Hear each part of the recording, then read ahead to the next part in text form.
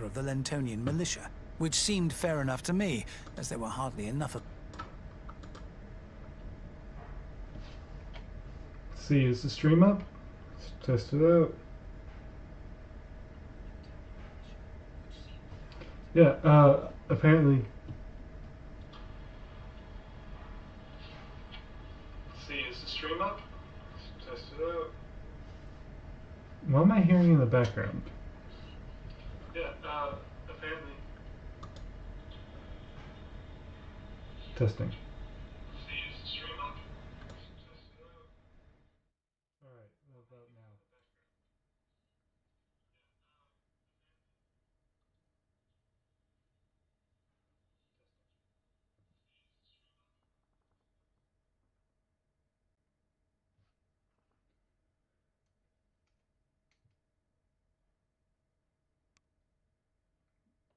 What am I, like, talking to?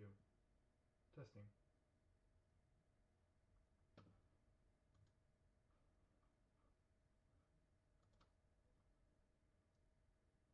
Why is it glitching out? Testing. I didn't go for that one.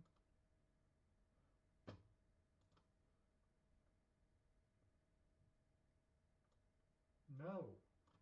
Alright. Oh, I know what that's from.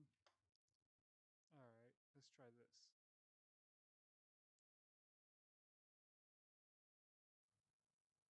Chapter 4. Alright, testing. I think this can be here.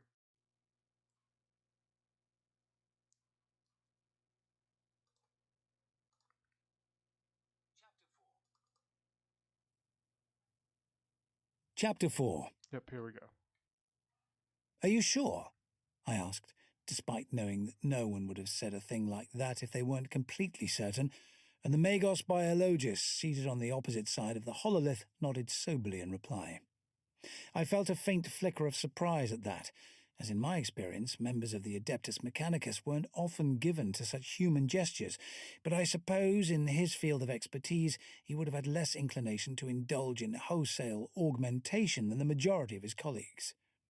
"All the tests we've been able to run confirm it," he said in a natural voice tinged with a bone-deep weariness which in its own way was even more startling. Cockboys tend to affect a calm, emotionless delivery if they haven't had their vocal cords replaced by a voxcoder to save them the bother. If this particular one was past caring how he sounded, the situation must have been dire indeed. Cogboys, a mildly disparaging term for engine seers, and by extension, tech priests in general, often used among the Imperial Guard. "We are undoubtedly dealing with an outbreak of the plague of unbelief." "I've heard the stories, of course," I said, looking from one horror-struck face to another, "but I always thought they must have been exaggerated. As befitted a crisis of this magnitude, we convened in the central command bunker of the Lentonian militia, which seemed fair enough to me, as there were hardly enough of them left on their feet to make use of it themselves. It was ideally suited to coordinating our own scattered forces, however. Those of us physically present were clustered around a hololith projector, in which the faces of the regimental commanders and other officials too busy to attend in person floated like worried-looking balloons, flickering occasionally in the manner of such devices, and occasionally drifting through one another, or the three-dimensional image of the city above which they bobbed. It's real enough, believe me. Colonel Samir, the commanding officer of the Talon contingent, assured us, his loose desert tunic rustling as he leaned forwards for emphasis. "We encountered similar revenants on Ferrantis." "Then you'll know how to beat them here," Jonah interjected, his voice fizzling with static as his projected image flickered like an ill-attended campfire. One of the hovering tech priests poked hopefully at the projectors, and the governor stabilized a little, although he still faded in and out of focus. "With the Emperor's guidance," Samir agreed, making the sign of the Aquila as he spoke. "If you've identified the virus, you must be able to begin treating it," Castine said, her voice and image flickering almost as badly as the governor's. With the 597th at full stretch, holding down most of the city on its own, both she and Brocklaw had been too busy to attend this meeting in person. I, on the other hand, had no desire to find myself pitchforked into the front lines again, and had been more than happy to spend a bit of time in the most heavily fortified bunker on the planet, in the name of effective cooperation with our fellow regiments. By way of a bonus, morale among what was left of the militia would have to improve to even reach rock bottom by this point, and having a hero of the Imperium apparently going out of his way to liaise with them was helping no end with that. "I'm afraid it's not that simple," the Magos said, and I glanced surreptitiously at the data slate on the table in front of me, trying to pick out his name. Moreau, that was it. I vaguely remembered being introduced to him at some reception or other shortly after our arrival, but we'd only exchanged a few words, tech priests not being exactly renowned for their social skills. "According to the records, the virus mutates rapidly. No two outbreaks are ever the same, and an effective treatment is yet to be found. The only thing to be done is quarantine everyone known to have come into contact with the infection and terminate any of them showing symptoms before they can pass it on." "What about vaccination?" my old sparring partner, Colonel Mostrew, put in. Like most of the other regimental commanders, he was here only as a projection, which didn't stop him giving me the fisheye just as coldly as if he'd been present in person. "Haven't you been listening?" Moreau snapped, in a most untech priest-like manner. Clearly his researches had been taking even more of a toll than I'd realized. "There are so many strains of the virus, I wouldn't even know where to start." "With the Talons?" I suggested, earning a glare from Samir for my pains. Knowing how sensitive the natives of that desert world could be, I turned a little in my seat to address him directly. "You must have been exposed to the virus on Ferrantis." I took another covert look at my data slate as I spoke, finding that, as I'd expected, it had been the last war zone they'd fought in. "You might have developed an immunity to it. Even if it's a totally different strain, as Magos Moreau suggested, it could be a place to start." Samir started to nod, but before he could speak, the Magos biologist cut across him. "Perhaps it's not a different strain," he said thoughtfully. "You arrived before the rest of the regiments and worked closely with the militia, who were the first to show symptoms. From there it spread to the guard and out into the civilian population."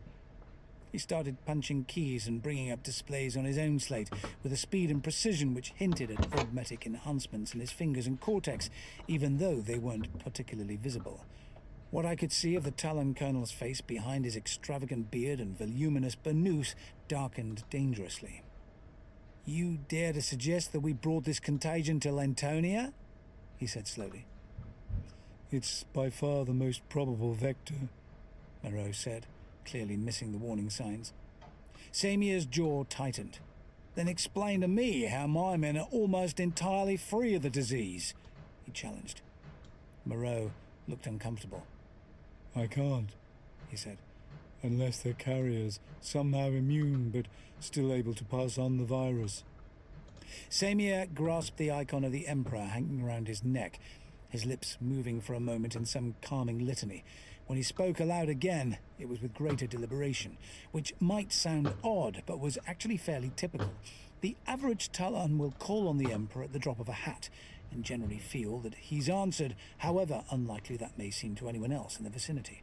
Any non-Talon, that is.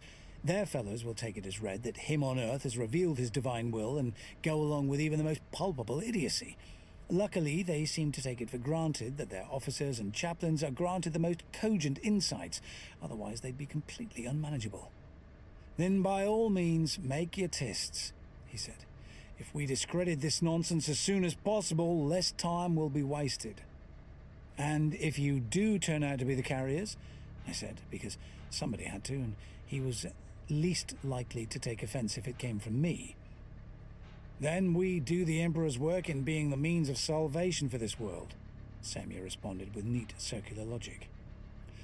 "Throne be praised," I said, mouthing the phrase and making the sign of the Aquila at the same time he did. Where Kane became so familiar with Talon custom isn't clear, although some portion of the archive yet to be edited may throw some light on the matter. But that wasn't what I meant. I indicated the schematic of the city, which was speckled with icons like a case of the pox, which, come to think of it, was far too apposite an analogy for my peace of mind.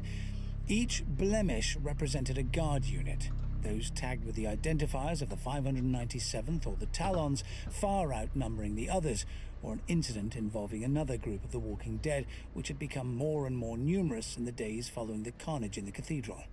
We'd had riots too, as the news had spread and the panicking population became ever more desperate to escape the quarantine zones intended to protect them from infection. Throne alone knew where they expected to go.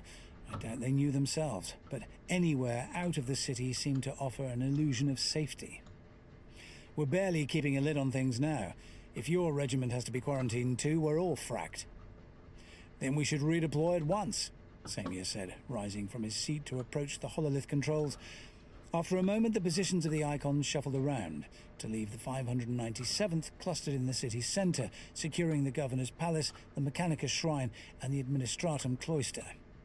My regiment will secure the boundaries of the quarantine zones, which, if the Emperor wills, we can do just as effectively from the inside as out. Works for us, the evanescent Castine agreed after a moment. I nodded too, although I was far from happy with the arrangement, which would leave us surrounded by potential enemies with nowhere to go so far as I could see. On the other hand, there was plenty of room in the palace grounds to land a shuttle, and I made a mental note to make sure we had one on standby. Makes good sense, I said, as though I thought that was a sound reason for doing it. Magos, a question, Mostru interjected at this point.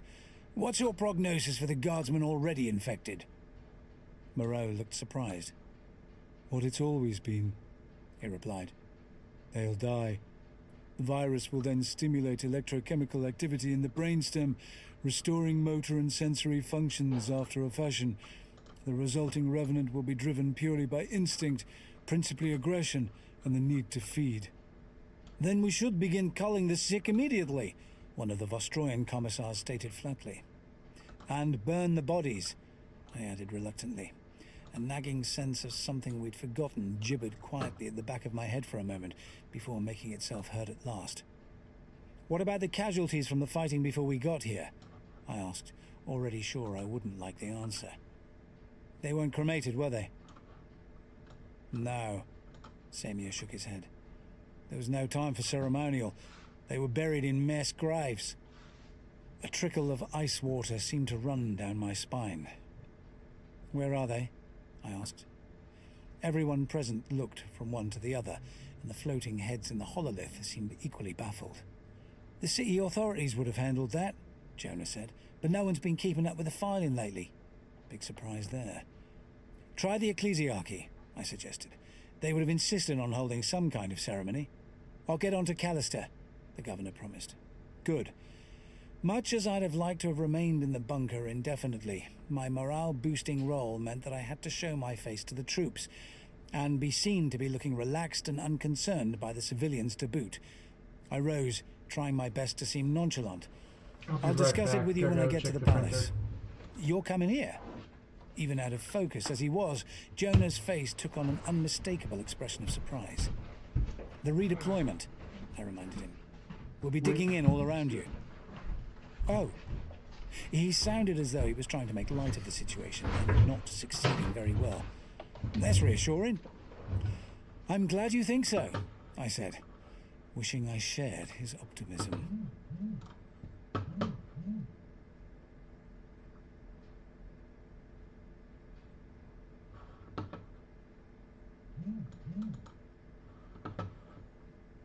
Editorial note. The following extract adds very little to Kane's account, but I've included it nevertheless, since it confirms much of what he implies about the prevailing situation. From The Liberation of Lentonia by Jonas Warden, uncompleted manuscript. Things got worse by the day. Bands of revenants were everywhere, and the Imperial Guard hunted them down wherever they could, trying to protect the civilians. Many citizens tried to flee the city and became prey for the Walking Dead, but plenty were still willing to take the risk, and there were more riots as the Guard tried to keep the Enclave secured.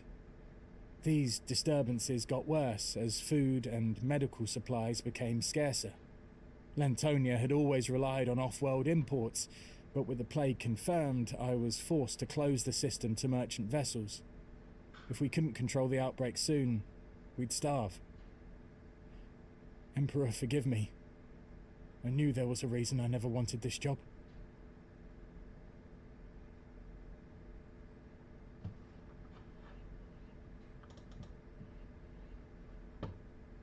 Chapter 5. Jurgen was waiting for me outside the bunker as patiently as ever, paging through a porno slate and basking in the cooling temperatures as the sun began to wester over the hablocks visible in the distance above the lower, functional buildings of the militia compound. Apart from my aide, his feet propped comfortably up on the dashboard of the still, roofless salamander, the complex of barrack rooms, workshops, and parade grounds was almost deserted. The few troopers visible scurrying about their business in ones and twos in eerie silence. A place like this should have been bustling with activity, the tramp of marching boots, engines revving, and a constant crackle of lasgun fire from the practice butts echoing everywhere. But the loudest sounds I could hear were the moaning of the wind and the gurgling of Jurgen's digestive tract. "Good meeting, sir?" he greeted me before dropping into the salamander and firing up the engine. I clambered aboard gratefully, pulling my greatcoat a little tighter as I did so, although I suspected the shiver I'd felt had little to do with the freshening breeze. "I've had better," I told him honestly. So far as I could see, it all came down to whether the blood of a bunch of religious fanatics contained anything Moreau could create a vaccine from. Not odds I felt happy to be betting my life on. "Back to RHQ?" Jurgen asked, slamming the salamander into gear, and I nodded, grabbing the pintle mount for support as he spun the treads and took off towards the gate at his usual breakneck speed. RHQ. Regimental Headquarters. "Yes," I said, knowing Castine and Brocklaw would be keen to discuss these latest developments a good deal more candidly than we could over a Vox link. "But swing by the palace first. If we were going to be deploying there, we'd need a feel for the ground, which no map, however detailed, could give us, and I always felt happier in a new location after identifying any bolt holes or lines of retreat. Besides which, it would give me a chance to talk to Jonah. He was supposed to be our point of contact with the civilian authorities, insofar as there were any of those left at all, and he'd been worryingly uncommunicative of late. But then I imagined he had a lot on his mind. "Palace it is, sir," Jurgen confirmed, slowing with obvious reluctance in order to negotiate the gate without sending the little knot of apprehensive-looking sentries leaping for their lives. The usual fortifications had been supplemented with boxes, chemical drums, and anything else which had come to hand, and the barrels of a couple of sandbagged autocannon looked warily down the boulevard beyond towards the heart of the city. Undermanned as the post was, I doubted whether it could have withstood a siege by sufficiently determined toddlers, but I dispensed a handful of morale-boosting platitudes as we trundled by, which the infantrymen seemed to appreciate. They dragged a couple of drums out of the way to let us pass with a fine display of efficiency, snapped me an unexpected salute, which I returned in my best parade ground style, and began reassembling their makeshift barricade as Jurgen gunned the throttle again and took off like a Gretchen catching sight of an orc with a recipe book. An unexpected salute. Since commissars are outside the chain of command, troopers aren't technically obliged to salute them, although a substantial minority do so anyway, probably from a sense of prudence for the most part, although in Kane's case, it generally seems to have been motivated by genuine respect.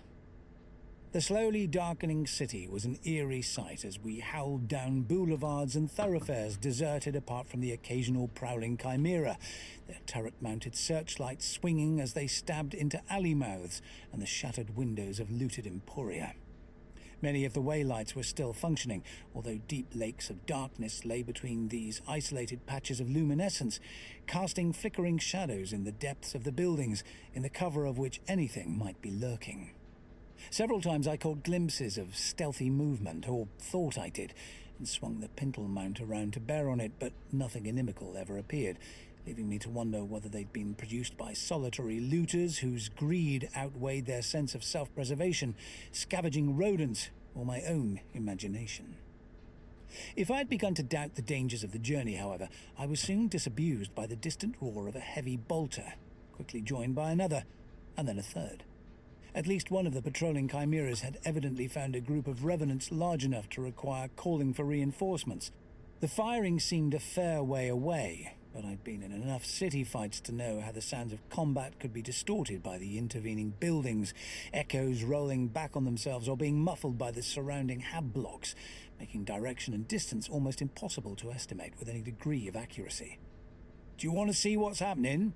Jurgen asked, his voice a little attenuated in my vox bead. "No need," I said, quickly scanning the frequencies and pinpointing the action almost at once. A Talon platoon in the process of redeployment had run into a mob of the Revenants, just as I'd surmised, and was currently engaged in shooting their way out again. The Chimera crews have got the hatches sealed and are picking them off with the bolters, which should indeed make short work of the shambling corpses. If we stick our noses in, we'd only get in the way, followed almost at once by attracting the unwanted attention of every surviving Revenant in the group, since, unlike the Chimera crews, safely locked away behind a few centimeters of armor plate, we were in a vulnerable scout vehicle. "Just keep heading straight for the palace." "Right you are, sir," Jurgen acknowledged, and, taking the instruction as literally as he did most other things, swung us off the road. The Salamander's suspension bounced over the raised curbs, separating the carriageway from the pavement. Then we burst through a pair of ornamental wrought iron gates, which tore free of their hinges and went bouncing away with a clangor loud enough to be heard over the roar of our engine. Fortunately, I'd grown used to his robust approach to driving over the years and remained on my feet, after making a reflexive grab for the pintle mount the moment I felt the Salamander lurch to the right. Clods of earth began to fly up from our spinning tracks, and I looked round to discover that we appeared to be hurtling across a wide, manicured lawn, rather more shaggy in appearance than the long-departed gardeners who used to work here would probably have approved of. "Where are we?" I asked, more resigned than annoyed. After serving together for so long, I suppose I should have learned it was wise to qualify instructions like that with "keeping to the road" by now. "City Park," Jurgen informed me in his usual matter-of-fact fashion. "Connects up with the palace grounds." A couple of intricately topiarized bushes disappeared beneath our tracks with a faint crunch. "Just past the Eternal Garden." "Eternal Garden," I repeated, with a sudden sinking feeling. This far from the road, we were surrounded by darkness and shadows, in which anything might lurk. Strange, amorphous shapes rose up out of the gloom, shrubberies perhaps, although everything beyond the cone of light thrown ahead of us by the Salamander's headlamps might just as well have been hewn from solid chunks of the night itself. The glimmering pinpricks delineating the distant buildings surrounding this ocean of darkness seemed as remote as the stars which shone down from above with cold indifference. "That's what it says on the map, anyway," my aide amplified. "Big building, lots of little ones, and a drive leads to the road on the other side. Palace grounds are directly opposite where it comes out." "I see," I said as calmly as I could. "That should save us a bit of time." I pulled out the pocket-sized city guide Jonah had thoughtfully presented me with shortly after my arrival, in spite of the fact that many of the major landmarks therein were no longer standing, and began to page through it in search of the one we were approaching. As I'd expected, there was quite a comprehensive entry, which was hardly surprising given that it was the most notable burial ground in Viazalix. "Just what I thought," Jurgen said, as imperturbable as ever. Ignoring the remark, I read feverishly, hoping to discover just how much trouble we were in, and gradually my initial panic began to subside. The necropolis was the ceremonial resting place of the planetary governors and other Lentonian notables, and as such was widely venerated by the locals. There didn't seem to have been an interment there for years, however, which came as a great relief. Jonah's predecessor as governor having been far too unpopular to be granted any posthumous honors. If no one had been buried since the outbreak, they were hardly likely to pop up again to cause me any trouble. At which point, the headlights picked out movement in the distance, as if part of the darkness had flowed away beyond the illuminated cone. Despite my rational mind insisting that it was probably no more real a threat than the shapes I thought I'd seen in the depths of the abandoned Emporia, I checked the heavy bolter and fed the first round into the breach. I haven't lasted long enough to reach an honourable retirement by letting rationality get the better of paranoia, and this occasion was to prove no exception. The necropolis, when we reached it, turned out to be a surprisingly elegant building, rather than the over-ornamented stone barn my previous experience of such places had led me to expect. Rather, it was high and well-proportioned, tapering upwards to a sharply pitched roof supported by an elegant colonnade, the caryatids of which all turned pious faces towards the image of him on earth looking down benignly from beneath the eaves. The entire edifice had been faced in white marble, which appeared to glow faintly in the dim blue illumination of the stars, and lent it an ethereal quality perfectly in keeping with its rather grim purpose. A number of other tombs, far smaller and, so far as I could make out in the darkness, rather less tastefully ornamented, surrounded it, like utility craft keeping station with a starship, and at the sight of those my apprehension increased considerably. Who had been interred within them, or how recently, was anybody's guess, and I could be rather less sure than before that we were in no immediate danger. The tombs were interred with the scions of local noble houses, for the most part, of insufficient status to be accorded the privilege of eternal rest directly alongside Lentonia's ruling dynasty, and those rising merchant families wealthy enough to pay back a lifetime of snubs from their self-ascribed betters by defiantly crashing their final party. "Give it a wide berth," I said, and my aide complied, taking us in a long, wide arc around the ominous cluster of ossuaries. I strained my eyes through the darkness, expecting at any moment to catch a glimpse of sinister shadows moving among them, but still I saw nothing.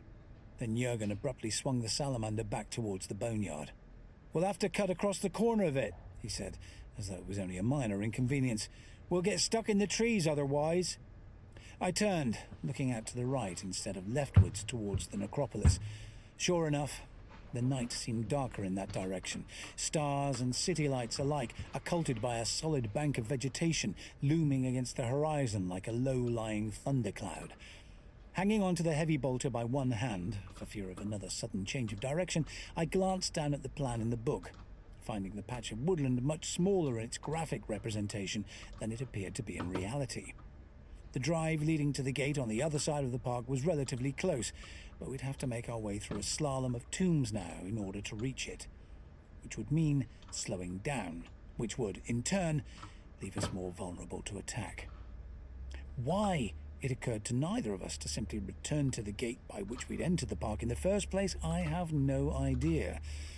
All I can think of is that we were both so keyed up by that time, and in my case at least so fearful of attack, that we were thinking of nothing else beyond our original goal. There was still no movement that I could see, so I thumbed my palm, asked the Emperor's protection, despite being convinced that he had far more pressing matters to attend to than preserving my miserable hide, but it never hurt to ask, and curled my fingers around the grip of the heavy bolter.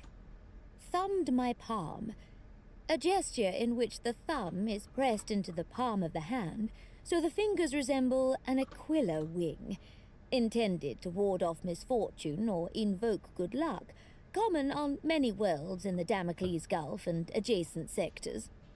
"Take us in," I said, feeling as ready as I'd ever be. Jurgen complied, as phlegmatically as he did everything else, and the growling note of our engine dropped an octave. We slowed and began to move towards the low-lying huddle of satellite tombs at a more sedate pace, the bright glare of the headlights picking out every detail. Some were almost pristine, testament to the industry of the living who still mourned the occupants, while others were encrusted with lichen and climbing plants which scrambled over crumbling devotional icons, in the worst cases all but obliterating them. "Oops," Jurgen commented as he failed to negotiate a turn and ended up sideswiping a large and imposing mausoleum which barred our way. Cast rockcrete crumbled and split, dislodging a few chunks of debris which clanged and clattered into the passenger compartment, fortunately without braining me in the process, and a particularly tasteless cherub was reduced to gravel beneath our treads. "Better drop another gear." "That might be prudent," I said, brushing the worst of the dust and pigeon droppings from the peak of my hat. Behind us, a sidewall collapsed, and the whole edifice slumped like an inebriate who simply can't be bothered with the effort of remaining upright any longer. I half expected the whole thing to crumble into rubble, but it remained standing after a fashion, although how long it remained so after our departure I wouldn't like to hazard a guess. With a grinding of gears we dropped to little more than walking pace, turning frequently to pass along the widest gaps between the piles of monumental masonry. At first, it seemed the war had left this hamlet of sepulchres unscathed, at least until our visit, but after a few more moments I began to pick out signs of damage to several of the tombs we passed. Doors had been forced, hanging from their hinges or swinging gently in the wind, and Jurgen had clearly spotted them too. He hawked and spat, a sure sign of his disgust. "Grave robbers," he said in the same tone of voice he might have used to refer to heretics. "Let's hope so," I said, examining the next one we passed as closely as I could from my perch behind the heavy bolter. So far as I could see, it had been broken into rather than out of, which was something at least. There must be a lot worth stealing down some of these holes. For reasons I'd never been able to fathom, a substantial number of the wealthy and powerful seem to feel that if they can't take it with them, they can at least keep it to hand, lavishing a small fortune on ornamentation and objets d'art to make their last resting place look as much like a courtesan's boudoir as possible. If Jurgen felt disposed to respond to the remark, he never got the chance. A pallid figure suddenly appeared in the headlights, staring dumbly in our direction as though mesmerized. That it was a revenant, I never had a moment's doubt. The ravages inflicted on its flesh by the teeth and nails of its fellows perfectly plain in the glare of the illuminators, bone showing through in several places where muscle had been torn or gnawed away. The frenzied attack which had killed it had left few of its garments intact, but the shreds which remained hinted at some lowly occupation in one of the manufactories. Before I could take in any more, Jurgen gunned the engine, and the hideous apparition abruptly disappeared beneath the salamander with a faint crunching sound. "Looks like some of them are up and about," my aide remarked, as though the matter were only of minor interest. "That one hadn't been buried here," I said, ignoring the unsavory heap of offal left in our wake in favor of keeping an eye out for more. "But in that case, what's it doing here?" A question I was soon to have answered, as a whole group of the things appeared up ahead, barring our way like the ones who'd overwhelmed the car on the way in from the landing field. The salamander was a good deal more sturdy, however, not to mention armed, and this time we'd be far from easy meat. "Flamers, sir?" Jurgen asked, and I was about to answer in the affirmative when the bulk of a sepulchre, larger and more ornate than most of the rest, loomed up out of the darkness, barring our way. "Bolter," I said. "The backwash from that wall might catch us too." "Bolter it is," Jurgen confirmed, and triggered the sturdy little vehicle's main armament, chewing the advancing revenants to pieces, while I swung the pintle mount, picking off a few on the fringes of the crowd. The handful of survivors continued to shamble towards us, as heedless of the fate of their fellows as advancing tyrannids, only to fall beneath our spinning treads for their pains. "That's seen 'em off." As he spoke, he swung us 90 degrees, so we were running parallel to the large tomb, and, to my inexpressible relief, I saw the gravel drive we'd been making for just ahead of us. "Let's hope so," I said, but no sooner were the words out of my mouth than I felt something clutch at my ankle. I looked down to find that one of the revenants we'd run over had survived the experience, grabbing hold of the salamander's chassis as the tracks passed either side of it, and was now in the process of hauling itself aboard. Drawing my chainsword, I struck down at it by reflex, the teeth whining as they bit into matte black body armor. The fingers refused to relinquish their grip, and I kicked out at the revenant's head with equal lack of effect. My boot hit bone with enough force to incapacitate a living opponent, but there wasn't a lot I could do to this one that hadn't already happened. Then it raised its head, bringing the necrotizing flesh of its face into view, and I reeled with a shock of recognition. The household guard uniform ought to have been enough of a clue, I suppose, but under the circumstances I'd had little opportunity for ratiocination, and the sudden realization that my assailant was Clarice rattled me badly. The last I'd seen of her, she'd been on her way to a sanatorium, her injuries severe but hardly life-threatening. Presumably her helmet had been removed in his presence, though he didn't bother to mention the fact. There was no doubt that for some reason she'd succumbed to them, however. Her very presence here attested to that, not to mention the stench of decay that surrounded her ambulatory cadaver. Changing my point of aim, I brought the spinning blade down on her neck, severing her head in a single swipe. The hand around my ankle relaxed its grip, and I kicked the suddenly inert body clear, boosting it up and out of the passenger compartment, while the loose head rattled around the box of armor plate like a discarded scrum ball. Hardly had I had time to draw breath than a resonant thud behind me snatched at my attention. Another pair of revenants had managed to board us, this time by jumping from the roof of the tomb we were skirting. I swung my chainsword at one reaching for me, almost choked by the stench of it, and was rewarded with a spray of corruption as the spinning blade sliced through its chest, neatly bisecting it. The upper section began pulling itself towards me with grim determination, and I struck down, intending to decapitate it as I had done the motile remains of Clarice. But at that moment the salamander lurched violently, and I stumbled, the whining blade raising sparks from the floor plate instead. "Jurgen!" I called. "What the hell's going on?" The salamander slammed sideways into the tomb, raising a cloud of dust and a shriek of abused metal before veering away in the opposite direction. "Sorry, sir. Bit busy." My aide was attempting to fend off another revenant, with only his hands and a hastily drawn combat knife to defend himself with, which, not unnaturally, made it difficult to concentrate on steering at the same time. Compensating for our erratic progress, I aimed my blade more accurately on the second attempt, adding another to my impromptu collection of heads, and leaned over the sheet of armor plate separating the passenger compartment from the driver. Then I hesitated. I didn't dare hack at the Revenant for fear of hitting Jurgen instead, and attempting to shoot it was even less of an option. Leaving my aide to fend for himself was equally unthinkable, however, as if we stopped I had no doubt that we'd be overrun with the Revenants I was certain still lurked among the mausolea. "Hang on!"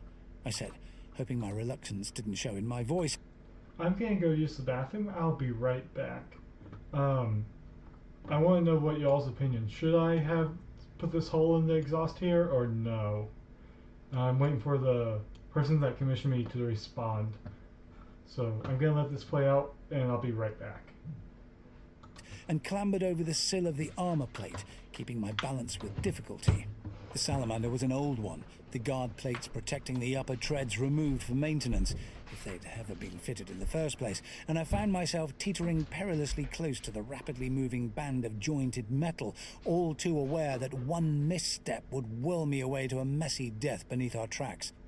"Hang it on, sir," Jurgen responded automatically, as though the words of encouragement had been an order, and sliced at the Revenant's throat in what would have been a killing strike if any blood remained in its veins to have been shed. As it was, the gaping wound he opened up had little effect, other than to make its recipient even less prepossessing than it already had been. Then the salamander jolted over some hidden obstruction, almost pitching me from its back, and I flailed wildly for balance, dropping the chainsword as I clutched instinctively for a handhold. The weapon fell back into the passenger compartment, narrowly missing taking my leg off in the process, where it proceeded to rattle around, striking sparks from the armor plate and pureeing whatever bits of re-killed revenant it had happened to come into contact with. I certainly didn't envy whoever was going to annoy their immediate superior enough to get landed with the job of cleaning that lot up. Unfortunately, the nearest thing to grab hold of in an attempt to steady myself had been the revenant, and it responded in precisely the way you'd expect, by dropping my aid and turning on me. A cloacal stench assaulted my nostrils as it twisted, trying to get round and bury its teeth in my neck. My only chance was to remain behind it. I grabbed its shoulder while trying to remain upright, so I extended that arm across its chest and took hold of my own wrist, which I'd pushed forwards under the preternaturally energetic cadaver's armpit. By instinct, it tried to duck out from under my upper arm, pushing up with its legs as it did so. Sensing the move, even over the jouncing of the salamander, I twisted too, assisting it on its way, and throwing it to the side, trying to ignore the disquieting way its flesh gave way beneath my grip. The weight of the thing pulled me up and over along with it, and I fell hard against the upper hull, slamming into the metal a mere handspan from the whirling tracks. The Revenant wasn't so lucky.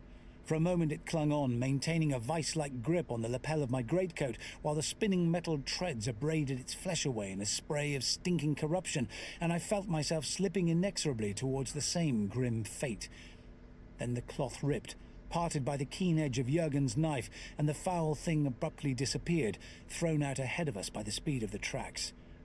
Whether we passed over it a moment later, I have no idea, but by that point I was past caring anyway. "That was the last of them," my aide said, while the salamander finally trundled clear of the huddle of sepulchres. He wiped a bloodied hand across his cheek and dropped back fully into the driver's compartment. The engine roared, and I grabbed another handhold as we began to accelerate, leaving the nest of necrotic corruption behind us. "You're hurt," I said, dropping into the noisome mess of the passenger compartment, hastily deactivating my chainsword and scrabbling for the medikit. The last thing I needed now was for Jurgen to pass out from blood loss while we were still running at full throttle. "It's just a scratch," he assured me. "I've had worse." "It'll need a stitch or two," I said, leaning across to apply a dressing and a generous slug of counterseptic, which at least staunched the worst of the bleeding. The outer weave darkened a little, but nothing seeped through, and I began to breathe a little easier. At least, I reflected, I'd have an interesting anecdote for the governor when we met.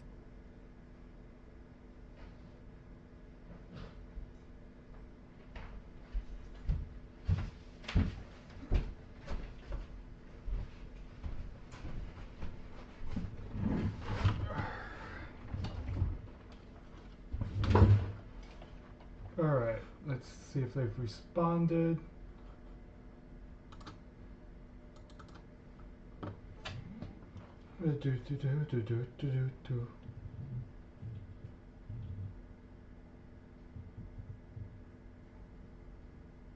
Chapter 6. "What do you mean he can't see me?"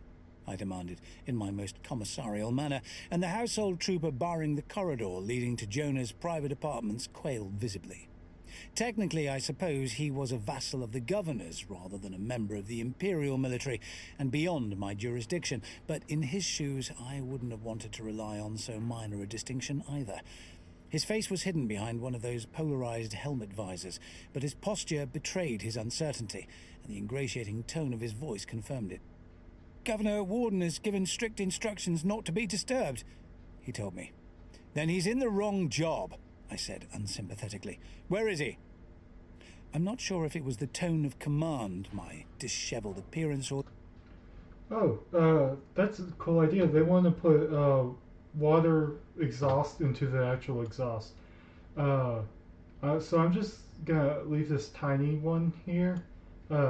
Worst case scenario, you just take some milli putty and fill that in. Yeah, and you just take a Dremel, drill that out. Everything's gonna be hollowed. So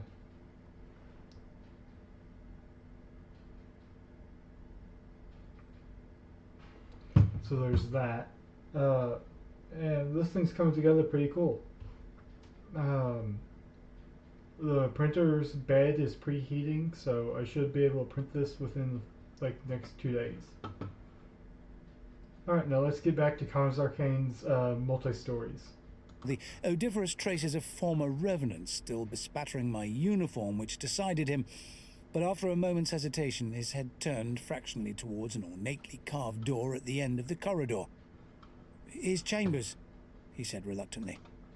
"But I can't let you through, though. My orders..." "Would it help if you told him I threatened to shoot you?" I asked amiably. "It might," the guard admitted, "but you haven't." "Because I never make threats," I lied shamelessly. "Consider it more a point of information." And I let my hand drift casually to the las pistol at my belt. If he'd called my bluff, I'm not sure what I would have done, but I judged my man well, and after a brief show of hesitation for the record, he stood aside.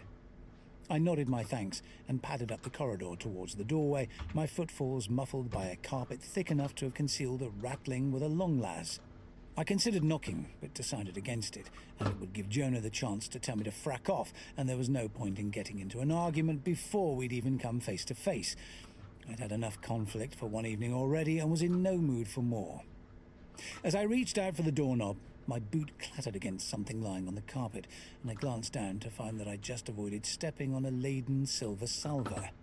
The plate on it was full of something which would have seemed appetizing had it not been left to cool and congeal for several hours, thus rendering it quite the opposite, although the dessert, some kind of pastry, had fared a lot better. I frowned. Jonah was undoubtedly busy. We all were, but he hadn't struck me as the kind of man who'd get too distracted to remember to eat. I tried the door, half expecting it to be locked, but the catch clicked open. It seemed the new governor was getting sufficiently used to his unexpected elevation to expect his minions to do as they were told. Picking up the tray, I walked in, pushing the door closed again behind me with my foot. I found myself in a large and elegant drawing room, equipped with the usual accoutrements of sofa, side tables and the like, ranged about a fireplace in which logs had been piled ready for lighting. Jonah was at the far end, behind an ornate desk of glossy brown wood, inlaid with the seal of his office, shoveling stacks of paper and muttering into a Vox recorder. For a moment he remained unaware of my presence, then lifted his head to stare at me. "What are you doing here?" he shouted. "Get out!" I've been shouted at by far more intimidating specimens in my time, none of whom could hold a candle to the proctor of my old Schola Progenium, although the odd demon came close, so the prospect of gubernatorial ire left me completely unmoved.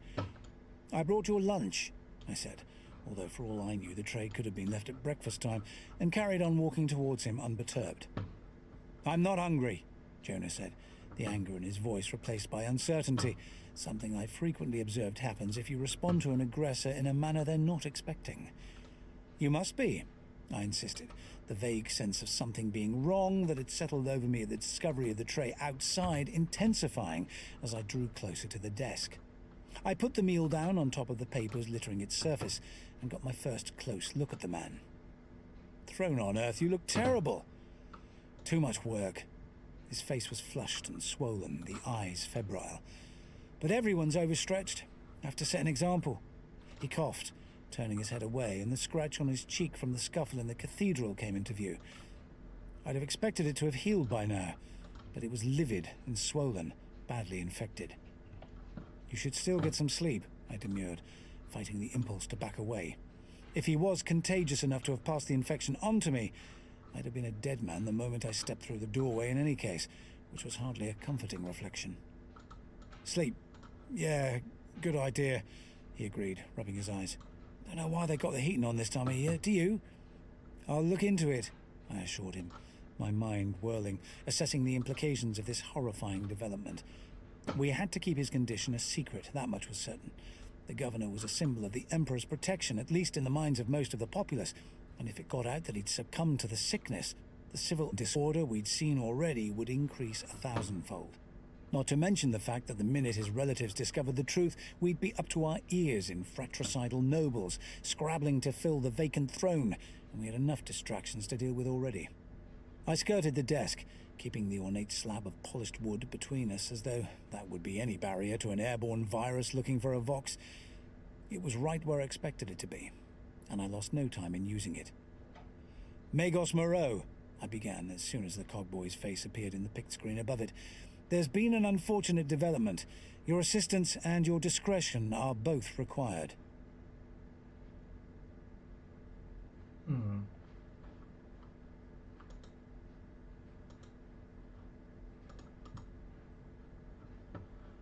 Chapter 7. It was another 3 days before I was able to discuss matters with the Magos in person, and by that time the situation had gone from bad to worse.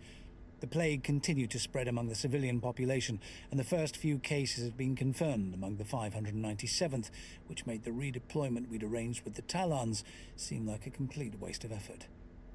"It was bound to come," Rocklaw said grimly, responding with all the stoicism I would have expected to the news that a couple of squads of our troopers had had to be sacrificed to save the others. It's unclear here whether he means 2 squads in particular, or enough troopers in total to make up that many units. At least my own tests had come back negative, so it seemed my brief exposure to Jonah had done no harm, but I couldn't help wondering how long the unexpected reprieve would last.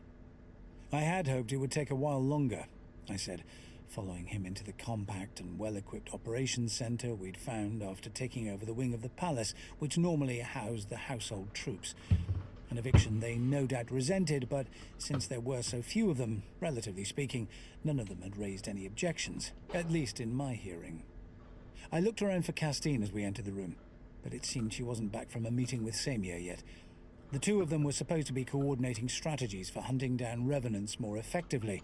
In fact, all the regimental commanders were attending the meeting, But the others were so depleted by this point that only the Valhallans and Talons were able to assign soldiers to actively hunt the Revenant packs instead of simply holding the ground they occupied.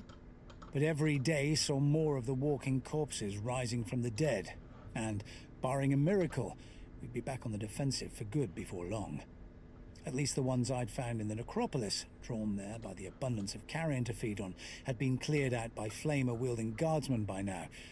But for every pocket we found and cleansed, there were probably a dozen others left undiscovered, where the taint continued to fester and the threat continued to grow. Commissar, Moreau was waiting for us, gazing at the hololith display in which the number of runes indicating active units continued to dwindle with dispiriting inevitability. Davis's artillery company was still in the fight, though, and I was unexpectedly cheered by that. He could be undeniably irritating at times, but in my vocation you make precious few friends, and I'd have been loath to lose one, particularly in so vile a manner. I have the information you requested. Any progress? Brocklaw asked, clearly expecting the answer to be in the negative. Some, the tech priest replied, with the flat intonation favoured by his brethren, leaving his listeners to infer as best they could whether he was pleased, despondent, or indifferent, which, given his audible emotion at our first meeting, I hoped was some sort of encouraging sign. We have indeed succeeded in isolating promising antibodies in the blood of the Talon soldiery, just as Commissar Kane surmised. Excellent, I said, feeling the first faint flare of hope since this nightmare had begun. Is there any prospect of producing a vaccine from it? More than a prospect, Moreau said in the same maddening monotone, which left me struggling as before to discern whether this was good news or bad. We have succeeded in producing one which, with the correct biocultures, we can synthesize in greater quantities. However, our trials with infected subjects have been entirely negative. You mean it doesn't work? Brocklaw said in the tone of a man who's just won a bet with himself and badly doesn't want to pay up. Precisely, Moreau said, for reasons which, quite frankly, continue to elude us. How so? I asked, then held up a forestalling hand. In plain, simple Gothic. I'd spoken to too many tech priests over the years not to realize that the rider was essential if I didn't want to be subjected to an interminable lecture that only a fellow member of the cult Mechanicus would have understood in the first place. The Magos Biologis looked as uncomfortable as it was possible to, with half a face composed of immobile ironmongery. The serum should prove effective, he said. We can find no biological reason why it doesn't. I'm sure you'll discover one soon, I said, though whether to bolster his morale or my own, I had no idea. How's the governor? Degrading rapidly, Moreau said, his monotonous voice lending an air of somber finality to the pronouncement. Hierophant Callister is providing spiritual succor, which seems all the aid possible at the moment. Anyone else would have been granted the Emperor's peace long ago, but as I said, political expediency meant keeping the poor bastard alive as long as we could. Besides, I suppose Moreau needed someone to test his potions on. Is he still around? Brocklaw asked, and I nodded. The Ecclesiarch had turned up the previous evening with the maps we'd asked for, pinpointing the mass burial sites, and seemed in no hurry to return to the relative danger of the revenant-infested city, which I can't say I blamed him for. Kane may be being a little more cynical about Callister's motives here than is warranted.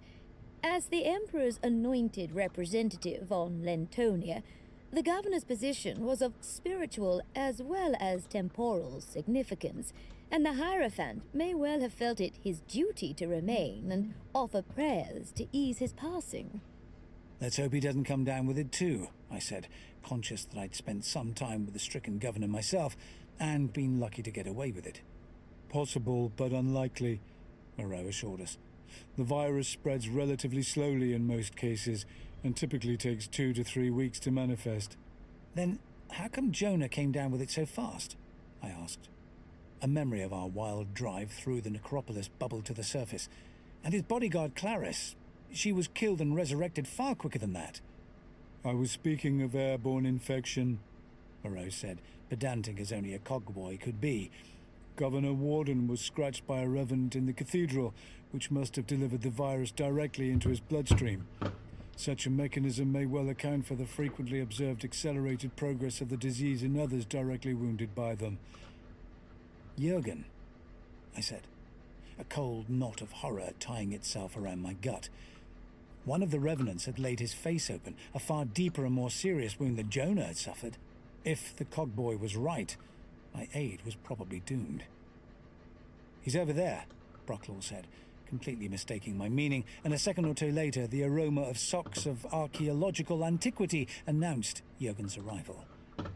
"Thought you might need something to eat, sir," he said, holding out a plate of sandwiches made with some local cheese, which smelled as though it had spent some time in an Ogren's athletic support, and a steaming mug of Tanner.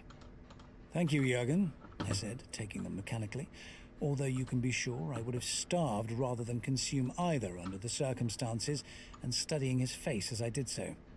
The dressing on his cheek was now pale grey, but there was no sign of sepsis in any of the skin that I could see between clumps of beard and eruptions of psoriasis, his flesh remaining as pallid as ever beneath its patina of grime.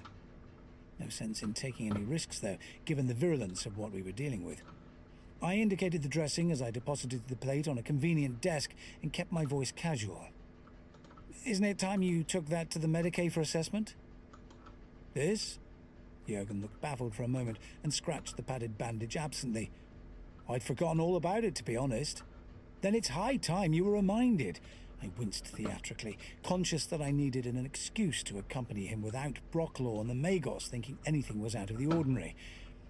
"I'd better come too, see if they've got anything for heartburn." "If they have, bring some back," Brocklaw said with a jaundiced look at the abandoned snack. "That cheese is lethal."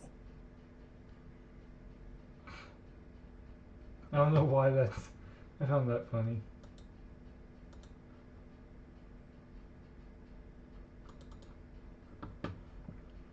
Editorial note. Appended without comment. From The Liberation of Lentonia by Jonas Warden. Uncompleted manuscript. Vox record now. Can't hold thing. Makes marks. So tired. Can't sleep. Dreams of blood, always blood. Can't be sick. For them. Hate this job. Hate them. Always blood.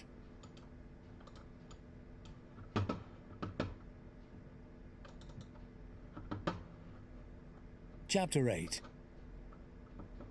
I waited tensely while the sister hospitaller on duty in the aid station peeled the soiled primary aid strip away from my aid's face. He winced a little as it tore free, and a few clinging facial hairs and fragments of scab accompanied it into the clinical waste bin. The hospitaller tutted. "Don't be such a baby. There's nothing there." "There isn't?" I craned my neck to look at the site of the wound, remembering the slick of blood and the ragged edge of torn flesh I'd patched up less than 75 hours before. Lentonia had a slightly longer day than Terran standard. "See for yourself." The sister swabbed the last of the clotted blood away, creating an oasis of flesh-coloured skin among the encircling grime, in the centre of which a barely visible ridge of pinkish scar tissue was fading back to a healthy glow, or at least as close to it as Jurgen ever got. I blinked in bemusement, while my aide turned his head from side to side, examining the site of the wound from every angle in the reflective surface of the sister's desktop big screen. "Told you it was only a scratch," he said. Which might have resolved matters to my aide's satisfaction, but certainly didn't to mine. If Moreau was right, and he'd certainly seen enough cases, no one should have been able to shrug off the infection, which would have followed on from a revenant bite as surely as night followed day. True, Jurgen had been remarkably healthy for as long as we'd served together, most of the bugs which had tried to infect him finding rather too late that it was more like the other way round, but he showed no signs of contagion at all. Come to that, the gash in his cheek shouldn't have knitted together anything like as quickly as it had done either. The only possible explanation I could see was that it had something to do with his peculiar talent for nullifying the powers of the warp. But that led inescapably to the conclusion that there must be something unnatural about the virus itself, which would certainly explain why Moreau's vaccine didn't seem to be working. It was probably on the purely physical level, but if the problem went deeper, and warpcraft of some kind was involved, that wasn't going to be enough. So I brooded in silence as Jurgen and I made our way back to the operations room, wondering what to do for the best. If I passed on my insight to Moreau, he might be able to find a way of making the vaccine work and save this world, its population, and my own hide in ascending order of importance. On the other hand, doing so without revealing my aide's secret, thereby bringing down the wrath of Amberley by making him a high-priority target for any other Inquisitors in the vicinity who fancied adding a blank to their entourage, seemed impossible. Which would be all of them. Don't pretend you wouldn't be tempted to poach him, given the chance. And why were the Talons relatively immune to the disease? It was hardly likely there were any blanks among them, let alone that they all were. So musing, I passed along the corridors of the palace, paying little attention to my surroundings, only coming back to myself with a start as someone called my name.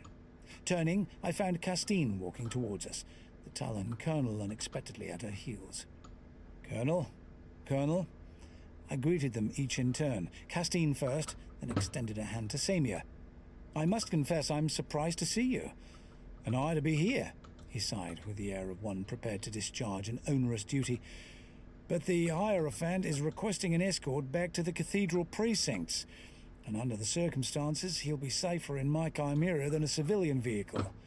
Which was undeniably true, but in his shoes I'd just have assigned the nearest duty sergeant to round up a squad of guardsmen instead of running the errand myself. But that was Talons for you. Never slow to curry favour with the ecclesiarchy, and I suppose he felt someone of the Hierophant's standing should be babysat by someone senior as a matter of protocol. Given the exceptional piety of Talons in general, and their Imperial Guard officers in particular, it's quite likely that Samir was eager to consult the Hierophant privately in the hope of some extra spiritual guidance. "I take it the meeting was productive?" I asked, and Castine nodded. "Oh, we've hammered out some new strategies," she said. "I'll be holding a briefing in the morning." "I'll look forward to that," I said, with a lack of sarcasm I found vaguely surprising. "I'm sure Colonel Samir's experience of fighting these things on Ferrantis will have given you some useful insights." "Let us hope so," Samir agreed. "Although at least here the Pecks are disorganized, operating entirely on instinct." "And they weren't on Ferrantis?" I asked. The Talon colonel shook his head. "By no means. They were being herded by the blasphemous acolytes of the great enemy." "You mean chaos cultists?" I said, my head buzzing with a half-formed realization. "Weird sorcerers, that kind of thing?" "Worse," Samir said, glowering. "Priests of the disease god." "Nurgle," I said, hearing an audible gasp from the Talon colonel's aide at the very mention of the foul name. But Samir was made of sterner stuff. "Quite so," he nodded. "They called this foul pestilence a blessing, drove its victims against our guns, but we cleansed them all in fire and our faith in the Emperor." At which point Callister wandered into the hall, in earnest conversation with Moreau, the half-overheard gist of which was that Jonah was on his way to check in at the Golden Throne before too much longer, and there didn't seem a damn thing either of them could do about it. At the sight of them together, and the smell of my aide at my shoulder, the last pieces of the puzzle clicked together in my mind. "Magos," I called. "Your Grace, I think I have a solution to our problem." "The governor's condition has stabilized," Moreau reported a few hours later, walking into the command center. "Physically, anyway, although very little of his mind has left." "How did you know?" Despite his best efforts to sound as bland as cogboys normally did, he couldn't keep his astonishment entirely out of his voice, and I permitted myself the indulgence of feeling smug for a moment. "Seeing you and the Hierophant together, it suddenly made sense," I said, "especially after what Colonel Samir had just told me. It just struck me that the contagion might have been spiritual as well as physical, and that the piety of his men was what had preserved them from it." Which let me skirt neatly around the issue of Jurgen's abnormal reaction to a revenant bite without having to mention it at all. which meant that blessing the vaccine would make it effective against the lingering taint of one of the ruinous powers. Callister cut in to show he was keeping up, and fastidiously avoiding mention of Nurgle by name. It seemed worth a try, I said.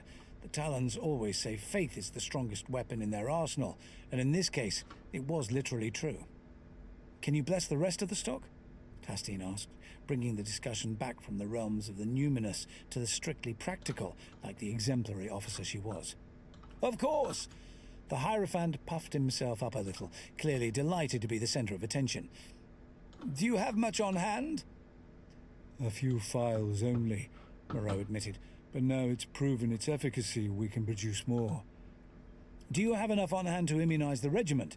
I asked, and the tech priest nodded. I would say so. Most of it, anyway. Throne be praised, Castine said, to which the Hierophant responded with a reflexive benediction. Can we use it as a weapon, too? I'm not sure I follow, Moreau said, allowing a taint of confusion to contaminate his carefully modulated tones. Samir, however, shared her warrior instincts and nodded in instant understanding. If it stabilized Governor Warden, it must have neutralized the virus in his system. What happens if the Revenants get a dose? The animating virus in the brainstem should be eliminated and the cadavers become inert, the Magos said, as though explaining the obvious, which to him I suppose it was. You can hardly walk up to a pack of Revenants and stick a needle in their arms, though, can you? I asked skeptically. That wouldn't work, Moreau said, completely missing the sarcasm, as tech priests so often did, given their penchant for taking everything literally. Their hearts don't beat, so the serum wouldn't circulate round their systems. So we're back to killing them the hard way, then? Castine asked. Perhaps not, Callister said. If the contagion is indeed a manifestation of the Plague Lord, at which point he hesitated, still clearly uncomfortable with referring to one of the dark gods, even in oblique terms, mere contact with the consecrated fluid may be enough to exorcise the chaotic taint, leaving the antibodies free to soak through the tissues and eradicate the virus, Moreau added. Then it sounds like we're looking at spraying from the air, I said, approaching the hololith and scanning the topographical display eagerly in search of anything that looked like a military aerodrome. Do the militia have any aircraft available? 4 squadrons of Valkyries, Samir told me without bothering to check any of the data feeds. Since he'd been liaising with them for far longer than the rest of the expeditionary force, though, I was prepared to take his word for it without arguing, which unfortunately are of no use to us without pilots. There must be some left uninfected, I said, and the Talon colonel shook his head. One of the earliest outbreaks hit the ADC barracks, he said, looking chagrined. ADC, Air Defense Corps. We used aircraft extensively during our initial deployment, thus making sure their crews were the first to come into contact with the virus, of course. What about shuttles, then? I persisted. There are plenty of ships in orbit we can requisition them from. Jonah issued a planetary quarantine order, remember? Castine said, her frustration burning through the forced calm of her delivery. None of them can land until it's rescinded, which we couldn't do without revealing his condition to the entire planet. Fracking great, I said, with feeling. How else are we supposed to disperse the stuff? I turned as a familiar odor wafted in my direction to find, as I'd expected, my aide approaching. Yes, Jurgen, what is it? Vox message, sir, he replied, handing me a crumpled sheet of scrawled-on paper, which adhered unpleasantly to my fingertips as I took it. From Major Devas. Wondering if you got his last one. He squinted at the note. Sorry about the jam stains. That's all right. I breathed deeply, remembering to use my mouth, and exhaled a calming breath, making use of the unexpected interruption to restore a measure of calm to my demeanor. After all, I had a reputation for keeping a cool head in a crisis to maintain, however unmerited it actually was. Tell him much as I appreciate the invitation, I'm not really free for social engagements at the moment. Very good, sir, Jurgen said, and turned to leave, sidestepping the hololith on the way out. At which point my eye fell on the icon marking Devas's artillery battery once more, and I called my aide back hastily as a memory of our time serving in that unit together suddenly surfaced. Wait, I said. Forget that. Ask him if they've still got a stockpile of chemical munitions. Gas shells. Got it, Jurgen replied with a brief nod to confirm that he'd properly understood the message before disappearing again in search of a Vox. I don't see what good they'll do, Castine said. You can't poison something that's already dead. We won't have to, I said.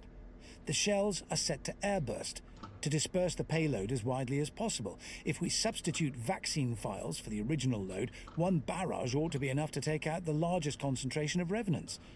That would work, Moreau agreed after staring blankly into space for a moment. Assuming the prevailing weather patterns hold, which seems approximately 87.324% probable over the next 19 hours, falling to... Thank you, Magos. That seems very reassuring, I cut in hastily. We should take out enough to turn the tide at least, Castine said with rather more confidence than I felt. After that, we can clear the city sector by sector. And then the other pockets of infection, Samir added. He was gazing at me with the faintly bovine expression of awestruck admiration I was more used to seeing on the faces of civilians at official receptions. You truly walk in the footsteps of the Emperor, Commissar. No more than we all do, I said, feeling a show of self-effacement would be best at this point. Sure enough, it had precisely the effect I'd anticipated. Don't be so modest, Caiaphas, Castine said. If this works, you've just saved the planet. If, I said quietly, conscious not for the first time of how much could hang on so little a word.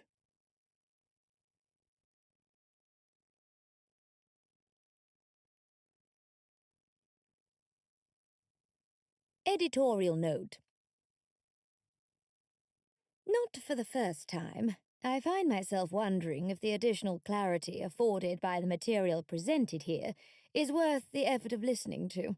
But, in this case, I must regrettably conclude that it is. Although Sulla's prose is as much an ordeal to wade through as ever, she does summarize the events of the wider campaign to which Kane typically gives short shrift. From Like a Phoenix on the Wing, the early campaigns and glorious victories of the Valhallan 597th, by General Janet Sulla, retired, 101 M42. In those last desperate days, we were hard-pressed indeed. For, hard as we fought, and despite the advantages we possessed of greater speed, mobility, and ranged firepower, these were matched by the countervailing advantage of our enemy, that of superior numbers. An advantage, in fact, which could only increase, since every one of us who fell was a potential recruit to the dire ranks of the walking dead. I soon lost count of the number of times I saw some shambling revenant sporting the uniform of one of our allied regiments, and began to dread the day when I was to behold the ravaged remains of some familiar visage from our own among them. How our gallant comrades in arms were able to bear the sight of the cadavers of those they'd fought alongside, turned to so fell a purpose, I could scarce imagine. But the toll taken on their morale must have been considerable, and I could only commend their fortitude and devotion to the Emperor. As the number of revenants continued to rise, and of those defending Viasalix continued to dwindle, a change began to come over the wandering packs of the unquiet dead. Whereas at first they had been relatively few in number, they began to coalesce into far larger groups, presenting a correspondingly greater threat to those who sought to confront them. So much so that, until the lesson was learned, a number of patrols were overwhelmed attempting to engage them at close quarters, erroneously trusting to the firepower of their weapons to preserve them from harm. After that, we began to keep the ranges open, and to keep squads close enough together to support one another.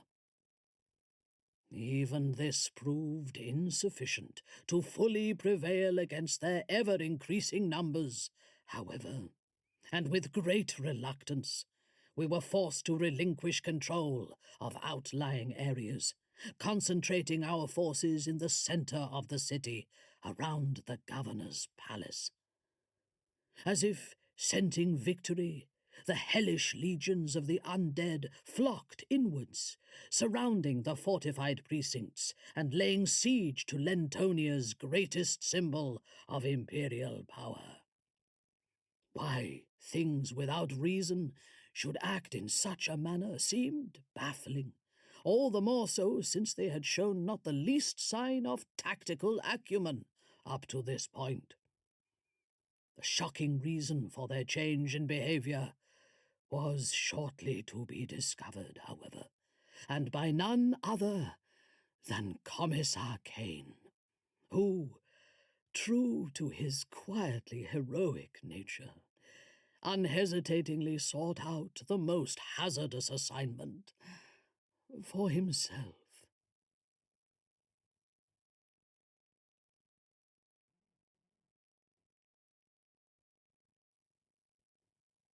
Chapter 9.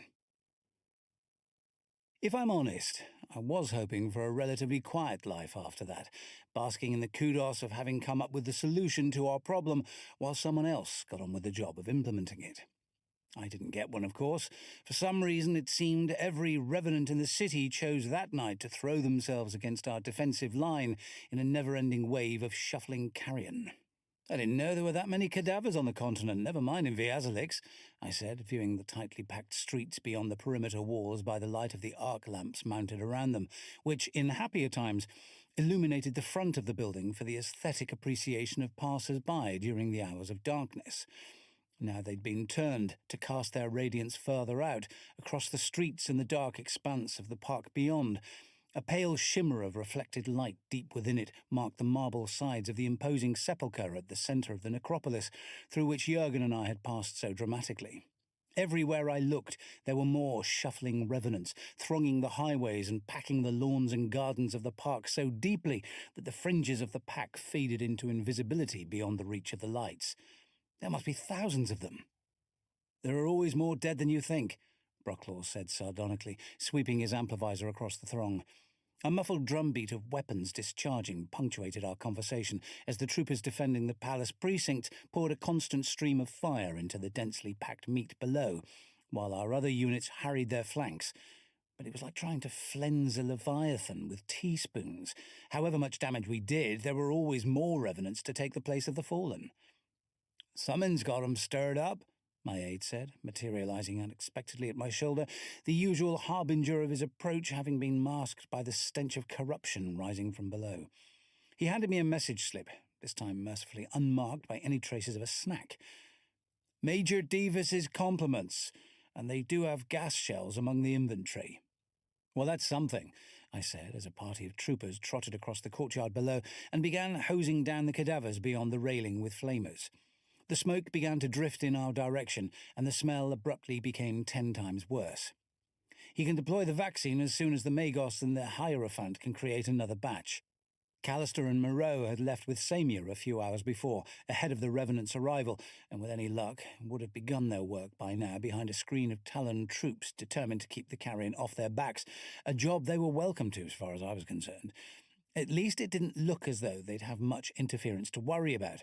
All the revenants on Lentonia seemed fixated on us for some reason. "You really think we can hold this lot off for that long?" Brocklaw asked, his tone enough to tell me what answer he'd give to that question if prompted. "The Emperor protects," I said, as if I meant it, and fervently hoped that he would, because so far as I could see, the Major was right.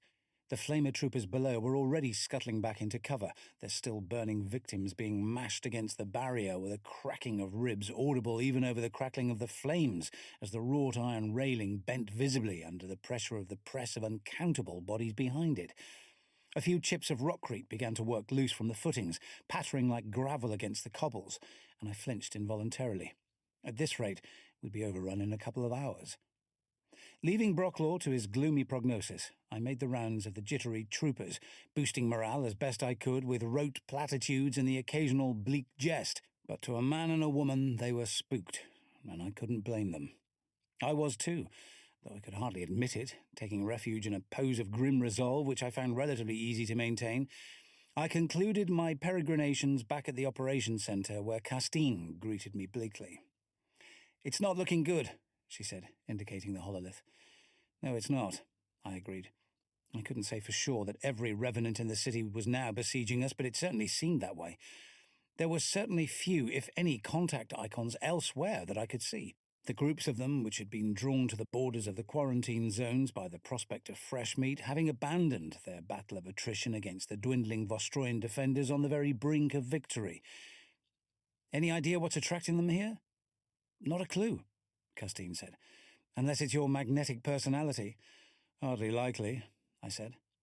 "There were foes in the past which had sought me out, under the delusion that my reputation was merited, but they'd been in search of an honourable duel against a worthy opponent and died disappointed on both counts. But they'd been sentient, even cultured in their own bizarre fashion, whether Xenos or Chaos touched, and these lumps of rotting meat, animated by an unnatural virus, weren't even self-aware.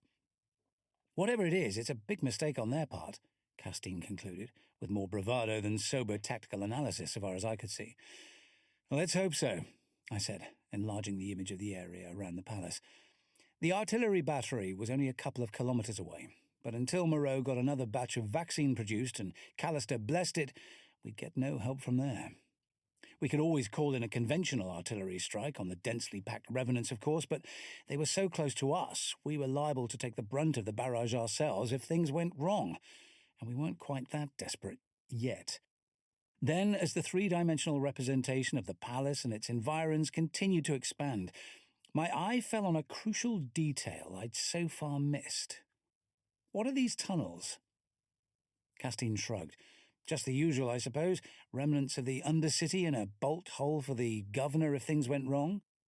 Given the age of most imperial cities, which are measured in millennia, it's hardly surprising that the ground beneath them is almost invariably riddled with the built-over remains of generations of previous settlement, forming a honeycomb of forgotten cellars, service tunnels, and the like. Which Jonah's predecessor had never had the chance to use, his assassins having rather unsportingly struck in the open air. Of course. I felt the palms of my hands begin to tingle as a distinctly unwelcome idea insinuated itself. "They're properly sealed, aren't they?" The last thing we needed was to be outflanked by a mob of walking cadavers popping up from beneath our feet. "They are," Castine assured me, to my great and unspoken relief. She adjusted the display, bringing the tunnel system fully into view. "There's an old flood barrier here, and the sluices have been welded shut." She indicated another choke point. "That's supposed to be an escape route leading into the service tunnels, but the household guard had it bricked up during the insurgency while they tried to work out which side to support." "So long as it's still holding," I said. It wasn't likely that any of the revenants would work out how to use a spade or a pick, but I hadn't lived that long by taking anything for granted. Then my innate affinity for tunnel systems kicked in, and with it, a sudden realization. That service tunnel runs almost as far as the artillery park. "So it does," Castine said speculatively, clearly having the same idea that I'd had. "And we've still got the files of vaccine the Hierophant blessed." "Because we'd hoped to get our troopers immunized with all due dispatch, but in the event, the mass attack by the Revenants had left too little time to get that organized." She turned to me. "You're our resident expert on tunnel fighting." A legacy of his early life in an underhive. "How quickly can you get through to the battery?" "That depends on how clear the tunnels are," I said, considering the matter. There was no telling what might be lurking in the lightless labyrinth, but I'd lay good odds it was a lot better than what currently had us surrounded. On the other hand, I didn't want to seem too eager to make a run for it, while the rest of the regiment kept the revenants off my back. But I'm not sure I should be the one to go. It sticks in my craw leaving the rest of you in the lurch, and I don't mind admitting it. For a moment I wondered if I'd overplayed my hand, but Castine was already smiling ruefully. "I knew you'd say that. But no one else knows tunnels like you do. You're our best hope." Her smile hardened. "In fact, you're our only hope. If you don't get through, we'll be like the poor devils outside by the morning, if they've even left enough to get up again after they've finished feeding." "No pressure, then," I jested feebly, trying not to think about it. We'd served together a long time by that point, and the notion of losing the closest thing I had to friends was a dispiriting one. "I'll assign a squad to go with you," Castine said, which was a comfort. At least I'd have a demi-score of troopers to hide behind. Then I thought a little more about the implications and shook my head with a pang of heartfelt regret. "I'll just take Jurgen," I said. "We'll move faster and more quietly alone. Not to mention the fact that if I wasn't able to get through and found it more prudent to run in the opposite direction, I'd be spared the necessity of fabricating an excuse for the sudden change of plans." "You're the expert," Castine said. "Yes," I agreed, rather wishing I wasn't.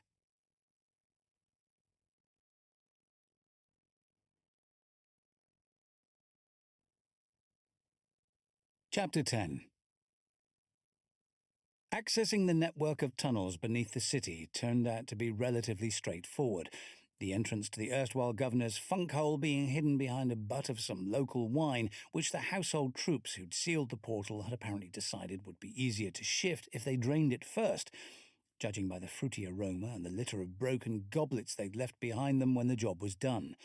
By the time I'd collected the precious files and stowed them carefully in a padded satchel, which I slung from my shoulder so it rode behind my hip, mindful in the danger of fouling my las pistol should I need to draw it in a hurry, a group of our sappers had already smashed their way through the newly cemented brickwork. They leaned on their crowbars as Jurgen and I stuck a cautious head apiece into the passageway beyond, which was smoothly finished in rendered rockcrete, no doubt so a fleeing aristocrat wouldn't get his robes mucky. "Smells a bit," my aide commented, as unconscious of the irony as always, and I nodded, filtering the ambient odour from the one beside me. A faint cloacal tang betrayed the proximity of a sewer, overlaid with traces of dust, mould and damp, and for a moment I felt quite nostalgic for the warrens of my childhood. Most significantly, however, the unmistakable stench of corrupted flesh was blessedly absent. If there were any revenants down here, they certainly weren't massing for an attack. "Seems clear, though," I said, and tapped the vox bead in my ear. "We're moving out." "Emperor speed," Castine said, her voice attenuated by the tiny vox receiver. "The 12th are expecting you." "Tell Torin to get some tanner on," I said, with what I felt to be a transparent display of bravado. "We'll probably need one when we arrive." I almost expected Divus himself to chime in at that point, with one of his usual fatuous remarks about wishing he was with us, but heard nothing on the 12th Field Artillery's operational frequency apart from a faint hissing of static. Which was hardly surprising. The low-powered signals from a vox bead wouldn't punch through much of the intervening rock and soil. "I'll do that," Castine promised as we stepped through the ragged hole in the brickwork, and I turned back to the loitering sappers. "Seal it up," I said, despite my natural aversion to having my line of retreat cut off. They were going to anyway, so I might as well pretend it was my idea. Not waiting for them to comply, because it would feel too much like being sealed into my own tomb, I led the way into the darkness, Jurgen trotting beside me. Luminators had been set into the ceiling during the tunnel's construction, or renovation, such subterranean passages generally having been in place for centuries. but we refrained from kindling them, mindful of attracting attention. Instead, we followed the relatively faint cone of light cast by the luminator my aide had clipped to the bayonet lugs of his lasgun, which did the job more than adequately. I was also heartened to see the melter he favoured when expecting more trouble than usual slung across his back, where he could reach it easily if needed, a wise precaution, as things turned out. After 100 metres or so, we reached the end of the new tunnel and found ourselves facing a sheet metal door, somewhat incongruously bearing the cogwheel sigil of the Adeptus Mechanicus. Jurgen shouldered his lasgun and reached for the melter. "Wait a moment," I said. An obstruction here simply didn't make sense. If I was building a secret passage for the express purpose of running for my life along it, I wouldn't want anything to hold me up, even for a second. I placed my fingertips against the cold steel surface and pushed cautiously. Sure enough, a pressure latch clicked open, revealing a faint crack of darkness. "Douse the light." My aide complied, readying his lasgun again, and I pushed the panel all the way open, silently, on well-lubricated hinges. As I'd expected, the floor on the other side was level with the surface we were standing on. tripping and falling flat on your face hardly being conducive to an expeditious getaway, and I sidled out into the tunnel beyond, letting my other senses expand to fill the void left by the absence of light. The smell of the sewer was stronger here, which was hardly surprising, as it connected to the service tunnel we were now in by way of an access shaft a few 100 meters further along. As I strained my ears, I could just discern a faint liquid trickling in that direction. Overlaid with it, and distorted by the echoes, rodents scuttered and chittered, alarmed by our intrusion, but to my relief I heard nothing like the shambling gait of a revenant. "All clear," I murmured, and Jurgen rekindled our light, sending the boldest of the local vermin, which had edged closer to investigate our unfamiliar sound and scent, scuttling for the refuge of the shadows. "Frackin' disrespectful to the Omnisire," my aide commented, as the doorway we'd entered the tunnel by swung closed to reveal another Mechanicus sigil on the outer side, along with an age-browned prayer slip adhering to it with the aid of a dollop of sealing wax. It looked just like an access panel to some part of the city's infrastructure, of interest only to a tech priest assigned to minister to that particular system, and as none actually existed, no one would ever glance at it twice. "Asking for trouble, I reckon," a request which might well have been answered given the fate of the man it had been constructed for. Further conversation being superfluous, I led the way at a rapid trot in the direction of our destination, conscious that time was of the essence. If we delivered the vaccine too late to relieve our comrades, my reputation for inspiring improbable last-minute victories in the face of certain defeat would take an embarrassing knock. Besides, I liked Castine and the others, and had no desire to see them reduced to revenant fodder. After a few moments, the smell of the sewer got considerably more pungent, and I noticed the access shaft off to our left, a flawless niche in the stained brick wall, into the depth of which a ladder descended. A faint sound rose from it too, which at first I attributed to fast-flowing water, but as I became more aware of the pattern of the echoes, it began to sound suspiciously like voices. "Is someone down there?" Jurgen murmured, clearly having heard it too, and without waiting for orders, he switched off his illuminator again. I halted abruptly as we were plunged into darkness, and waited for my eyes to adjust. Sure enough, a faint glow was seeping up the shaft from beneath our feet. "Looks like it," I replied, equally sotto voce. "But that's not our concern at the moment. We need to get the vaccine delivered. Not to mention the fact that I had absolutely no inclination to go looking for even more trouble. We'd report it when we checked in at the 12th, and send a squad of stormtroopers to check it out. Chances were it was just a gaggle of civilians who worked down here looking for somewhere to hide from the revenants in any case." "Right you are, sir," Jurgen agreed, and snapped the light on again. Then pulled the trigger of his lasgun. For which I could hardly blame him. A group of the motile cadavers were blocking the tunnel ahead, at least a dozen strong, shuffling towards us, their hands outstretched. I cursed, blaming myself for having become so fixated on the sounds drifting up from below that I'd missed the noise of their approach. Then the crackle of the lasgun firing a full burst drowned out everything else anyway. "There's too many of them, sir," Jurgen told me unnecessarily, as the leading revenant staggered under the blizzard of fire which was chewing its chest away. "I can't get to the melter," which was also depressingly obvious. The moment he stopped firing to switch weapons, the whole pack would surge forwards. If we turned and fled, we could outrun them easily, but our way back into the palace was now blocked, and if I failed to deliver the vaccine, I'd never live it down. The sewer, on the other hand, was running in more or less the right direction, and if we took to that, we stood a chance of evading the cadavers without adding too much time to our journey. "Down the ladder!" I shouted, hoping that the ghastly things couldn't climb. To think was to act, and I scrambled down the rusting rungs in a heartbeat, landing ankle-deep in a slick of fetid water. I hadn't paid much attention to the layout of the sewerage system, not anticipating a diversion through it, but my sense of direction proved as reliable as always, and I found it easy enough to visualize the way we needed to go. The light was stronger in that direction, enough of it leaking towards us to let me dodge hastily out of the way as Jurgen descended, with rather more speed than elegance. It's unclear here whether that last comment applies to Jurgen or Kane himself, although, under the circumstances, I doubt that either was eager to hang about. "That's shaking 'em off," my aide opined, as the revenants milled uncertainly around the aperture in the ceiling, apparently unable to comprehend our sudden disappearance. "Unless any of them fall down the hole," I added, unwilling to wait and find out if chance and gravity would achieve what volition couldn't. I began to lead the way towards the light in the distance. "Mind your feet," I added. "The main channel looks deep." The sewer itself was about 3 meters high, with a vaulted rockcrete ceiling. The noisome water flowing down it confined for the most part to a channel down the middle. On either side, the floor was raised to just below the surface, enabling us to make relatively rapid progress despite the bow wave which sloshed over our boots each time either of us took a step. Jurgen hesitated a moment, switching his weapons while he had the chance, and waded after me, his melter charged and ready for trouble. Deprived of the light attached to his lasgun, I switched my own on, and briefly regretted it as I caught sight of the flotsam swirling around my feet. We'd barely gone 100 meters when a loud, echoing splash warned me that the inevitable had happened, and at least one of the cadavers had tumbled down the hatch after us. I glanced back just in time to see another dim shape plummet into the stinking fluid beneath the hole, jostled in the wake of its fellow by the press of bodies above.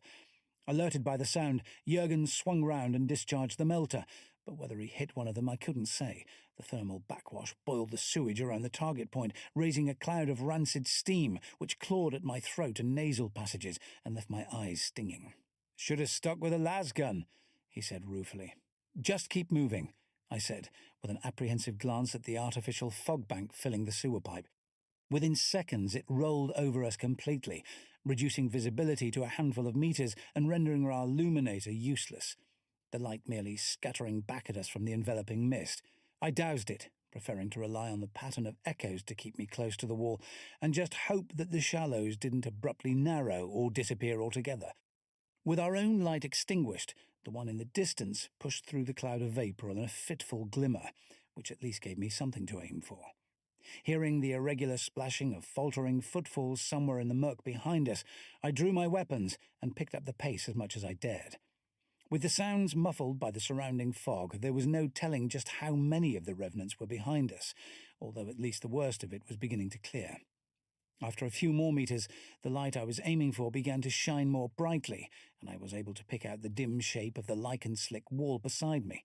The murmuring of voices was louder here too, and I strained my ears, grateful for the extra help it gave me in remaining orientated. I still couldn't make out any individual words, but there seemed to be several people conversing. "Hadn't we better warn them?" Jurgen said. "I suppose we should," I agreed, as if the thought had occurred to me too, instead of the obvious one of just slipping past while the revenants were distracted with fresh prey. Then again, whoever was down here probably knew the tunnel system well enough to guide us to our destination more quickly than we would reach it by discovering an alternative route for ourselves. So thinking, I turned aside at the niche in the crumbling wall through which the light was shining as decisively as if that had been my intention all along. As I'd expected, the gap led to a metal door all but indistinguishable from the counterfeit one through which we'd entered the tunnel complex in the first place, except that this one stood ajar, allowing the light and the voices of the occupants to leak out into the sewer. I was about to push it open when my aide jerked a disapproving thumb in its direction. "Tech priests aren't going to like that either." "No, they aren't," I agreed, pushing to look at the Mechanicus icon embossed on the door. It had been defaced, apparently by repeated hammer blows, but whether the vandalism had been deliberate or was simply a byproduct of an attempt to force entry, I couldn't have said. Nevertheless, instead of flinging it open and striding through, as I'd intended, I widened the gap just enough to admit us, and stepped into the space beyond, my weapons ready. It appeared to be a surge chamber, intended to accommodate a sudden increase in the water flow, a large rectangular tank with a steel mesh walkway running around it, roughly 2/3 of the way up the wall. A ladder, close to where Jurgen and I were standing, gave access to the upper level, and according to my instinctive affinity for environments like this, the metal door leading directly onto the catwalk probably opened straight into the tunnel from which we'd been forced to divert. All this, however, was peripheral to what we found inside. It was harder to say who was the most startled, us or the room's occupants. Jurgen and I, because we'd been anticipating a party of sewerjacks cowering down here until either the emergency was over or the revenants found them, or the nest of heretics we'd blundered into, because, in the manner of their kind, they were delusional enough to think they were clever and safe from discovery. Be that as it may, you can be sure Jurgen and I recovered first, probably because our lives were punctuated by such unpleasant surprises so frequently we were almost used to them. "Intruders!" the nearest fellow howled, presumably in case the rest had failed to notice a couple of heavily armed men standing right in front of them. He was dressed in rags, and so caked with filth that he made Jurgen seem positively fragrant by comparison, and for a moment I found myself wondering if he and his fellows might be no more than harmless toshers after all. Then I noticed the inverted triangle of buboes separating in the very centre of his forehead, and all doubt was banished. I'd seen enough of the twisted works of chaos by that point to recognize the mark of a willing worshipper of Nurgle, and I struck out with my chainsword, decorating our immediate surroundings with the degenerate's entrails, which I'm bound to say could only improve them. The floor was covered in ordure, just a few centimetres deep where we were standing, but elsewhere heaped and moulded into drifts and mounds with some clear purpose behind them. Repellent as the sight was, to say nothing of the stench, I felt a nagging sense of familiarity as I beheld it. I had no time to ponder its significance, however, as more of the madmen were running into the attack, slithering a little on the dung-slick floor, rusted blades and sharpened bones whirling in their hands. I downed one with a flurry of las pistol shots and turned to parry the strike of another, whose flaking blade exploded in a shower of oxidized shards as it met the spinning teeth of my own.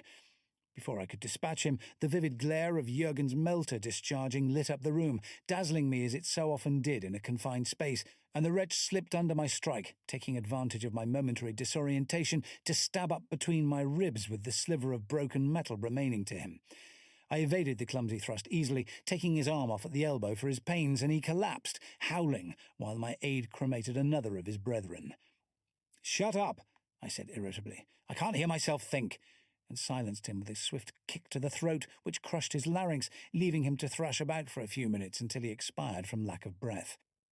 "Most impressive," a voice drawled, and the Magister of the Coven strode forwards to challenge us, with the lazy deliberation of a Tarocchi player who thinks he holds all the Inquisitors.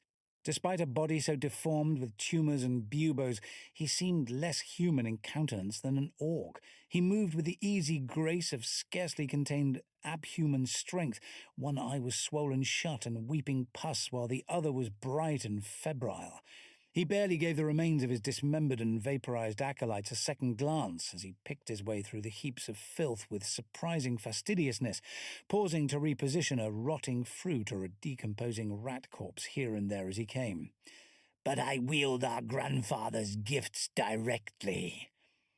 "And I wield a las pistol," I said, in no mood to bandy words with a madman, pulling the trigger as I spoke and putting a las bolt through the middle of his head. A gout of corruption gushed from the site of the wound, and he staggered, a look of almost comical astonishment on his face. Then, to my dismay, the diseased flesh began to flow back together, knitting seamlessly around a fresh, pus-leaking canker. "Another bloody weird," Jurgen muttered, bringing the melter to bear. "Why does it always have to be weirds?" "It doesn't always," I reminded him. "Sometimes it's stealers, or necrons, or mutants, or something. Every time we go down a hole," Jurgen persisted with the distemperate tenacity he generally exhibited when he felt hard done by. "It ought to be against the regulations." "That was unforgivably rude," the heretic said, sounding as though I'd just committed some social faux pas at a cotillion he was hosting. He reached down and plucked a human skull, still decorated with scraps of rotting flesh, from one of the piles of filth in the middle of the room, and the reason for the nagging sense of familiarity I'd felt on entering suddenly snapped into place. The whole chamber was a three-dimensional map of the city, like the one in the hololith back in the operations room, but sculpted in ordure and waste instead of light. And the skull had been resting on the mound representing the governor's palace. "I had been willing to let you share in the joys of grandfather's blessing, but you don't deserve such an honor, so I'll just bring a few of his pets here to tear you apart instead." "Good luck with that," I said, the whole thing making sense at last. That must be why the Walking Dead had flocked to the palace. This lunatic had found a way of directing them. Samir had told me he'd seen the same thing on Ferrantis, although I hadn't expected to witness it for myself. You really think you can use one of the Revenant heads to order them about? And why not? I could say that the light of insanity blazed up in his one good eye as he spoke, but it had actually been blazing pretty noticeably from the first moment we saw him. If you're going to sell your soul to the embodiment of physical corruption and beg it to riddle you with disease, you're hardly playing cards with a full deck to begin with, if you ask me. Their resurrection is a gift of Nurgle to his handful of faithful followers. After years of hiding our true allegiance from the lackeys of the corpse god, he has at last rewarded us by sending his blessing to our world. I hate to burst your bubble, I said, but it was pure chance the plague carriers ended up on Lentonia. They could have been reassigned anywhere. And I doubt there's a planet in the Imperium without a few deluded fools trying to suck up to the Lord of the Midden. Not quite true. I doubt there are any chaos cults on Terra or Mars, for instance, and followers of the Dark Gods tend to be thin on the ground on Space Marine chapter worlds. You're nothing special. Special enough to commune with our ever-living brothers, he retorted, clearly stung. And now this conversation is at an end. Warned by a sound behind me, I turned to find the revenants which had followed us down the hole from the upper level entering the chamber. Both of them looked pretty much the worse for wear, particularly the one Jurgen had winged with his melter shot back in the sewer, which groped its way in with one arm reduced to a fused and smoking stump. I decapitated it with a single swipe of my chainsword, then turned to finish off its companion with a flurry of blows before it could get within arm's reach of me. Throughout the brief burst of action, my aide kept his melter pointed squarely at the weird in front of us. You were saying? I said sarcastically. That it seems I must take care of you myself, he said with a faintly irritated snap. He opened his mouth impossibly wide, the jaws cracking audibly as they distended, and a torrent of foul-smelling vomit spewed towards Jurgen and I, far too much of it to have been contained in a single body. Where it touched the floor or the piles of filth, everything dissolved with a sinister acidic hiss. I leapt instinctively behind my aide for cover. A good call, as it turned out. The torrent of corruption parted around him, flowing harmlessly on either side to leave us both standing unscathed. My turn, Jurgen said, pulling the trigger of the melter and obliterating the stupefied expression of the Magister along with the rest of his face, head, and upper torso. The twitching body fell into a tower of reeking corruption, intended to signify one of the inner hablocks, if I remember the streets in that quarter, with a liquescent squelch, and flailed around blindly. Its hands twitched, grabbing handfuls of filth with which it seemed to be trying to patch itself up. Jurgen took a couple of steps closer, and the thing's motion became more frantic and erratic. Then, as it came fully within his warp-craft nullifying aura, it finally lay still. Regenerate this, Jurgen said vengefully, and vaporized the rest of the body with a point-blank shot. Good man, I said, feeling he deserved a pat on the back, and made for the ladder I'd first noticed on entering. The rungs were rusty, but seemed solid enough, and I scrambled up them as quickly as I could, eager to put as much distance as possible between myself and our nauseating surroundings. As I'd anticipated, the door on the catwalk led us back out into the service corridor we'd been forced to divert from, and I cracked it open cautiously, or as cautiously as possible, given that both hinges and locking mechanism were thoroughly rusted, and it squealed like a bayoneted Gretchen as I pulled it ajar. Given our surroundings, I had no olfactory warning of my aide's approach, and the groaning of the door drowned out his footfalls, so I must admit I jumped a little when he spoke. "All clear, sir?" he asked, and I nodded cautiously, failing to hear anything immediately threatening. "I think so," I said, and followed him out into the tunnel, keeping my weapons handy nevertheless. After our little diversion, I wasn't planning to sheathe either of them until we reached the artillery park. Despite my apprehension, nothing made a grab for me in the darkness, and I kindled my illuminator. An action I instantly regretted. An agitated shuffling immediately began behind us, and I glanced back. I saw the revenant pack which had pursued us before still clustered around the shaft leading down to the sewers. Becoming aware of our presence, they began to shamble in our direction as quickly as they could, which, fortunately, was a good deal slower than either of us could manage. "Come on," I urged, breaking into a trot, despite the urge to move a lot more quickly than that. The faster we ran, the sooner we'd tire, and over the kind of distance we still had to go, exhaustion was going to be the real enemy. Slow the revenants might have been, but they had a definite edge in endurance, and once we began to falter, they'd begin to close in again. "Right behind you, sir," Jurgen assured me, and we began our long, lonely run through the darkness. The going was reasonably good, with few obstructions, and the unsettling shuffling sound behind us quickly began to recede, but it never faded away entirely. In fact, after a while, it was beginning to grow perceptibly louder again, even over the rasping of the breath in my lungs. I risked a quick glance over my shoulder and saw an unmistakable flicker of movement in the depths of the tunnel. "They're catching up," I warned, and my aide turned, loosing off a couple of melter blasts into the gloom. "Not for long," he said, although, truth to tell, I doubted he'd have had much effect at that range, and picked up his pace a little. "What's that?" "I don't know," I said, slowing down again. I could hear movement ahead of us as well, and gripped the hilt of my chainsword a little tighter. Then I caught sight of a glimmer of light too, far distant, and bobbing a little, as if it was moving fast. Given my last experience of unexpected lights down here, that wasn't much of a comfort either. Just as I was beginning to feel distinctly spooked, a familiar voice echoed in my vox bead. "Kai, is that you? We can see a light up ahead." "Torren?" I asked in astonishment, trying not to let the sudden surge of relieved elation colour my voice too much. "What the hell are you doing down here?" "We got a little worried when we noticed you were overdue," Davis explained a moment or two later, while the squad of stormtroopers he'd brought with him hurried on past to deal with the Revenant pack, a job which, judging by the sudden eruption of lasgun fire, they took to with a will.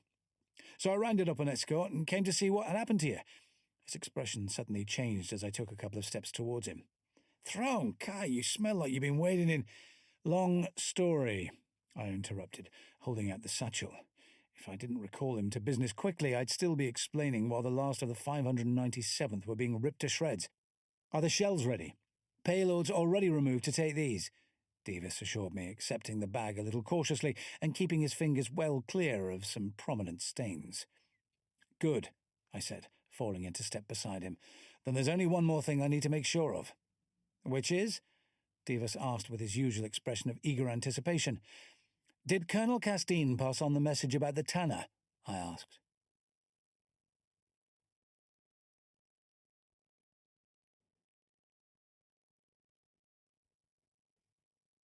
Editorial note.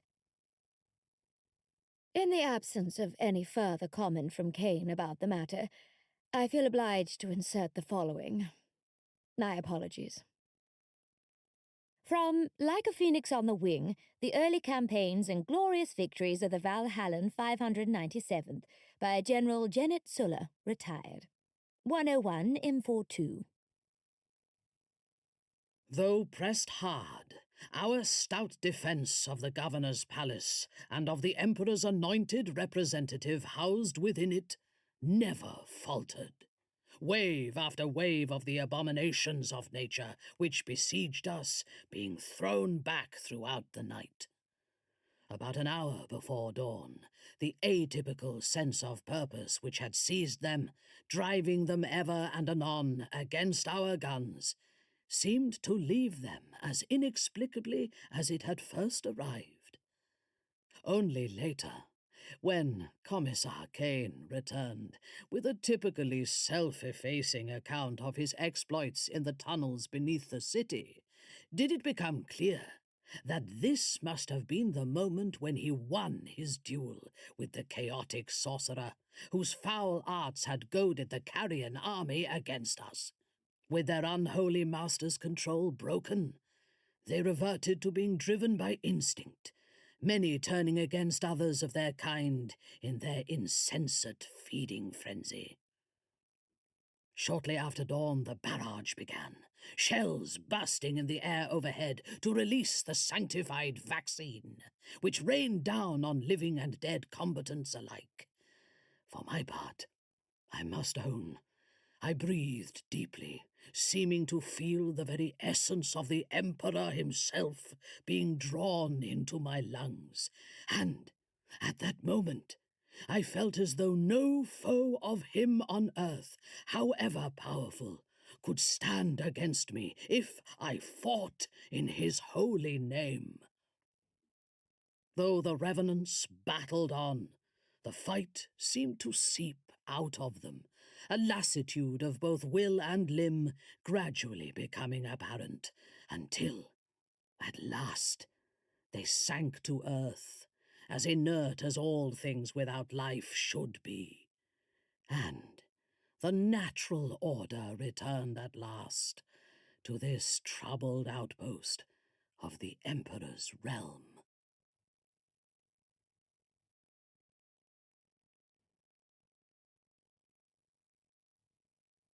Chapter 11. Well, that's about it, I said, flinching involuntarily as one of the nearby earthshakers lived up to its name. With the city all but cleared of revenants, there was little need to keep firing off vaccine shells that I could see. But it kept the gunners out of mischief, and there may have been the odd pocket of infestation the clearance teams had missed, so another few rounds probably wouldn't hurt. All the infected guardsmen had been purged, the rest vaccinated, and there seemed to be enough militia survivors to maintain some semblance of order once we'd gone. A job I didn't envy them in the least.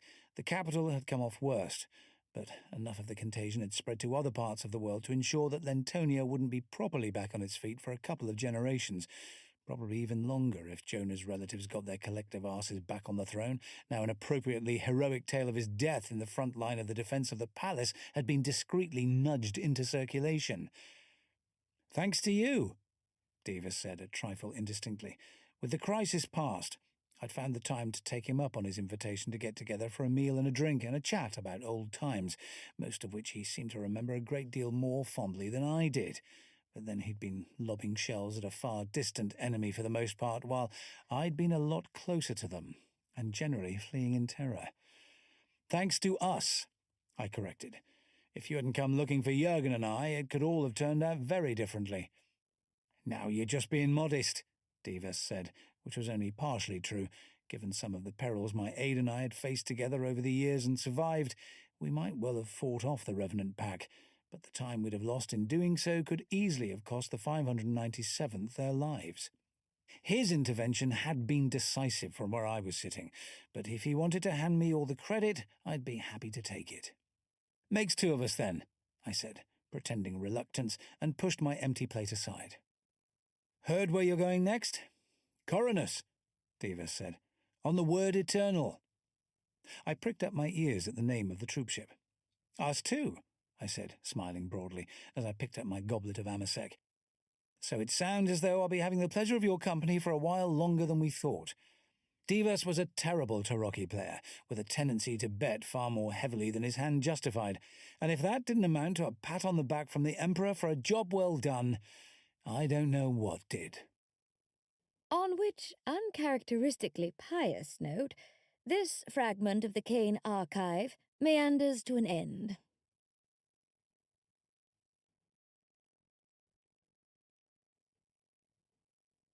The smallest detail.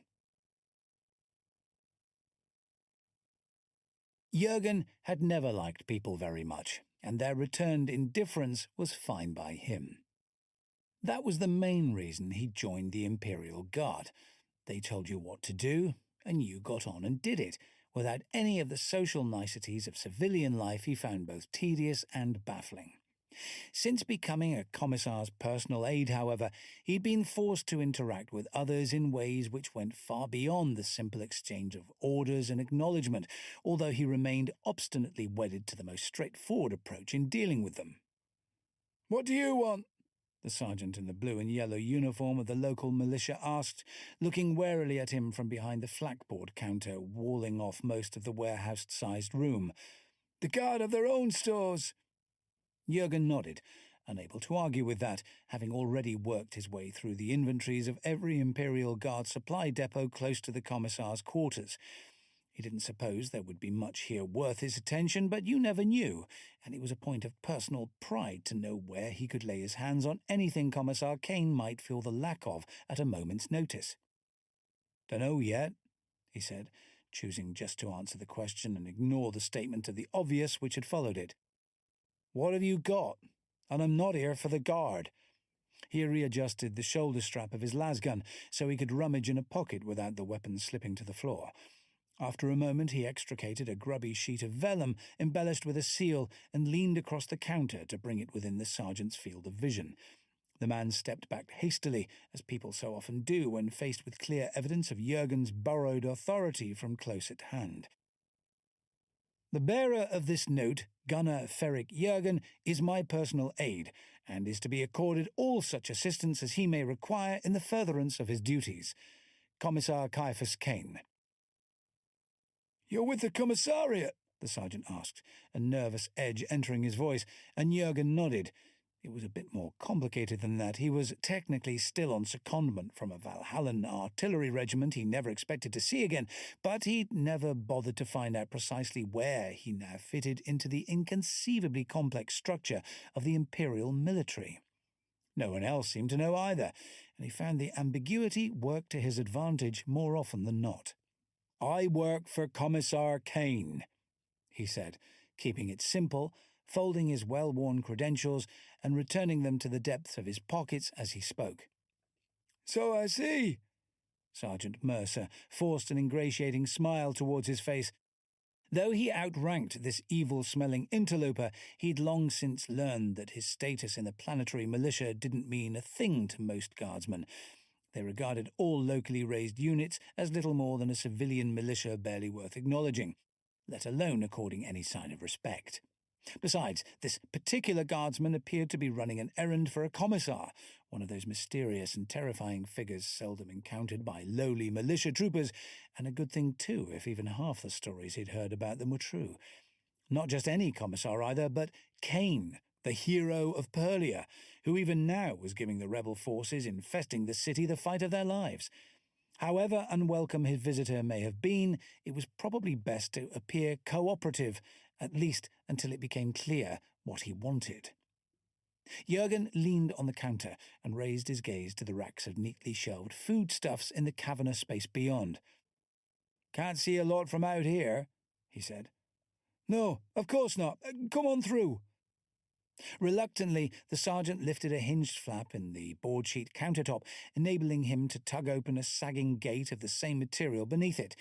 Jurgen ambled through the gap, making a mental note of the man's name at the top of the duty roster tacked to the wall as he passed. Even the most trivial detail could turn out to be important, the commissar always said, and Jurgen had taken the precept to heart, squirreling away whatever nuggets of information he could find as assiduously as pieces of unattended food or kit. You never knew when something you stumbled across might come in handy. "Got an inventory?" he asked, and Sergeant Mercer nodded reluctantly. "It's around here somewhere," he said, making a show of rummaging through the shelves under the counter. After a moment or two of Jurgen's patient scrutiny, it became obvious there was no point in attempting to stall any further, and he hauled out a venerable-looking book, leather-bound and battered, trying to hide his annoyance. "I think you'll find everything's in order."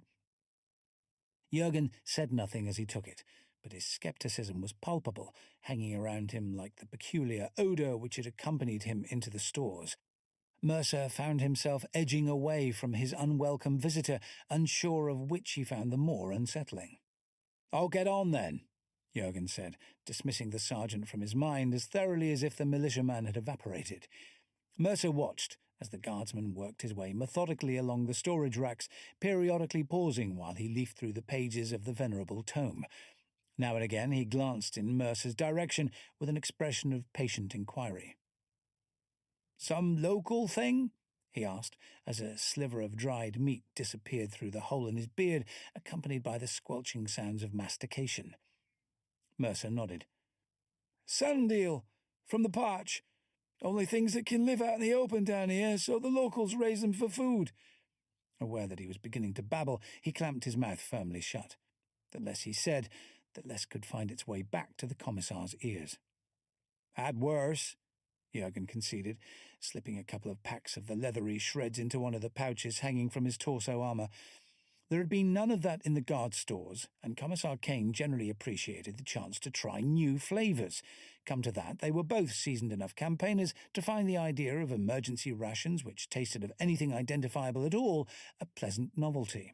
By the time Jurgen had finished working his way round the shelves, the pouch was considerably fuller than it had been, stuffed with other local viands which the off-world supplied guard stores had been without.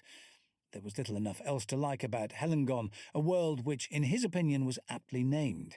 He'd seen worse, of course, and at least the heretics they were fighting here were human enough instead of gleaming metal killers or scuttling tyrannid horrors, but, like most of the places he'd been since enlisting, the air was too warm and dry, and the ground too firm underfoot.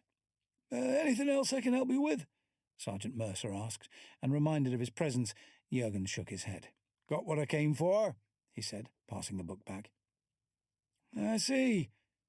If the sergeant's voice trembled just a little, or his face seemed a trifle more ashen than it had been, Jurgen didn't notice. But then he seldom noticed things like that anyway. One kind of subtle cue Jurgen was pretty much guaranteed to pick up on, though, was intimations of danger. By this point in his life, he'd been on the receiving end of enough ambushes, berserker charges, and incoming fire to have taken it pretty much for granted that if something wasn't trying to kill him now, it was only a matter of time before it did. Accordingly, it didn't take him long to realize he was being followed. He glanced around, tugging gently on the sling of his lasgun to bring it within easy reach of his hand without appearing to ready himself for combat. Sure enough, a faint scuffle echoed in the shadows behind him as someone took a half-step too many before realizing their quarry had become stationary and froze into immobility in their turn. Jurgen felt his mouth twitch into an involuntary sneer. Typical militia sloppiness, he thought. Not a bad place for a bushwhacking, though. He had to give them that. He'd cut down an alleyway between two of the big storage units, which, from the signage stenciled on the ends, he'd deduced contained small arms and ammunition, neither of which made them worth a visit. Those he could obtain directly from the guard if he wanted them. Besides, most of the las weapons around here were of local manufacture, adequate but no match for the products of an Imperial Forge world. He had no desire to find a power pack shorting out on him just when he needed it the most. Which could be any time now. Seeing no point in letting his followers know he was onto them, and needing a plausible reason for his sudden stop, Jurgen unsealed his trousers and relieved himself against the nearest wall in a leisurely fashion. While he did so, he let his gaze travel around his immediate surroundings, as though simply passing the time until nature had run its course. There were two men trailing him, trying to make themselves invisible behind a stack of corroding metal drums. They'd almost succeeded, but not well enough to escape the notice of a combat veteran of Jurgen's caliber. A faint clank of metal against metal meant that at least one of them was probably armed. In the other direction, a jumble of crates narrowed the gap between buildings. A soldier in blue and yellow was lounging casually against one, puffing on a low stick and apparently keeping an eye out for his immediate superior, a performance which would have been a little more convincing if his head had spent more time turned in the direction of the alley mouth than towards Jurgen. Completing his task with a sigh of satisfaction, Jurgen rearranged his clothing and his dignity and resumed his unhurried progress towards the smoking trooper. As he'd expected, the soft padding of stealthy footsteps followed him. Only one pair, though, by the sound of it. This meant the other man would be lining up a weapon of some kind. His opinion of the Helengon militia plummeted even further, if that were possible. The gunman would be as much of a danger to his confederates as to Jurgen. More of one, even. Jurgen had a helmet and flak vest for protection, while the troopers stalking him were dressed simply in fatigues. It never occurred to Jurgen to wonder why these men appeared to be after him. They just were. Reasons were irrelevant. As he passed the smoker, the man attacked, lunging with the combat knife he hadn't quite managed to conceal behind his body while leaning against the crates. Either he knew what he was doing, aiming a single precise blow at one of the vulnerable points in Jurgen's body armor, or he was an idiot, striking out blindly in the vague hope of finding an opening. Whichever it was, he was out of luck. Jurgen pulled the lasgun off his shoulder, ramming the barrel into the side of the man's arm and deflecting his aim with a snap of shattering bone. The blade skittered off the tight carbifiber weave of his flak vest, and Jurgen pulled the trigger, putting a couple of rounds through the smoker's chest before he even had time to finish inhaling in preparation for an agonized scream. One down. Jurgen turned, seeing the man behind him pick up the pace, hoping to close the distance between them before he could bring the lasgun round to bear. He was a slight fellow, whose uniform hung oddly on him, as though it was a little too large for its wearer, which might have struck Jurgen as odd if he hadn't spent most of his life being issued with kit which didn't quite fit. Imperial Guard uniforms only came in two sizes, too large and too small, a problem most troopers solved by swapping what they'd been given with others in their unit, an option Jurgen had never felt inclined to pursue. The running man was carrying a weapon in his hand, a crude stubber, which he brought up and fired as he came. Jurgen didn't flinch. The chances of hitting a man-sized target with a handgun while firing on the run were minimal, he knew, and his flak vest would probably hold even if the fellow got lucky. Which he didn't. A burst of lasgun fire from a stationary shooter, on the other hand, was a lot more accurate, especially if the shooter in question had spent years bringing down moving targets in the middle of a firefight. Stubberman folded and fell, his torso pitted with the ugly cauterized wounds characteristic of lasgun fire, his pistol skittering away as his flaccid hand smacked against the ground.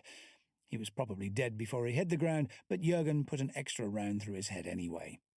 He'd seen enough people keep going on the battlefield by sheer willpower, long after they should have laid down and died, insulated by shock and a final adrenaline surge from the full effect of their mortal wounds. As Jurgen ran forward, angling for a clear shot at the man behind the barrels, his boot kicked against the fallen gun, and he glanced down at it disdainfully. It was an old-fashioned slug-thrower, crudely made and clearly not standard issue, even to the militia of a backwater world like this one. No wonder its owner had missed him.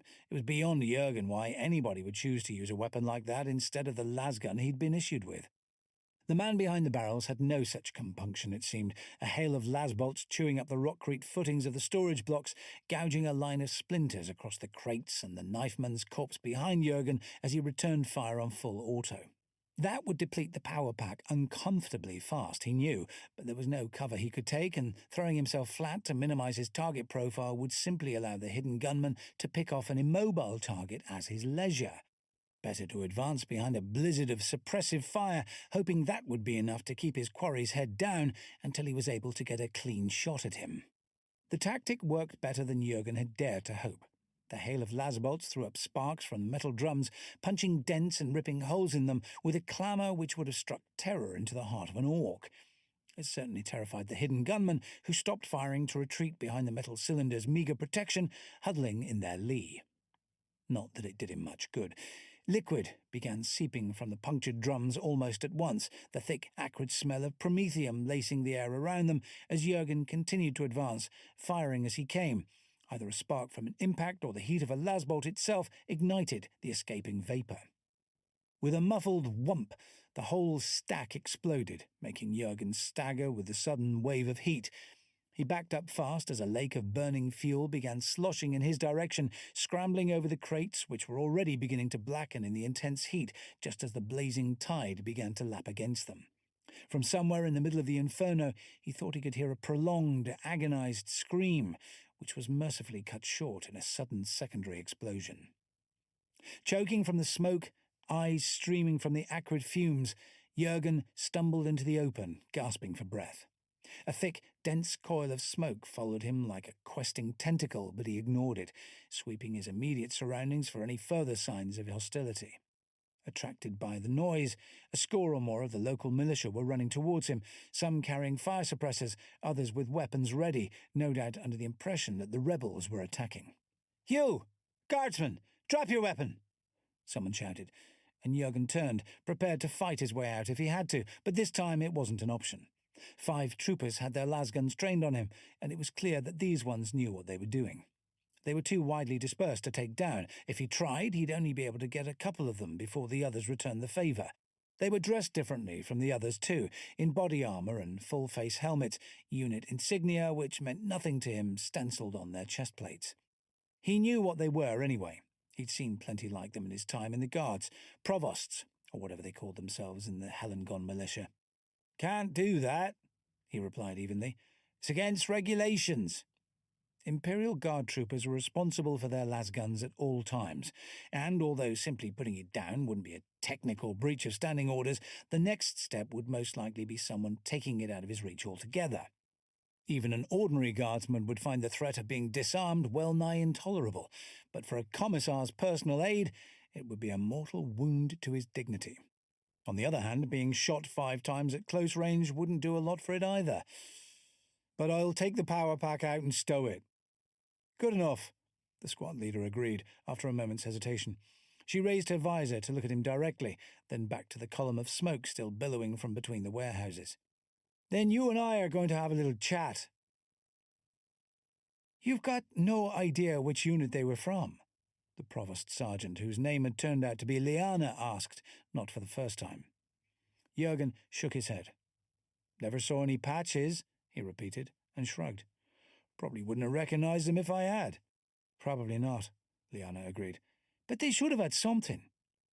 She gestured at the bustle of activity surrounding them. By now, over 100 militia troopers had arrived to fight the fire, clear up its aftermath, and in many cases simply take advantage of the free entertainment. Every single one of them had insignia of some kind visible on their uniforms. These ones didn't, Jurgen insisted, mildly irked at having his word doubted. The commissar would have believed him at once. He glared balefully at the charred cadaver being carried past by a group of troopers who must have seriously annoyed a superior to be landed with that particular duty, and spat vehemently to relieve his feelings. Not that you could tell from that. Special forces, maybe, Liana speculated, at least willing to entertain the idea that he might not have been mistaken. They'd have had better equipment than a backstreet stubber, Jurgen said, and they'd have been better shots. Good point, the provost conceded, to Jurgen's faint and pleased surprise. She turned to Sergeant Mercer, who was hovering uneasily nearby, a data slate in his hand. Any luck tracing the lasgun one of them was armed with? Mercer nodded, looking distinctly unhappy. We managed to find a serial number. I would have thought the metal had melted, but the body... He swallowed, turning another shade paler. What was left of it had fallen on top, protected it a bit. So who was it issued to? Liana asked. That's just it. It wasn't. Mercer held the data slate out, as though he expected it to snap at his fingers. It's listed as still in stores. So it was pilfered, Liana said, and Mercer nodded unhappily. Looks that way, he replied. Then we need to know who by, Liana persisted. If we find out what's missing, we should be able to deduce who's responsible, Mercer said. I'll start going through the inventories. We could start with yours, Liana suggested, fixing the heavy-set sergeant with a calculating look. Mercer flushed indignantly. My records are fine, he snapped. What's in the files is on the shelves. He looked at Jurgen for confirmation. He'll tell you. Jurgen nodded. Everything matched, he agreed. He jerked a thumb in the direction of the latest corpse to be recovered, being dragged along in a tarpaulin by sweating, sweary troopers, leaving a faint trail of ash and flakes of charred meat in their wake. And I'd have a roll call if I were you. Whoever's missing's probably them. Good idea, Liana concurred. Then we can start chasing down their contacts. Wouldn't be the first time a quartermaster started diverting stuff to the black market. I'll leave it to you, then. Jurgen shouldered his lasgun and turned away. I'm done here. Maybe you should stay, Mercer said hastily. Jurgen turned back, surprised. What for? He asked. Yes, what for? Liana turned a questioning gaze on the portly sergeant. It's not as though Gunnar Jurgen's a suspect. Oh, of course not, Mercer said hastily. But he must have assisted the commissar in his investigations. Maybe he can spot something we might overlook. Maybe he can, Liana agreed after a moment's consideration. She turned to Jurgen. Do you think he might? Dunno, Jurgen shrugged. Worth a try, I suppose, as long as it don't take too long. In truth, his involvement in investigations generally went no further than processing the paperwork and shooting the occasional traitor who resented his unmasking. But an appeal had been made to his sense of duty, and he felt honour-bound to respond. It was what Commissar Kane would wish, he had no doubt. Right then, Liana said, looking from one man to another, and wondering if she just made the decision to consign her career to oblivion. Might as well get started, I suppose. What do you mean, there's no one missing? Liana asked, handing the data slate she'd just been shown back to the provost, who'd brought it into her office, a small cubicle on the western side of the militia barracks, which would have seemed crowded with only one occupant. Currently, it had 3. Jurgen observing from a corner near the window, which Liana seemed to like jammed open as wide as it would go. He had no objection to this, as it gave him a good view of the militia compound and the city beyond, from which the occasional crackle of small arms fire could be heard. The rebels were making a concerted attempt to hold on to the southern quarter, with the Imperial Guard equally determined to dislodge them and show the militia how it ought to be done by breaking the year-long stalemate in a matter of days. "I mean, everyone's accounted for, ma'am," the provost said, and withdrew, a little hastily, it seemed to Jurgen. "Someone's playing games," Jurgen said, "answering twice to cover for them." A common enough dodge in the Guard when troopers had overstayed a pass or been too hungover to report for duty. "Unless the men who attacked you weren't soldiers at all," Liana said thoughtfully. "They were in uniform," Jurgen objected. "I went to a party dressed as an orc once," Liana retorted. "That didn't make me a greenskin." Jurgen nodded, the way he'd seen the commissar do while considering an unexpected suggestion, and tried to see what she was driving at. "You mean they were pretending to be militia troopers?" he said at last, reasonably certain he got it. "That's right," Liana said, looking at him a little oddly. "Using stolen uniforms to get onto the base." Which sounded reasonable to Jurgen. If they could steal guns, they could steal uniforms just as easily. "If it was me," he added, "I'd have set charges in the armory as soon as I'd finished helping myself." "First thing we checked, believe me," Liana assured him. "Not in there." Mindful that he was a guest in her office, Jurgen spat out of the window, rather than let the gob of saliva land where it would. "Even the rebels here aren't up to much." If Liana realized that was a thinly veiled criticism of the local forces, she was tactful enough to let it go.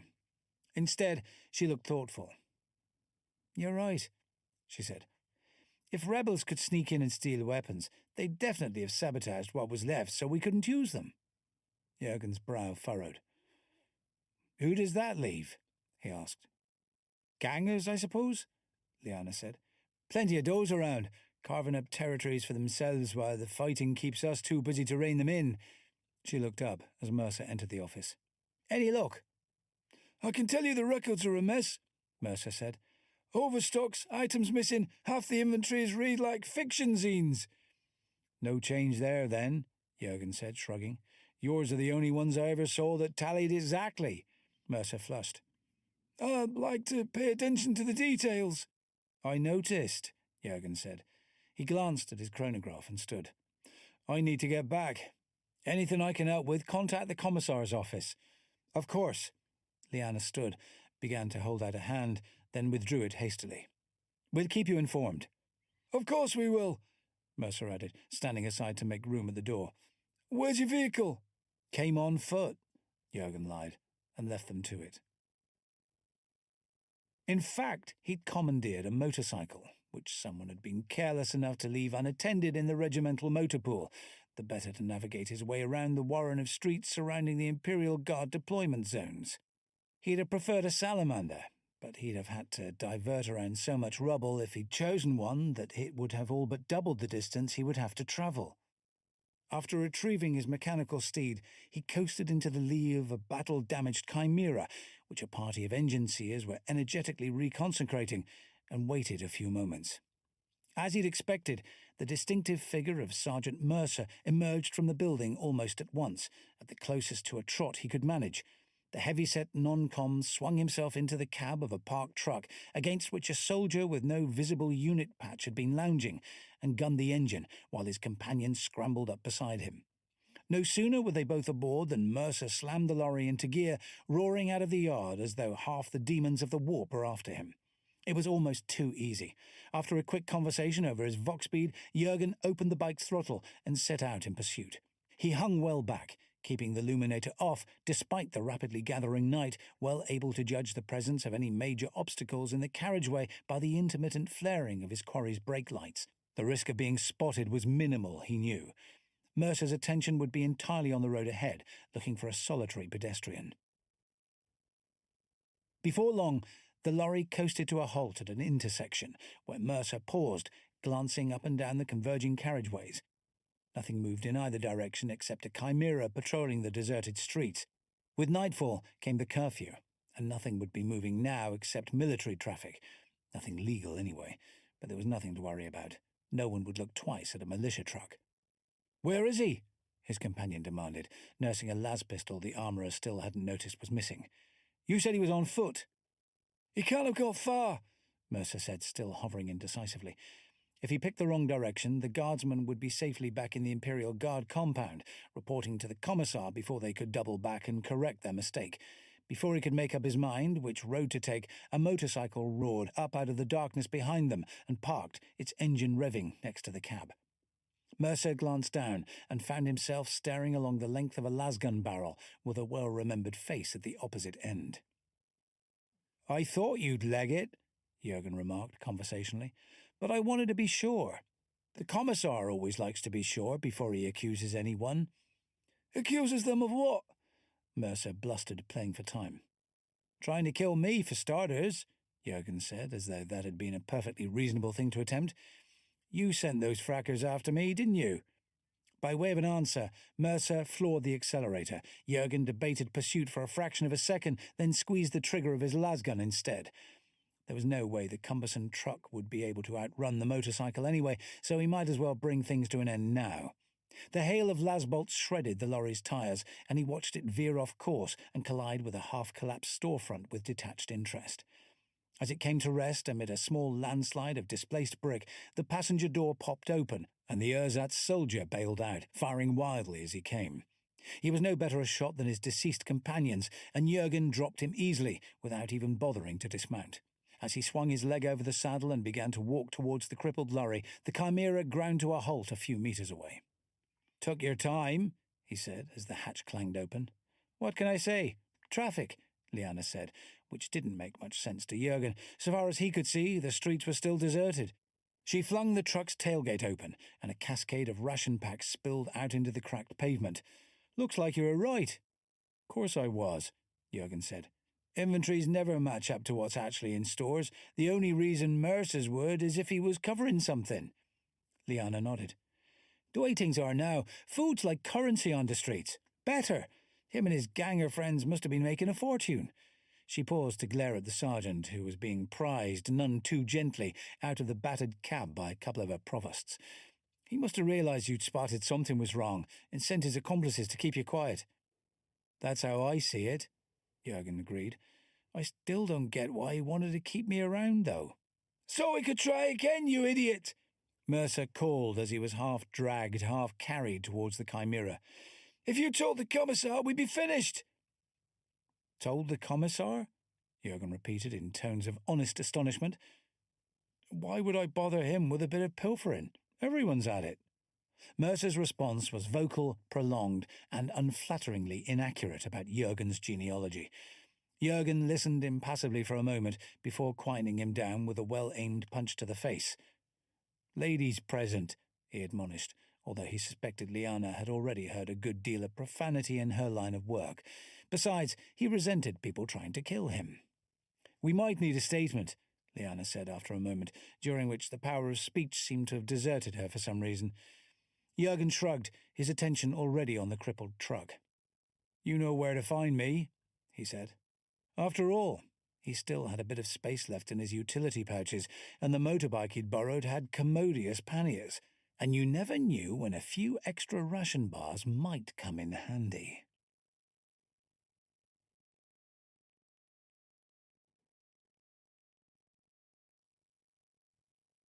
The Little Things. The concourse leading to the most expensive caravanserai the orbital boasted was crowded with travellers hurrying between starship and shuttle, browsing the stalls, choking the thoroughfare, or simply stopping to gawk at the blue and white world beyond the Armacrus wall curving gently away towards the docking ports. The prospect of seeing Amberley again was always enough to put a spring in my step, even though the pleasure of her company often came at the expense of some life-threatening favour she wanted, but on this occasion she'd assured me the invitation was purely a social one. Spotting a street vendor hawking higantha blossoms, I purchased a bouquet and strolled into the caravanserai's wide, marble-floored atrium, where a flunky, dressed like an over-elaborate lampshade, assured me I was expected and directed me to Her Excellency's suite. The name I'd been told to ask for was one of Amberley's favourite faux identities, a minor noble from a backwater world near enough for people to have vaguely heard of, but too distant for them to know or care anything about. Though she insisted such subterfuge was essential to her inquisitorial duties, I strongly suspected that she simply enjoyed the play-acting. "You're early," the young woman who opened the door greeted me. She was dressed for the street, a scarlet cape concealing the las pistol I felt holstered in the small of her back as she brushed past me. "Boss is still in the shower." "I'd gathered that," I said, enjoying the sound of the warm contralto filtering through the wall from the Balnearia. The first time I'd met Amberley, she'd been masquerading as a professional chanteuse, and her voice was as enchanting as ever. "Where are you off to?" "Meeting the boys downside," Zemelda said, meaning the rest of Amberley's entourage were on the planet below, if I interpreted her fractured version of Gothic correctly. "Food's on the way up, so you won't starve." "Hegantha," Amberley said, emerging from the Balnearia swathed in a towel. "You shouldn't have." Which meant I should, of course. One principle of battlefield survival, which applies equally well to relations between the sexes, is that it's the little things that matter most. A flash of reflected light betraying the position of an ambush or a narrowing of the eyes across the dinner table are both points at which it's wise to duck. "I remembered how fond you are of them," I said, earning a smile which boded well for the rest of the evening.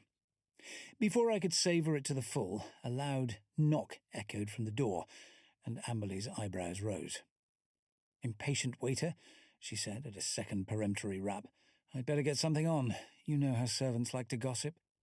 The waiter seemed unusually insistent for so refined a hostelry, where polite, barely audible tapping would be more the order of the day, so I already had a strong mental image of the man I'd opened the door to. As I'd expected, his livery was a little short in the sleeve, the fastening straining to keep it closed across his chest, while the hems of his trousers sagged across his boots. "Is there a problem?" I asked, after he'd gawked at me for an impolite number of seconds. "Your pardon, monsieur," he said, recovering his wits at last, "but your face seems familiar." Well, it should do. It was on half the recruiting posters in the sector. Then he made the classic mistake of trying to play it a shade too cool. "Have I had the pleasure of serving you before?" "If you have, I'm sure I'd remember," I said, "given that you've only been a waiter for the last 5 minutes." He reacted exactly as I'd known he would, shoving the trolley hard in an attempt to ram it into my shins, but I dodged it easily, drawing my las pistol as I did so. It crossed my mind to draw the chainsaw too, but that would have made a frightful mess of Amberley's suite, which I wanted to avoid. Decorating a lady's boudoir with bits of low-life viscera is another of the little things pretty much guaranteed to annoy them. "Get in here!" he shouted, giving up all pretense, and a couple of well-muscled thugs shouldered their way through the slowly closing door. The first fell to an easy headshot, dropping the stubber he was brandishing, but the second managed to get off a round before I could adjust my aim. The slug whined past my head, expending itself harmlessly in a plastered cherub of quite staggering tastelessness. The ersatz waiter was fumbling inside his jacket too, so I discouraged him with a kick to the sternum that drove him windlass to his knees, then put him to sleep with the butt of my sidearm. Which just left the second gunman, who had me dead in his sights. I brought the las pistol round too slowly, seeing his finger tightening on the trigger. I flinched, anticipating the impact. Then a towel snapped around his wrist, yanking it off aim in the nick of time, a dripping, fuming Amberley on the other end. I shot the fellow at once before he could recover, reflecting that at least his last sight had been a memorable one. "Were they after you or me?" Emily asked, rearranging the towel to my vague disappointment. "Your alias, by the look of it," I said, after a cursory search of the not-waiter's pockets. "They were planning to leave this ransom note for her family." "Could have been real," she said, with a shrug which did interesting things to the towel stability. "Or it might have been a blind, and my cover's blown. We'll find out once we get this one to an interrogation suite." She wandered off to make the arrangements, while I started to lay out the dinner our luckless assassins had provided. She'd be hungry when she finished. And, like I said, it's the little things that count.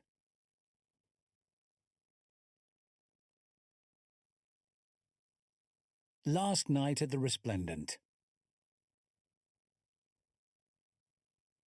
As I've spent most of my life rattling around the galaxy, and more of it than I'm comfortable with in a state of mortal danger, hysterical panic, or both, The rare, quiet interludes tend to stand out more clearly in my memory as I've got older.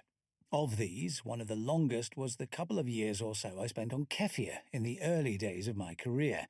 Not that it was entirely without incident.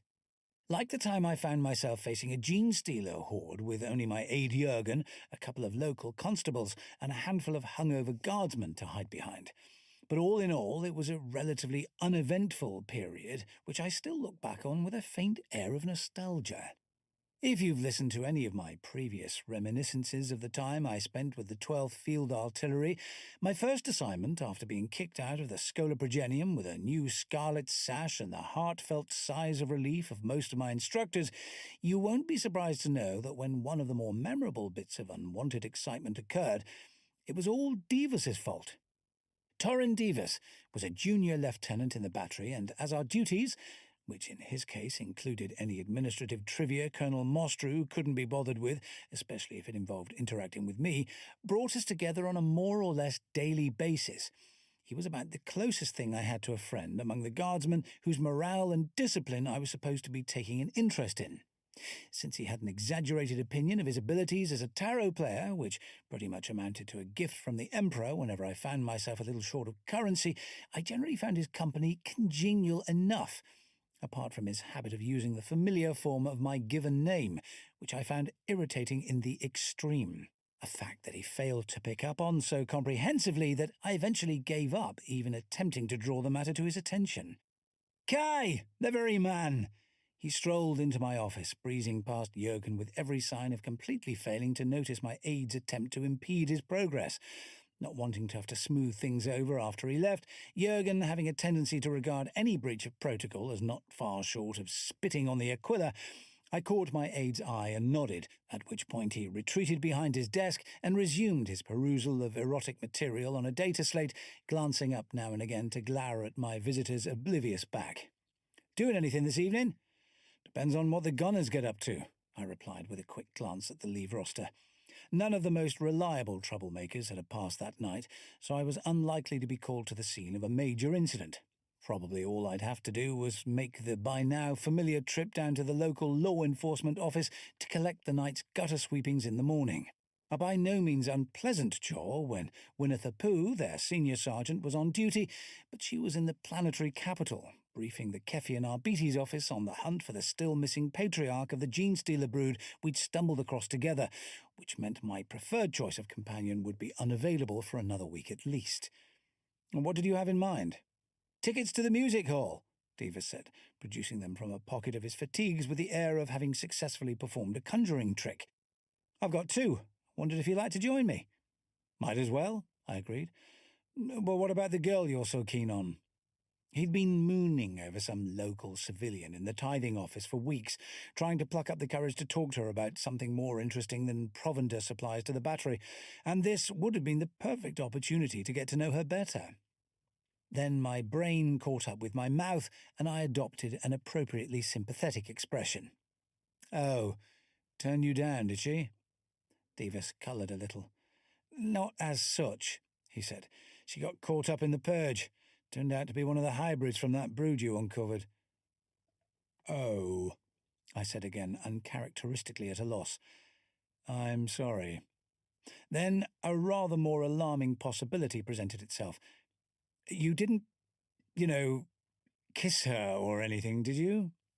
The worst thing about the whole episode had been the way the brood had been spreading its taint to unwary guardsmen, its collective mind absorbing theirs as their genes mingled, their altered allegiance only becoming clear when they turned on their comrades without warning.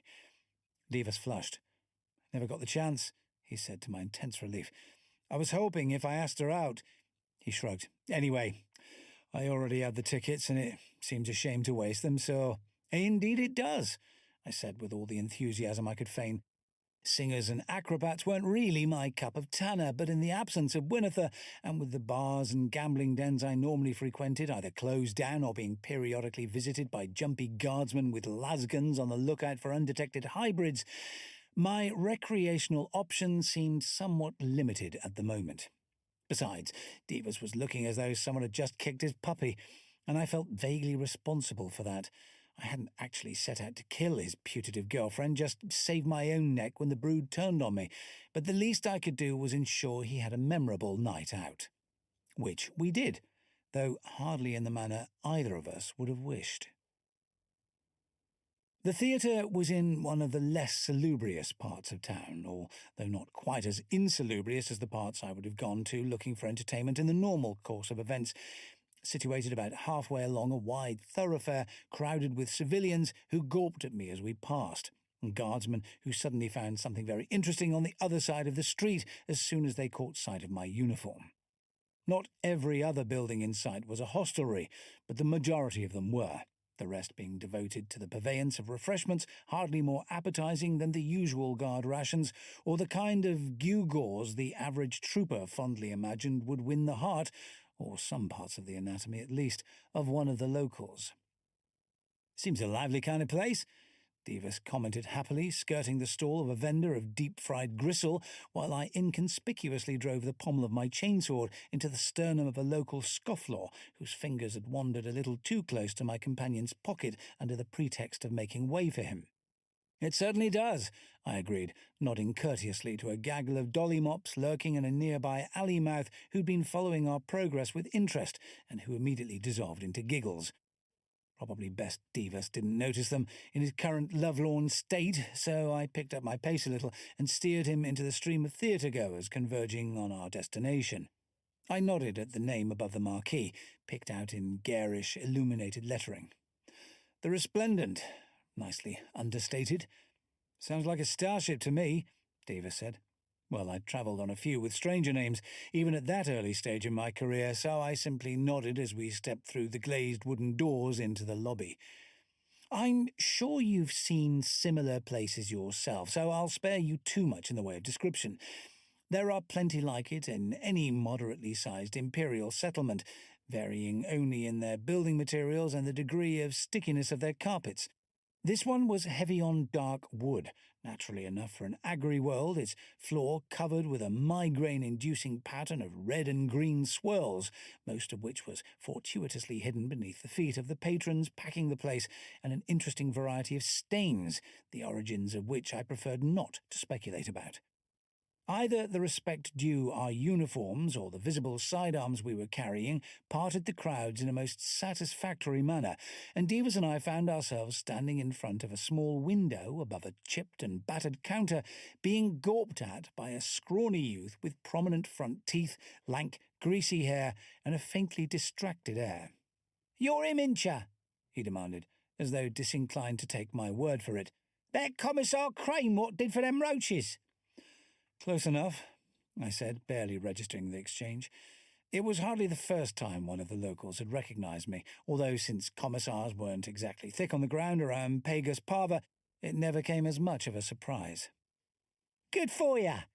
He inspected the tickets Davis held out in a manner so perfunctory they might just as well have remained in his pocket, and plucked a small bag of carbonuts from a rack behind the counter.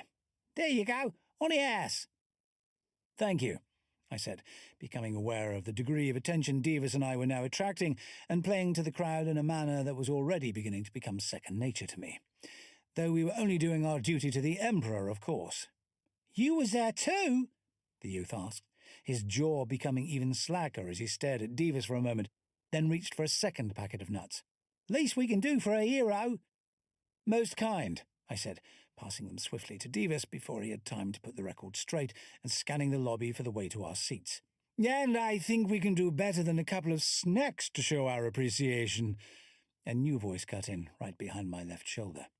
I turned to find my eyes level with the top of a balding pate lightly dusted with dandruff, surmounting a head that looked slightly overstuffed, especially around the jowls, protruding from a formal robe that had clearly seen better days, but could probably barely remember how long ago they'd been. A hand emerged from the folds and hovered uncertainly for a moment before realizing I wasn't going to shake it, and dragging the arm it was attached to into a florid and theatrical bow. "Erasmus Denevera, owner and manager of this fine establishment." "I've seldom seen anything to equal it," I said, truthfully enough. "You're too kind," Denevera said, visibly suppressing the urge to bow again. He gestured towards a curtain in the wall behind him. "Perhaps you gentlemen would care to avail yourselves of my private box? It's a great deal more comfortable than the public seats." We wouldn't like to impose," Davis began. "We'd be delighted," I cut in hastily, overriding him. The main auditorium would be rammed with patrons, judging by the number of people passing through the lobby, and most of them had paused to gawp at us on the way in. It was carrots to crowns. Half of them would carry on doing it throughout the performance, and though I'm never averse to being the centre of attention when it doesn't involve incoming fire, I had no wish to be forced to make polite conversation with vacuous civilians for most of the night. "The pleasure's all ours," Denevera assured us, holding the curtain aside to let us pass. As Davis and I vanished through it, I thought our disappearance was marked by a faint murmur of disappointment from the patrons, although it could have been Davis's stomach, punctilious to a fault. It wouldn't have been the first time he'd become so engrossed in file shuffling he'd forgotten to eat. "Right this way, if you please."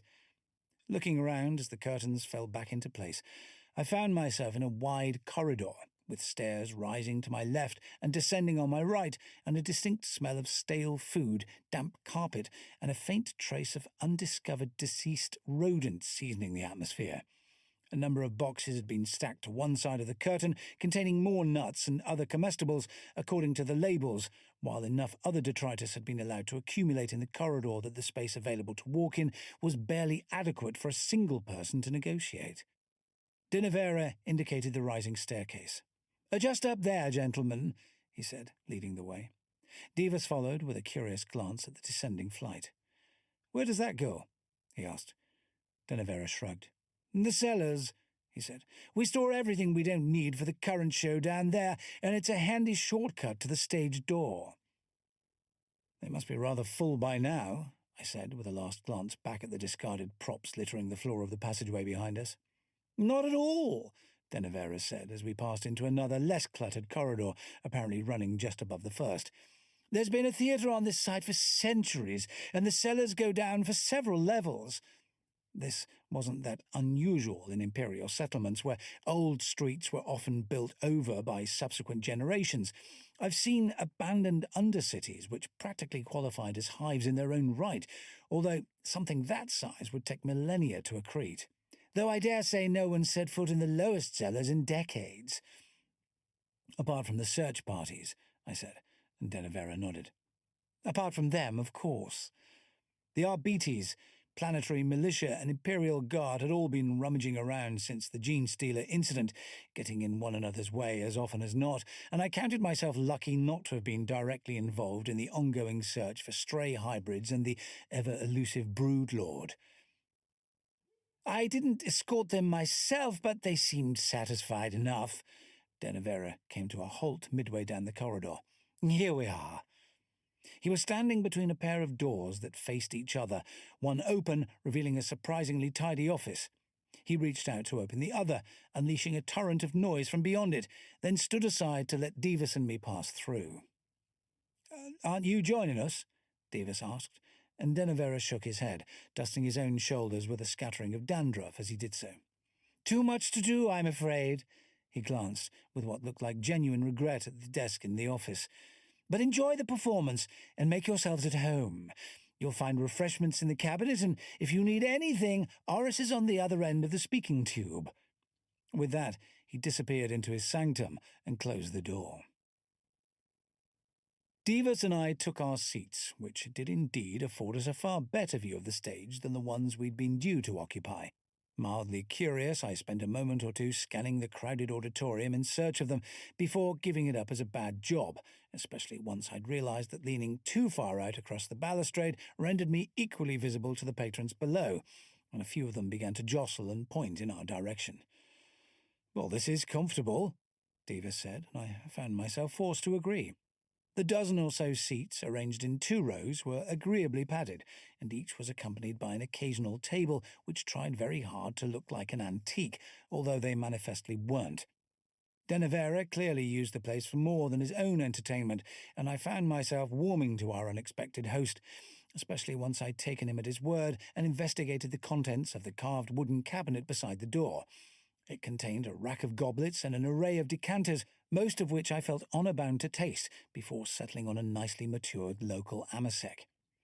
"It certainly is," I agreed, pouring him a generous measure, and a positively philanthropic one for myself. "What's first on the programme?" "Haven't a clue," Diva said cheerfully as I resumed my seat. "I was going to grab one on the way in," he shrugged, "but I'm sure we'll get the gist of it." "No doubt we will," I said, an expectation which proved to be well-founded.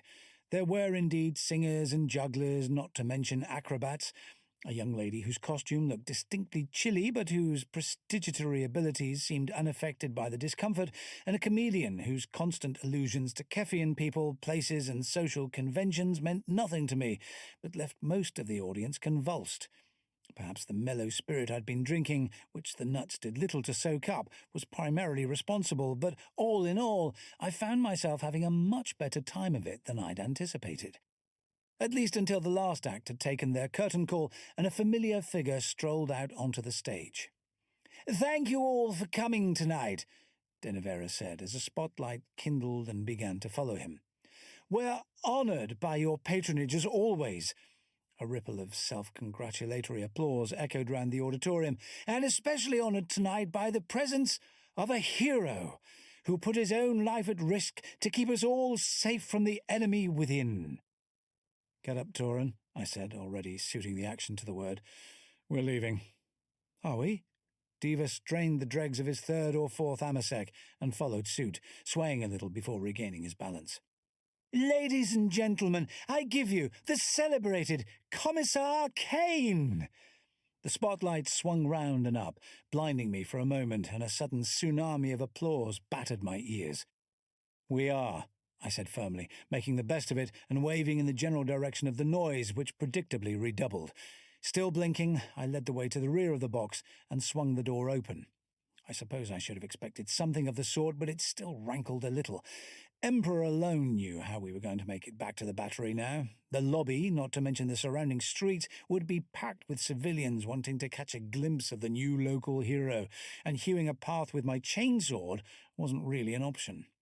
I tapped the combeat in my ear. "Jurgen, could you get hold of a salamander and meet us outside the theatre on 5 Bushel Street?"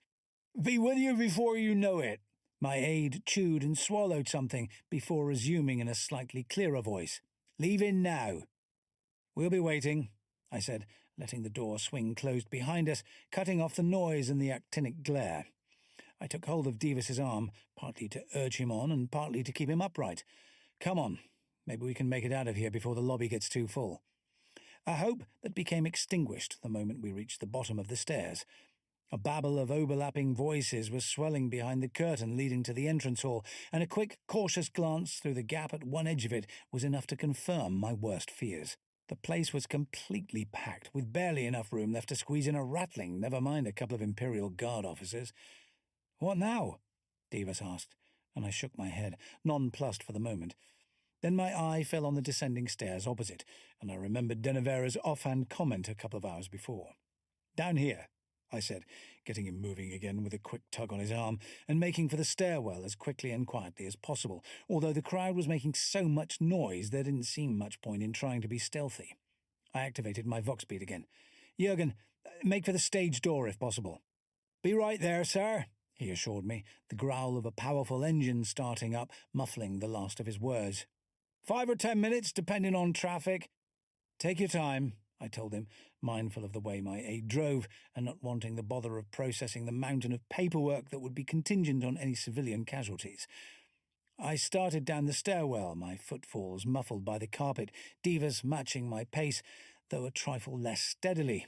After a moment of observation, I felt sufficiently reassured that he wasn't about to miss his footing and tumble the rest of the way, taking me with him, and returned my attention to whatever awaited us at the bottom.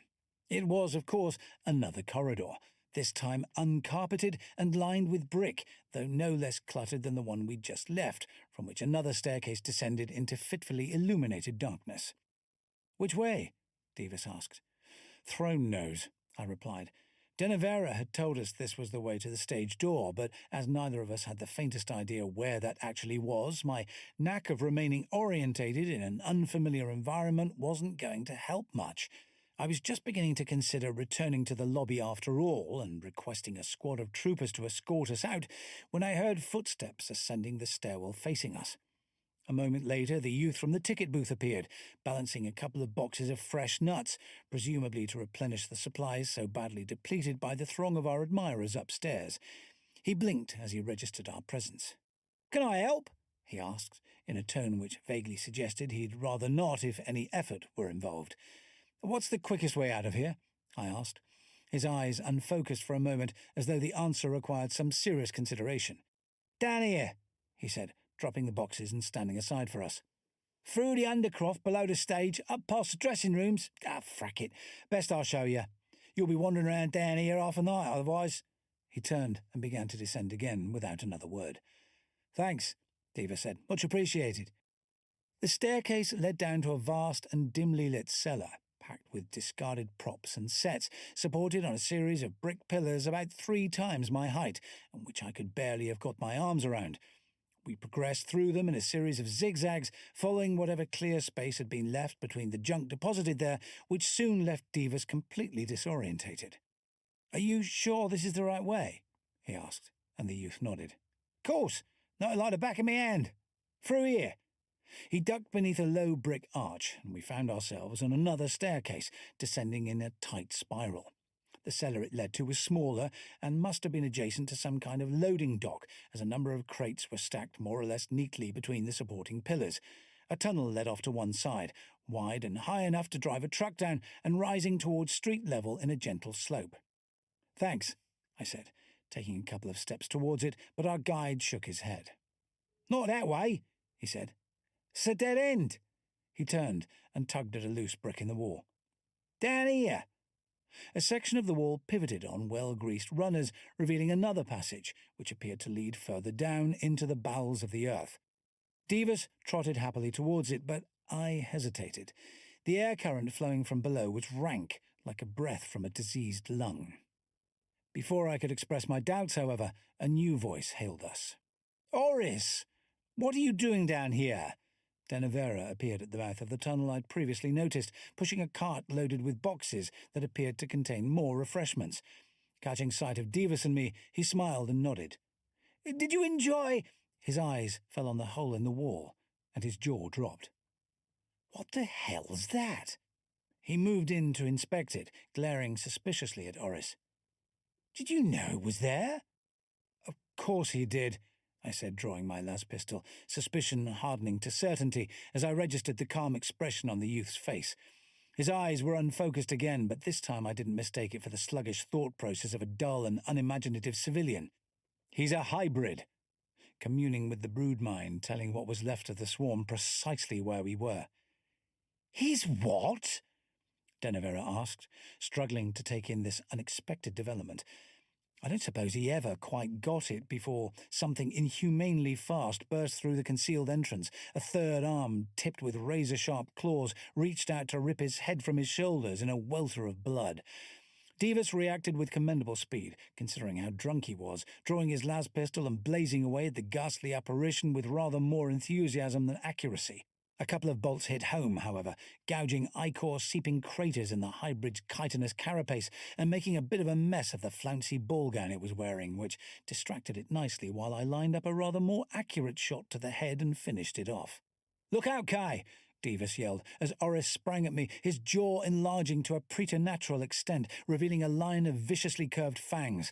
I shot him twice in the chest, and he slumped to the ground, emitting a high-pitched keening that set my teeth on edge.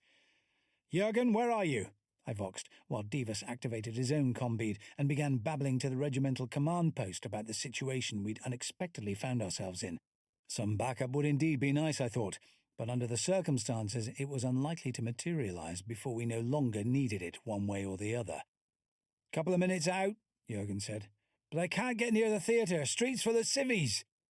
For a moment, I found myself thinking unkindly of the impresario lying dead at my feet, whose attempt to use my presence to publicize his theatre had attracted all these gawpers to get in the way. Soon this was overridden by rather more pressing concerns, as an ominous scuttling noise echoed from the depths of the tunnel Oris had revealed. "This way," I said, making for the wide, sloping passageway Denevera had appeared from. But it's a dead end, Davis objected, pelting after me anyway. At least it was away from the downed hybrids, and Throne alone knew what else might be lurking in the darkness below. He was lying, I said, hoping I was right. Jurgen, there should be some kind of loading dock on the north side of the building. We're heading for that now. Right you are, sir. The background growling of the Salamander's engine rose in pitch. Side streets are a bit clearer. Should be able to get round there. We'll be waiting, I said, hoping we'd live long enough to do so. The floor of the passageway was smooth at least, the gentle slope hardly a challenge, and I began to feel cautiously optimistic. Stealers were hellish fast, of course. I'd seen that for myself, but we had a good start on them. Throne of terror! Davis gasped, glancing back and putting on an additional turn of speed. Hardly daring to, I turned and immediately wished I hadn't. The passage was almost filled with a vast and ominous silhouette, 2 or 3 times the size of any gene stealer I'd ever seen. At least we know where the Broodlord is now, I said, cracking off a couple of las-bolts, which expended themselves against the thickly armoured carapace, about as effectively as if I'd been blowing kisses at it. Davis was yammering on the Vox-link again, reporting the sighting, but that wasn't going to do either of us much good at the moment. I drew my chainsword, which at least made me feel better, but the idea of taking on a biological killing machine in such cramped conditions was not exactly appealing. "It's gaining," Davis said, which was hardly encouraging.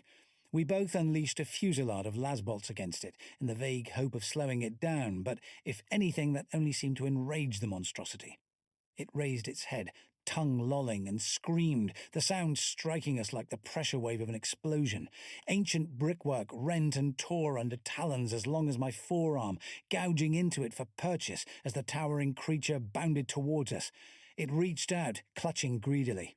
I grabbed Davis by the shirt collar, yanking him aside as the claws that would have shredded him snapped into a fist where he'd been a second before, and we both rolled, ducking under the creature's reach.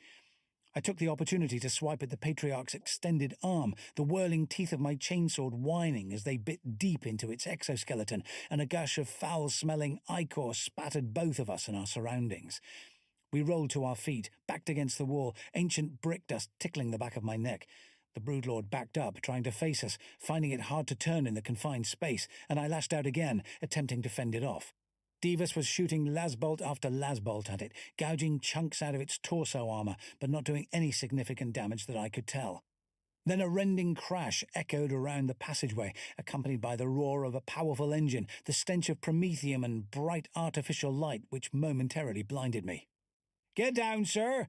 Jurgen voxed, opening up with Salamander's forward-mounted heavy bolter, the familiar blocky silhouette of the scout vehicle almost filling the tunnel.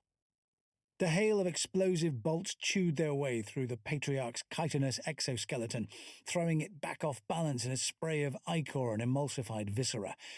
Davis and I flattened ourselves against the brickwork, the whirling tracks missing us by inches as chitin collided with ceramite, the impact throwing the creature back as Jurgen brought the salamander to a halt.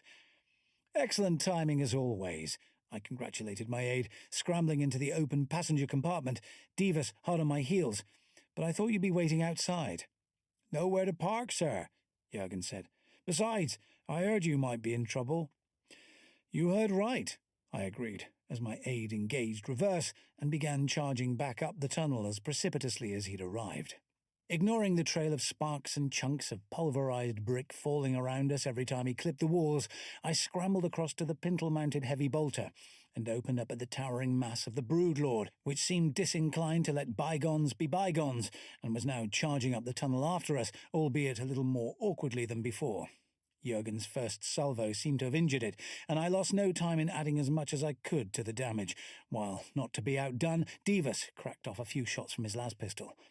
The abomination fell back as I directed a stream of explosive ordnance at its head, blowing half of it away, but it still wasn't done for, continuing to come after us on a wave of pure malevolence.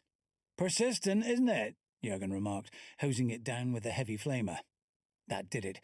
Thrashing around in its death throes, the creature retreated instinctively back down the tunnel, igniting the detritus in the cellar as it went. As we regained the open air, I could already see the flames spreading through the undercroft, cleansing the entire nest of corruption. I hoped. "Well, that seems to be that," Colonel Mostrew said. The last of the roof timbers gave way with a shower of sparks and a gout of flame as they toppled into the depths of the burning building. His ice-blue eyes regarded me, as always, with barely concealed suspicion. Though I suppose someone will have to search those tunnels once the sappers have dug them out. I imagine they will, I agreed, already certain he had a candidate in mind for the job and determined to palm it off on somebody else before he made the suggestion. I'd go myself, but I'll be in the capital before the wreckage cools down enough to start poking about down there. The sergeant's already been in touch with the commissariat, and she's quite insistent about hearing my report in person. This meant I'd get to see Winither again a little sooner than I'd expected, too, which was a welcome bonus. I see, Mostru said, clearly put out at being denied another opportunity to nudge me into harm's way, something he did at every opportunity, as he'd never quite believed my growing reputation was merited, and seemed to relish putting it to the test. I'm sure we'll find someone. His eye fell on Divas, who looked about ready to volunteer on the spot. A familiar odour announced the approach of my aide, who regarded the conflagration with keen appreciation and handed me a welcome mug of Tanner. Well, apart from that, sir, he asked after a moment, how was the show?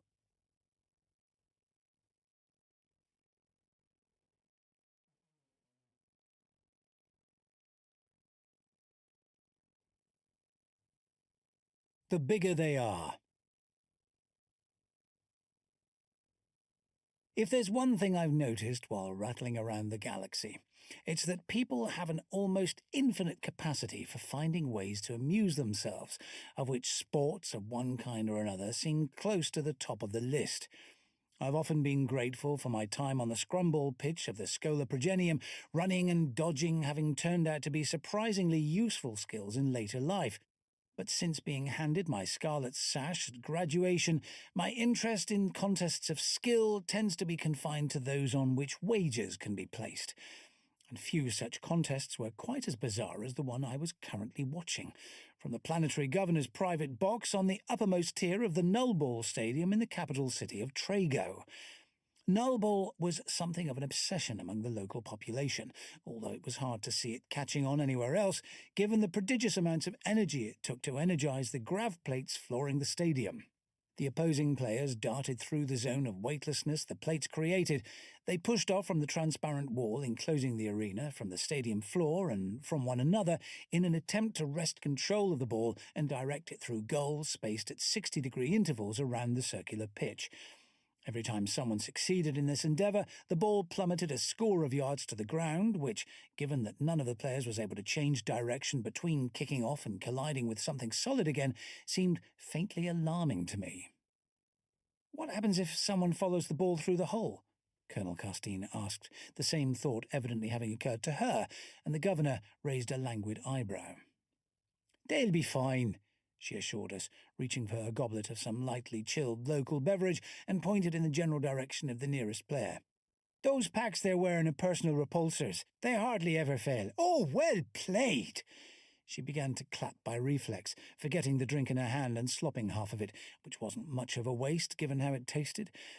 Having encountered it at the palace reception shortly after our arrival, I'd made a beeline for the Amasec decanter as soon as refreshments had been offered.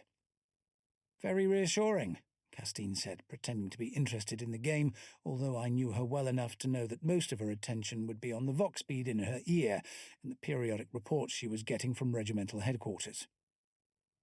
The 597th had been on Trago for a couple of months by now, mopping up the remains of an attempted coup d'etat led by a cousin of the governor, so inept that he hadn't even bothered trying to get the planet's militia on side, expecting them to fall into line the moment he announced his claim to the throne, an expectation in which he'd been so profoundly disappointed that by the time our hastily diverted troop ship had made orbit, he and his cronies had already been executed.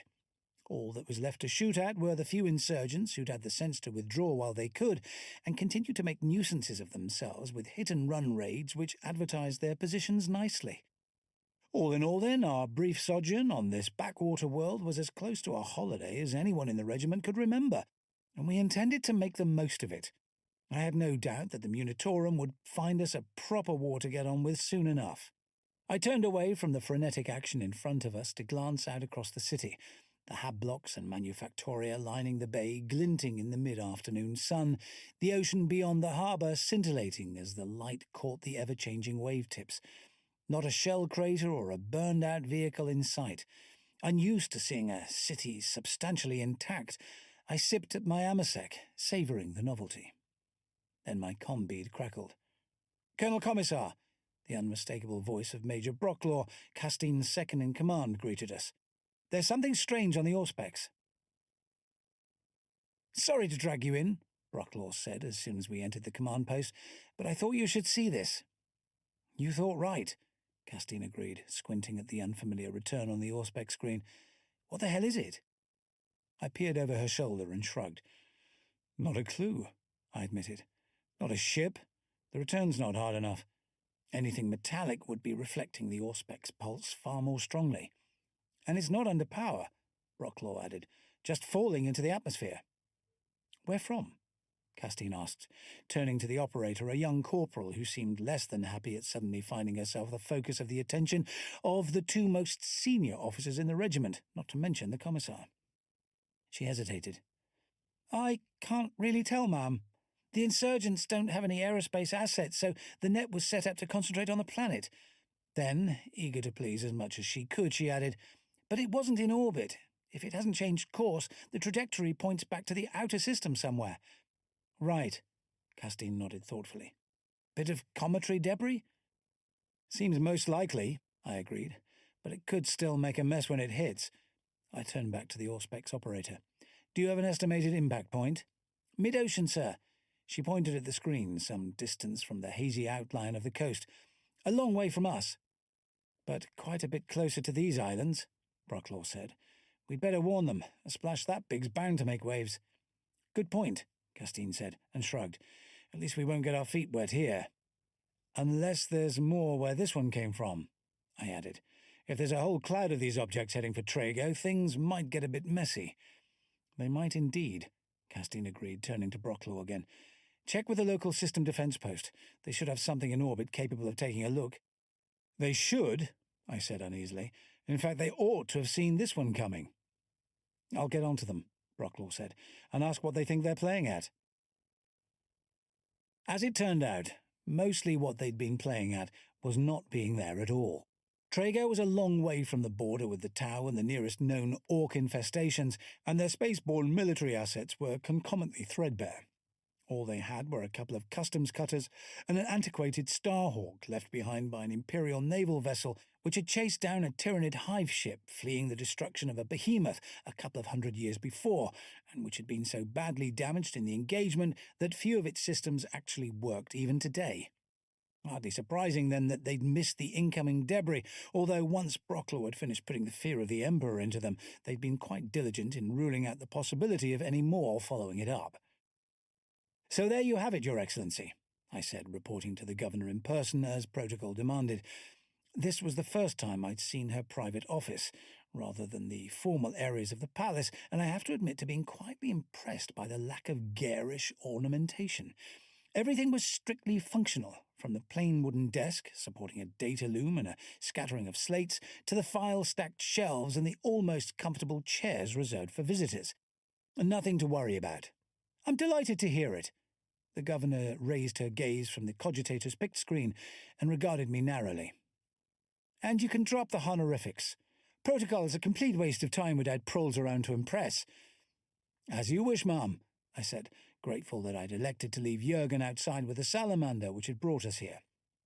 If my aide, who regarded regulations as akin to the word of the Emperor himself, had heard that, he would have sulked for days. "Karen," she said. "I do have a name, you know." In fact, she had a dozen or so, and twice that number of honorifics, according to the briefing slate I'd all but ignored on the voyage here, but she clearly favoured the shortest one, which seemed to accord with the businesslike feel of her inner sanctum. She smiled, on the point of rising from the desk. "If there's nothing else, perhaps you'd care to join me for some refreshment before you go." "That would be—" I began before she dropped back into her seat and leaned forward, glaring at the cogitator's picked screen. "Emperor's blood, now what?" "Caiaphas," Castine's voice was suddenly in my combead, "we've just picked up a distress call from one of the islands. Cut off almost at once. If you're still with her, you'd better inform the governor." "I think she already knows," I said, glancing back at Karen, who was ignoring me in favour of issuing a stream of orders over her Voxlink. Craning my neck a little, I could just make out an image of the ocean where the comet head had impacted a couple of days before. There was hardly any flooding at the time, she said. What could have caused it? Whatever answer she'd received to that was clearly unsatisfactory, because she snapped. Then call back when you do know, and cut the link. Insurgent attack? I asked, still concentrating more on my conversation with Castine. It's possible, the colonel said, but unlikely. There can't be more than 1,000 people living on a rock that size, and the traitors need a large population to hide among. Besides, there's nothing there of any military value. Karen was looking at me quizzically, and I explained what Castine had just said. She nodded. She's right, on both counts. Then she stood abruptly. We'd better go take a look. We? I asked, somewhat perplexed. Me, then, Karen said, a little testily. If I leave now, I'll be there before the civil defence teams. And do what exactly? I asked. Karen looked at me as though I'd just picked up the wrong salad fork. Take charge. It's my job. She must have spoken loudly enough for my vox bead to have picked up her voice, because Castine cut in instantly. That's a really bad idea. What if the insurgents are staging this to lure her into an ambush?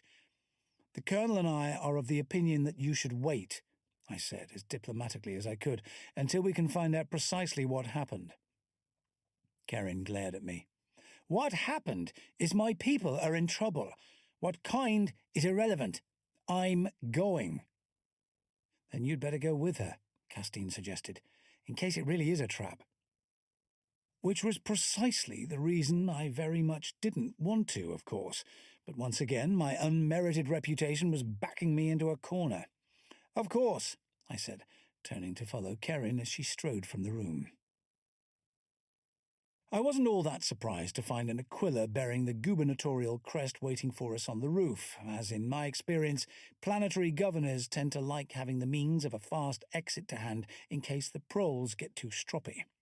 What did surprise me was that, apart from its gaudy livery, it appeared to be a standard civilian model. My boot soles rang on bare metal as I trotted up the boarding ramp in Karen's wake, finding the rear compartment I'd expected to be deeply carpeted floored instead with more of the same material. Beyond a dozen functional seats, scarcely more comfortable than those of a standard troop transport, and fixing points for a couple of cargo pallets, the space was entirely empty. You can ride back here or up front with me, the governor said, making straight for the door to the flight deck. But if you sit in the cockpit, don't touch anything. With which she dropped into the pilot's seat and began running through the pre-flight checks with all the assurance of a Navy veteran. Up here will be fine, I assured her, taking the co-pilot's seat and shifting the scabbard of my chainsword round to rest between my knees. Strapped in? She engaged the main thrusters without waiting for an answer, shoving me back against the padding with a surge of acceleration uncomfortably reminiscent of the way Jurgen tended to handle a ground vehicle, which reminded me. Jurgen, I voxed, I'm leaving with the governor. No need to wait. We'd be several hours at least, and without instructions to the contrary, I had no doubt he'd have stayed outside the palace until the salamander collapsed into a heap of rust. Very good, sir, my aide responded against the background noise of a powerful engine starting. Will there be anything else? Not for the moment, I said. I'll vox when I need picking up. No need. Karen glanced in my direction and grinned, clearly enjoying the break from her administrative duties. It was hard to estimate how old she was, given the aristocratic predilection for juvenile treatments, but like many in positions of authority, she'd chosen to suspend the aging process in early middle age, and right now had the gleeful expression of a mischievous teen. I can drop you off wherever you like on the way back. Most kind, I said, trying not to anticipate the leg-pulling that was bound to provoke from Castine and Brocklaw. I tapped my combeat again. We're airborne, I said. ETA, I glanced at the instrumentation board. About 35 minutes. Confirm that, Castine said, brisk as ever. We've been liaising with the civilian authorities. Emergency response teams are about 10 minutes behind you. Which meant Karen and I would be first on the scene. Great. Especially if there were insurgents waiting for us with a cracked missile or two. We'll approach with caution, I assured her, with an uneasy glance at Karen, who seemed to think caution only happened to other people. Come in low in case someone's planning to shoot us down. We've got that covered, Castine assured me. The local Air Corps dispatched a Vendetta to overfly the island. If this is a trap, it won't be you who gets caught in it. Definitely not, given the firepower the aerial gun platform could bring to bear. Any heretics lurking in ambush would be reduced to an unpleasant stain before we even got there. Feeling a great deal better, I turned to Karen. What's this place like, anyway? I've no idea, she told me. I've never set foot on it. She shrugged. My people are sending over some pics, though, so we can find somewhere to set down. A moment or two later, the nav screen flickered and began to display a set of images of a quiet coastal village, most of their houses painted in pastel colours, which contrasted pleasantly with the azure water and verdant vegetation surrounding it. After watching the sequence through a couple of times, Karen returned the screen to navigational data. That'll do. We can land in the main plaza. Where her arrival would attract the most attention from her subjects, of course. Perhaps somewhere a little more discreet, I suggested, mindful of the fact that the surrounding buildings would be positively overflowing with potential sites for a sniper to lurk in, like the clearing next to the fish processing plant. Don't be ridiculous, Karen said. How am I supposed to take charge if I'm on the other side of the island? Which seemed a fair point to me, although far from prudent. I had no time to argue about it, though, as the voice of the Vendetta pilot interrupted our conversation. Recon 1 on final approach. I have visual... Then he broke off, all trace of professional detachment evaporating like dew on a plasma vent. Holy throne, it's gone! Gone? What's gone? Karen asked, with some asperity. Everything! I peered through the viewport, making out the low, dark mass ahead of us, which marked our destination, and barely visible above it, the bright circling dot of the aircraft. Wave crests glittered, marking the position of an offshore reef, which we soared almost directly over. Then a deep blue channel of unobstructed water gave way to a sandy beach. Beyond that, a smear, which could have been the pulped remains of a stand of trees. Everything seems about right, I reported grimly to Castine. Where the cluster of hab units I'd seen pictured a few moments before should have stood, there was nothing but desolation. I can't see a single building left standing. Even that was an understatement. Beyond a few scattered scraps of rubble, there weren't even ruins to be seen. The entire community had been scoured from the island as though it had never existed. Not much point looking for survivors. I'd expected Karen to argue about that, but much to my relief, she didn't. I suppose there wasn't much point in taking personal charge when there was no one left to take charge of. She shook her head. The relief teams can make a proper sweep when they get here, but it doesn't look hopeful. She fed more power to the engines, gaining altitude, and more of the island came into view. The processing plant's gone as well, along with most of the vegetation, I agreed. What little was left clung to the very fringes of the island, leaving the bulk of it scoured back almost to the bedrock. Karen brought the Aquila round in a wide circle, affording us a better view, and I felt the palms of my hands tingling. Whatever caused this swept straight across the island. Some kind of waterspout? It wasn't a natural phenomenon, Karen said flatly. The fishing fleet would have reported anything like that. Any boats missing? I asked, and Castine responded after a moment of muttered conversation in the command centre. Possibly. 3 have missed their usual check-in calls, but not by enough to have raised an alarm yet. Karen and I stared at one another, coming to the same conclusion, and both hoping we were wrong. Where were they? I asked. We're sending their last known positions to your navigation system. Brocklaw cut in, reliable as ever. 3 dots appeared on the map on the picked screen. Oh, Nads. He'd obviously seen it too. My sentiments exactly, I agreed. The 3 fishing boats had disappeared on an almost direct line between the ravaged island and the impact point of the mysterious object which had crashed into the ocean. And mine, Karen added. Her finger traced the line further to the mainland. Begin evacuating the city at once. A wise precaution, Castine agreed. The extended line hit the beach a handful of miles from the capital. And I'd suggest getting back here as quickly as possible. The populace is less likely to panic if they see you in charge. Already on it, Karen assured her, dropping to a lower altitude and beginning to accelerate. The Vendetta slowed, tucking into formation with us, and I found myself breathing a little easier at the sight of its bulging weapons pods. Whatever had laid waste to the island, at least we had some serious firepower to hide behind if it decided to come back for a second go. We crossed the coastline in almost exactly the same spot as when we'd arrived, our twin shadows gliding across the sand and the deep blue water beyond. Glancing idly down at them, I felt the breath still in my chest. "Where's the reef?" I asked. Karen looked puzzled. "What reef? The water's fathoms deep here." "That reef," I pointed. "The one swimming towards the city." Something huge and formless, with far too many spines, broke the surface as I spoke. Reacting with commendable speed, the Vendetta pilot unloaded what looked like his entire store of ammunition at the dull purple islet, without, so far as I could see, any discernible effect on it at all. A moment later, the thing sounded again, disappearing from view in a swirl of displaced water, which continued to churn and foam for several minutes.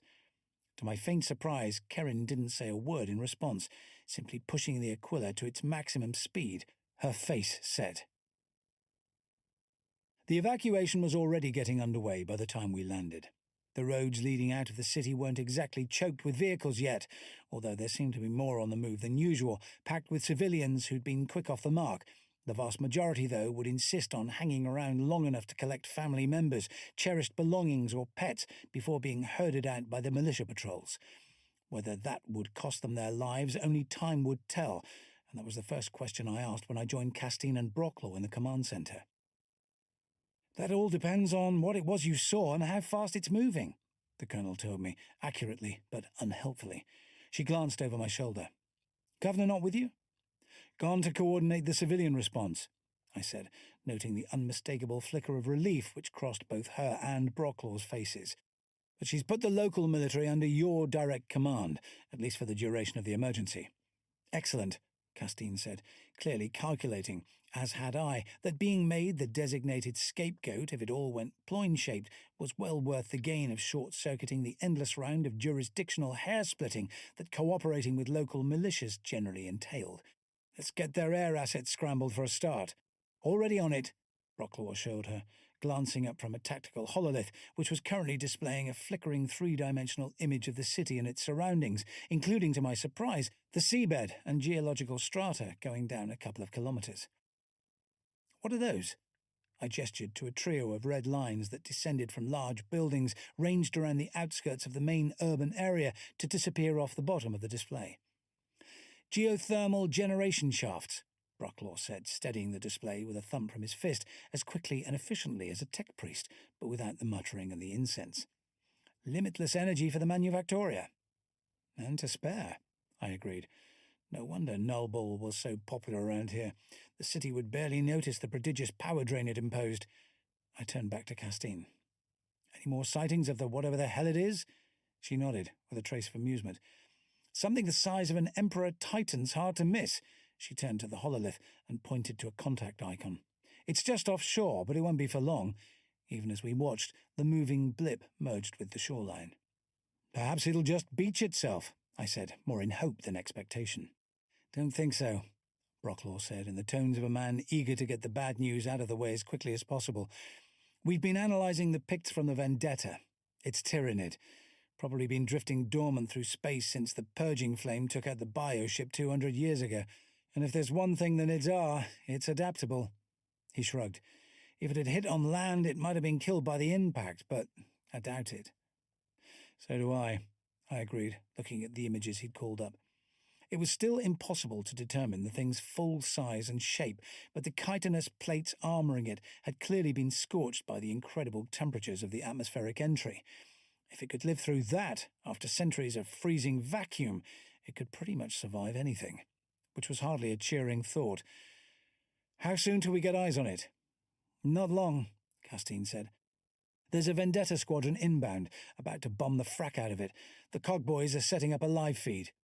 She indicated a group of engine seers clustered around a pict screen, twittering at one another in their private argot and prodding hopefully at a tangle of cables.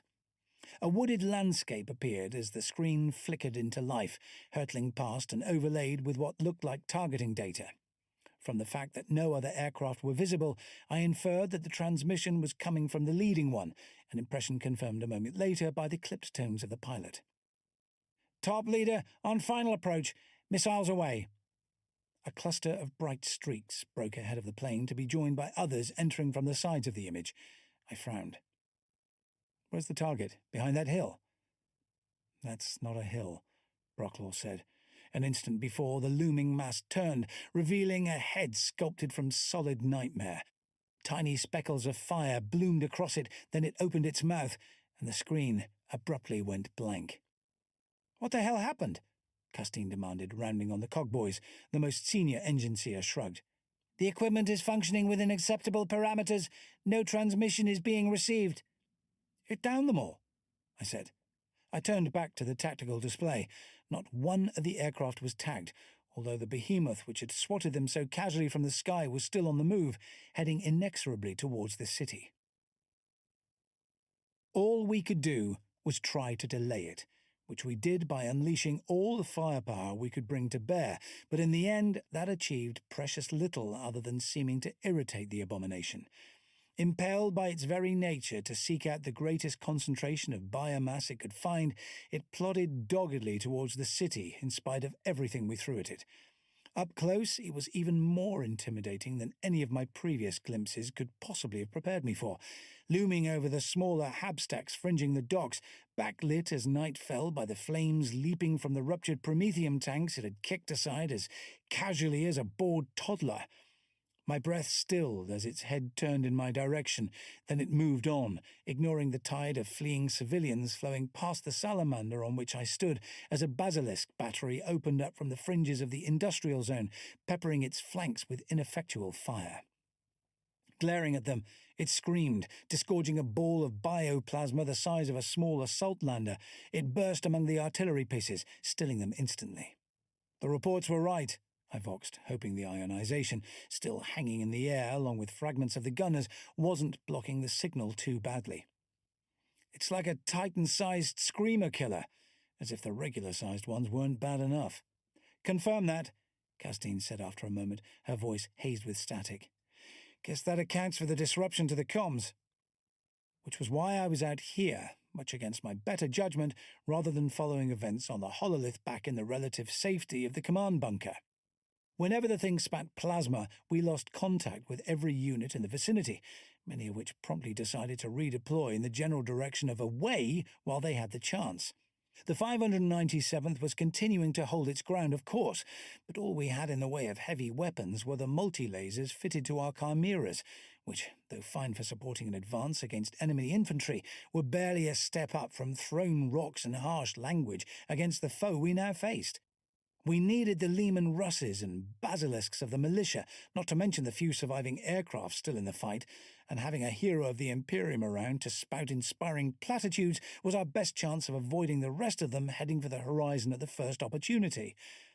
It had also not escaped my attention that, should the worst come to the worst, already being aboard a salamander with the engine running and Jurgen at the throttle would give me enough of a head start to make an appreciable difference to my chances of seeing tomorrow's dawn. "Commissar!" a voice hailed me, and I glanced down to see Kerrin, grime, dried blood, and an expression of grim determination on her face. "How long can you hold it for?" "How long do you need?" I returned. The honest answer to her question was, "We can't," but it would hardly be politic to say so, not to mention being a wee bit embarrassing if they turned out to be my famous last words. "Till noon, ideally. We should have most of the population out by then." "We'll do our best," I said, trying to be diplomatic, "but I doubt that's possible." "Then what is?" she asked, clambering up beside me and lowering her voice to something approaching a normal conversation level, although the bleating of terrified civilians, the roar of the distant inferno, and the grinding crash of collapsing masonry still forced her to raise it a little. "Throne knows," I said, feeling that a show of honesty would play well with her businesslike attitude. "We're like gnats trying to herd a grox, and once its hunger outweighs the irritation of our bites." "I see," she nodded. "It'll head straight for the largest concentration of people. Can we use that to lure it into a trap?" "Potentially," I said, hiding my surprise at her apparent willingness to use her citizens as bait.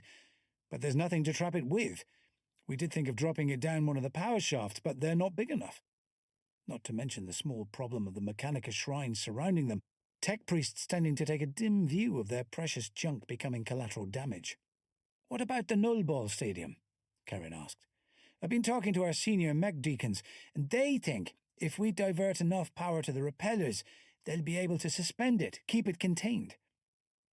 Which sounded to me like the worst tactical assessment since Horus decided the Imperial Palace would be a pushover, but it was the closest anyone had come to a plan so far.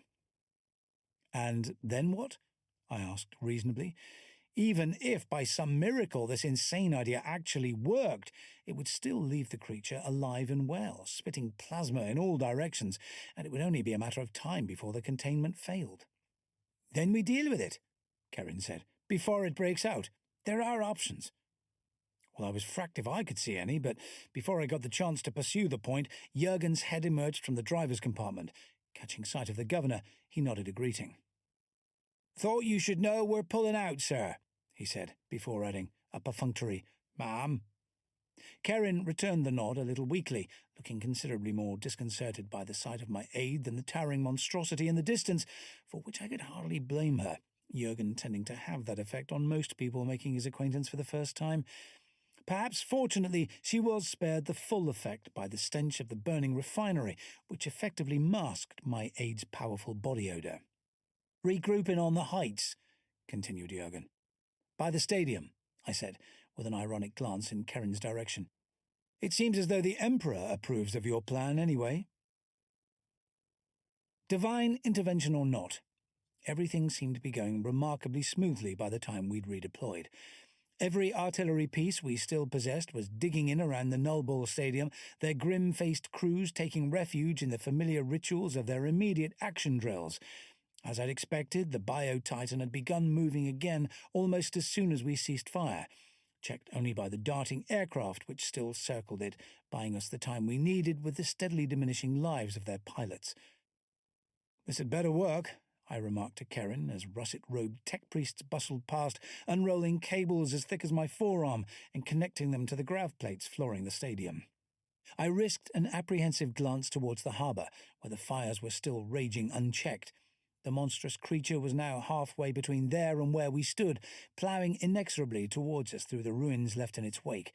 Further inland, the mass of refugees attracting it continued to snake out of the city, blocking every road, becoming mired in choke points, and, dire as our situation was, I felt a sudden pang of sympathy for the civil authorities trying to deal with them. Although what you expect to do with it once it's trapped is beyond me, I added. Kill it, Karen said simply. What's one city lost to save a world? One too many, I said, a shiver of apprehension making its way down my spine as I considered her words. What exactly do you have in mind? The Starhawk still has a few plasma torpedoes aboard, Karen said. They're not intended for orbital bombardment, but they'll obliterate everything within a kilometre or so when they hit, including that. She gestured at the approaching abomination. And them, I said, gesturing in the opposite direction towards the thousands of refugees choking the streets. There was no way I could escape the blast radius in time. I'd be lucky to get half a kilometre from here through that lot, even the way Jurgen drove. We're here to defend the civilians, not kill them. That would be the only argument she might listen to, I thought. It goes against the grain, Karen admitted, but it's our only chance. I'd have ordered the strike already if the Hawk didn't have to manoeuvre into the right orbit first. She shot another look of loathing at the towering creature, whose tread was already beginning to shake the ground around us. Besides, I don't want that thing surviving by taking cover behind a hab at the last minute. I want it pinned where we can be sure of it. Very commendable, I said, wondering if anyone would notice if I shot her before she could give the order, and reluctantly deciding that yes, very many of them would, and the collapse of morale which followed would see the end of any chance we might have of destroying the beast. But there must be another way. Believe me, there isn't, Karen said. But if you can think of one in the next few minutes, I'll be eternally grateful. Commissar, Jurgen was approaching, a mug of recaf in his hand, which he passed to me with a nod of greeting to the governor. Thought you might need something to keep you going. He jerked his head towards the repeller plates flooring the Null Ball pitch. Sorry so much of it spilled, but I got caught in the backwash when the system overloaded, and half of it floated out before the gravity kicked in again. I accepted what was left of the proffered drink absently, Then the full implications of what he'd said belatedly kicked in. "Jürgen, you're a genius," I said. Leaving my aide and Karen looking equally baffled, I pelted over to the little knot of tech priests, yelling at them as I approached. "How much power can you feed into this thing without killing us all?" "This had better work," Karen muttered, "or we're dead."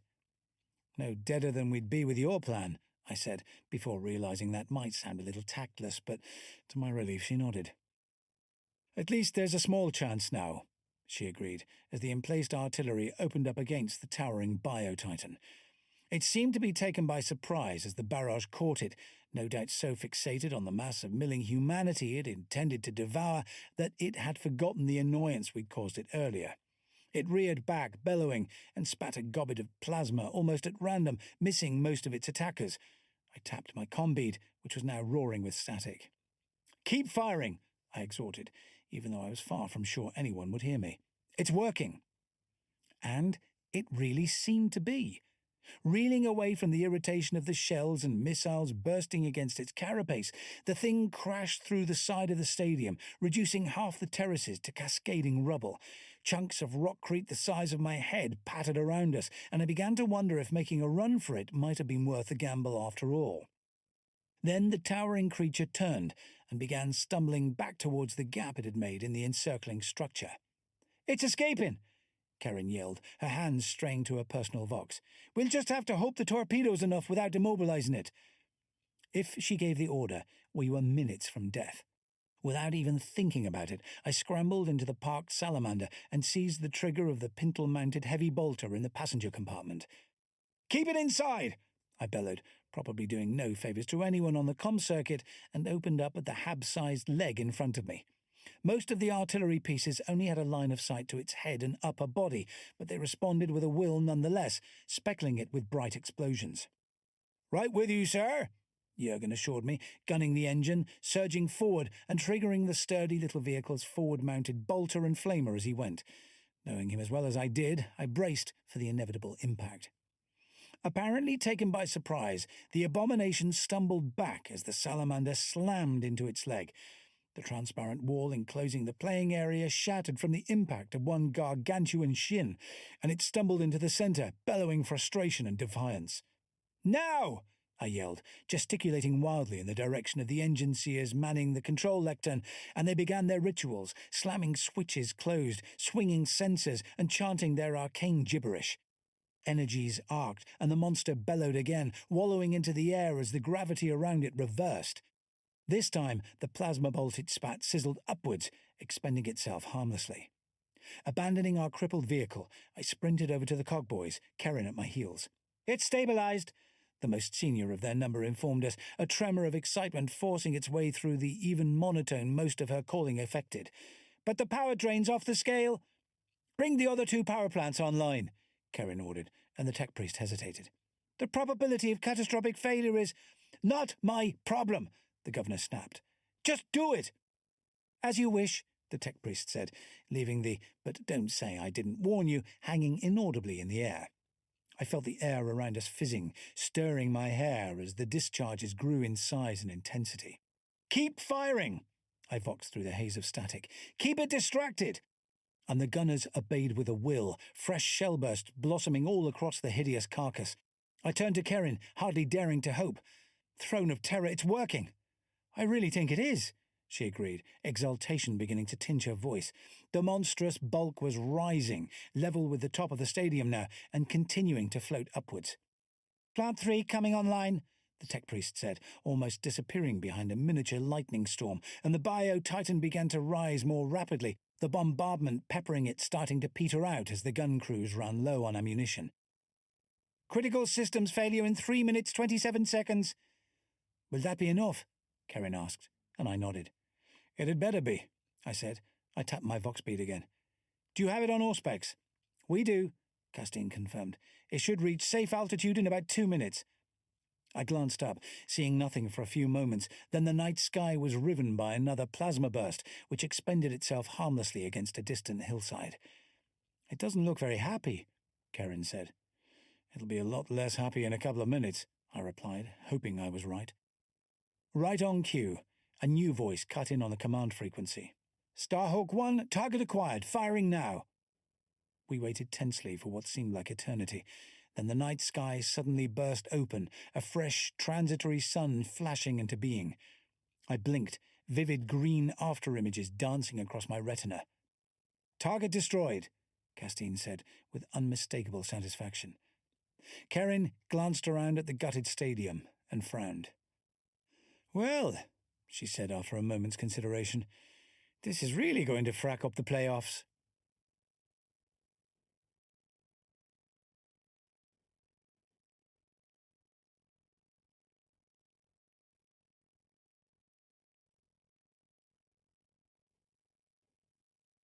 The only good orc. There's never a good time to come face to face with an orc, but doing so while crawling from the wreck of a crashed salamander is one of the least propitious. What made the surprise even less welcome was that, until that moment, I'd had no idea that any of the creatures were even in the area at all. I suppose I shouldn't have been completely taken aback. Frumenta had been infested with them a few decades prior to the experience, until the guard had arrived to clear them out, a job they'd performed with commendable efficiency. But, as always, there had been occasional localized outbreaks in the years since, which the Frumentan militia had been more than capable of mopping up. At least until they'd turned out to be infested with gene stealers, turned on one another, and sparked a full-scale civil war, which the Astra Militarum had been sent back in to deal with. I'd been dragged into the whole dismal affair, despite being officially retired by now by virtue of passing through the void station that the task force was assembling around at just the wrong moment. Refusing to tag along at the Lord General's personal request would have put more of a dent in my undeserved but undeniably useful, on occasion, reputation than I could afford, not to mention our personal friendship. And then there was Amberley, and my well-concealed avocation as one of her inquisitorial errand boys. A hitherto unsuspected gene-stealer infestation on such a scale was sure to be of interest to the Ordo Xenos, which meant in turn that she was liable to be a bit miffed with me if I passed up the chance to acquire some intelligence on the spot, a complication my life could well have done without. So, with carefully concealed reluctance, I let my waiting sinecure on Perlia slide still further into the indefinite future and embarked for an unremarkable agri-world little different to a score of others. On arrival, I attached myself to the general staff, made sure my successor wasn't being too much of a nuisance to Zyvan, which she wasn't, as I'd made sure the commissariat would appoint someone pragmatic enough to just let him get on with the job before I left, and busied myself making morale-boosting visits to whichever regiment seemed sufficiently far away from the fighting at the moment, picking up whatever scraps of information I could for Amberley along the way. Which was how I'd eventually found myself in the Cascades, an area of high peaks, deep gorges, and spectacular waterfalls, which had been a popular tourist destination away from the intensely cultivated zones in more peaceful times. Many of the gene-stealer cultists retreating in the face of the Guard advance had sought refuge there, counting on the rugged terrain and sparse population to let them effectively disappear. It might even have worked if the narrow, twisting roads over the mountain passes hadn't funneled their vehicles into a limited number of transit corridors, making them sitting waterfowl for our Air Corps' Vendetta gunships.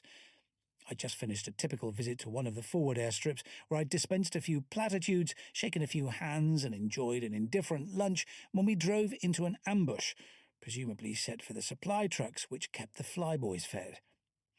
My first intimation of trouble was a lasbolt, which impacted on the rim of the Salamander's open passenger compartment, followed by a number of others as I ducked behind the comforting solidity of the armor plate. "Jurgen," I voxed, tapping the comm bead in my ear, "we're taking fire." Not that I was particularly concerned. The sturdy little scout vehicle could shrug off a great deal worse than that, and had probably come as a nasty surprise to the insurgents, who'd no doubt been expecting nothing tougher than a lorry or two they could disable and loot. I scrambled behind the pintle-mounted heavy bolter, which afforded me some protection as I stood and pulled the trigger, hosing down the cliff face from which, judging by the angle of the incoming fire, the bulk of it had come. I was rewarded with a sudden cessation of the rain of las-bolts and a few flickers of movement among the scrub clinging hopefully to the near vertical surface as our assailants scrambled for something more solid to hide behind. That seems to have dampened their enthusiasm. "Pleased to hear it, sir," my aide responded from the driver's compartment, opening the throttle as he spoke. If anyone else had been at the controls, I'd have found the sudden surge of acceleration distinctly alarming, given that our left-hand tread was mere centimetres from the precipice edging the highway. But I knew Jurgen's exceptional driving skills of old, and merely tightened my grip on the bolter a little to help maintain my balance, a reflex which might well have saved my life. I just had time to register a bright streak in the air ahead of us before a rocket hit the corner of our front armour plate, shredding one of the tracks with the resulting shower of shrapnel. The salamander lurched violently. Jurgen swore, or began to, his oath choked off, half-finished, as the sturdy little vehicle veered over the cliff edge. Fortunately, as I've mentioned before, there was a fair amount of scrub, even a tree or two, clinging to the face of the gorge, and by the grace of the Emperor, the cliff face here wasn't quite vertical. After a heart-stopping moment in which we seemed to be suspended in mid-air, the breath was driven from my lungs by a bone-jarring impact, and our crippled salamander began slithering down the scree, rocks and shattered vegetation spraying out all around us. I clung to the bolter for dear life, my teeth rattling in my head, while the sky and the rocks around us pinwheeled. Then, with a jolt, a bounce and a squeal of abused metal, the entire vehicle tilted over on its side and at last came to rest, a few metres from the stream running energetically along the floor of the gorge. After a moment, I realised I wasn't dead after all, and crawled out from under the bolter mounting, bumping my head on the way. Still dazed, I rolled off the armoured floor, which until recently had been the salamander's side plates, feeling gravel and a few larger, harder stones pressing against my back, and looked up into a face that more properly belonged to a nightmare. Indeed, for a moment I thought that was precisely what it was, a hallucination shaken out from my scrambled cortex by the violence of our descent, until I realised that no figment of my imagination could possibly have exuded breath as feculent as that. "Wah!" it bellowed, punching a dent in the armour plate behind me as I rolled out of the way in the nick of time, scrabbling for my las pistol as I moved. My hand closed on nothing at all, the precise distance above an empty holster that the grip should have been, and I rolled again, evading another killing blow, catching sight of the weapon just under the heavy bolter mount, where I couldn't scrabble for it without getting my skull stove in from behind in the process. A loud clanging from the distorted hatch of the driver's compartment, accompanied by a litany of profanity in my earpiece, made it abundantly clear that I wasn't going to get any help from Jurgen in the next few seconds. I was on my own, at least until he managed to force it open. Fortunately, I still had my chainsword, and I drew it, scrambling to my feet while my orcish assailant remained unbalanced from the failure to connect. Before I could take a swipe at him, however, a fusillade of lasgun fire burst around us, spanging from the mangled metalwork of the salamander and gouging a couple of wounds in my attacker, which would have put a human down in an instant, probably for good.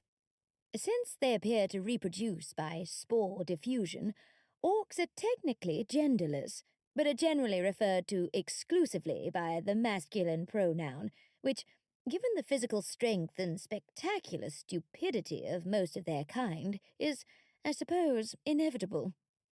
It simply seemed to enrage him, however, and he whirled around to face his new threat with an even louder bellow of defiance than before. "What's happening, sir?" Jurgen asked, hardly surprisingly under the circumstances, while I dived for the cover of the overturned passenger compartment, taking the opportunity to grab my las pistol while the orc's attention was diverted.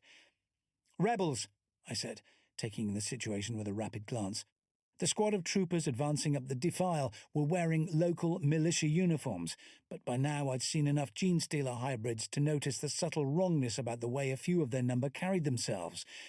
Emboldened by their presence, the survivors of the ambushing party on the road above sent a few las rounds in our direction too, but what with the extreme range and awkward angle, they might just as well not have bothered. All the couple of bolts that actually hit the crippled vehicle did was reinforce my inclination to stay put, which, with an angry orc practically in punching distance, wasn't really much of an option. "Be right with you, sir," my aide assured me, while the banging and swearing from the driver's compartment both increased in volume.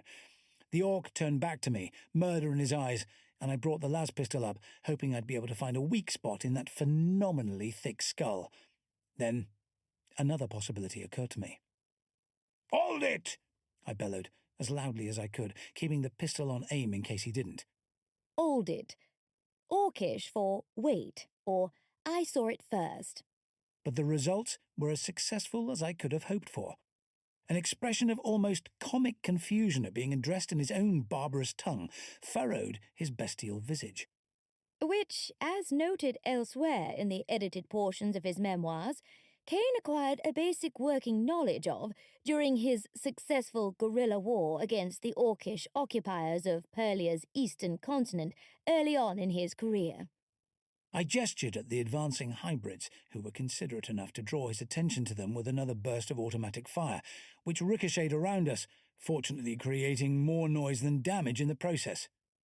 "We kill them first, then each other." The orc frowned for a moment, trying to work it out.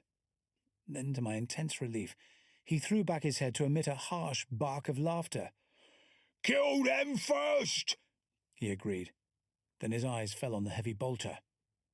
"Shooter!"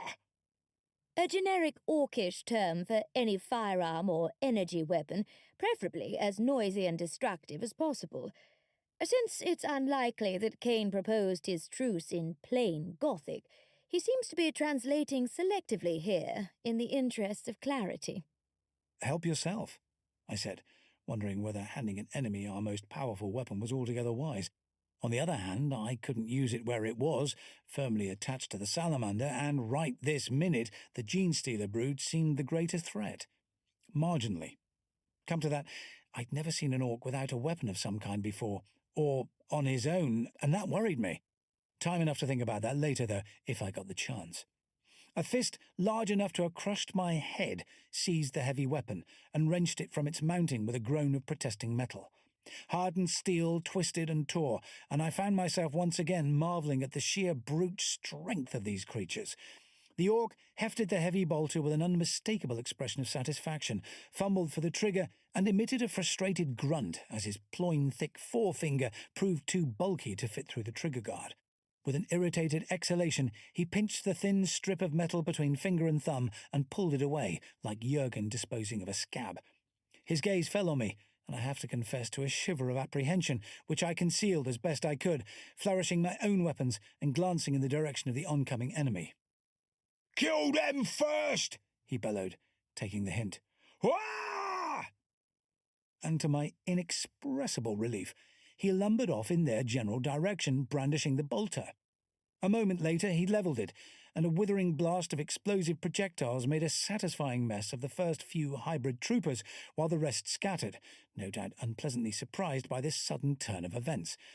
Taking advantage of the distraction of both sets of enemies, I turned back to the crippled vehicle behind me. "Move away from the hatch," I voxed Jurgen, thumbing the speed selector of my chainsaw to maximum and beginning to hack at the hinges. Thankfully, they gave way almost immediately in a shower of sparks, and the circular slab of metal fell away with a clang that echoed around the narrow valley. My aide emerged, cocooned in the odour of month-old socks, clutching his lasgun and looking around warily. "Who's firing the bolter?" he asked, flicking the safety off. "And who at?" "An orc," I said, deciding to keep things as simple as possible. "And some hybrids. This way, while they keep each other busy." I started to lead the way along the edge of the stream, keeping the bulk of the wrecked salamander between us and the combatants. The hybrids were returning the greenskin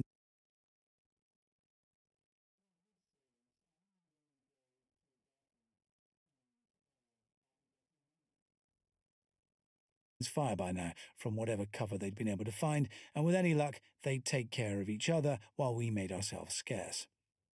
I suppose anyone else would have responded to a statement like that with a stream of questions, but Jurgen, phlegmatic as ever, simply shrugged and fell in at my shoulder as usual, his lasgun readied for use.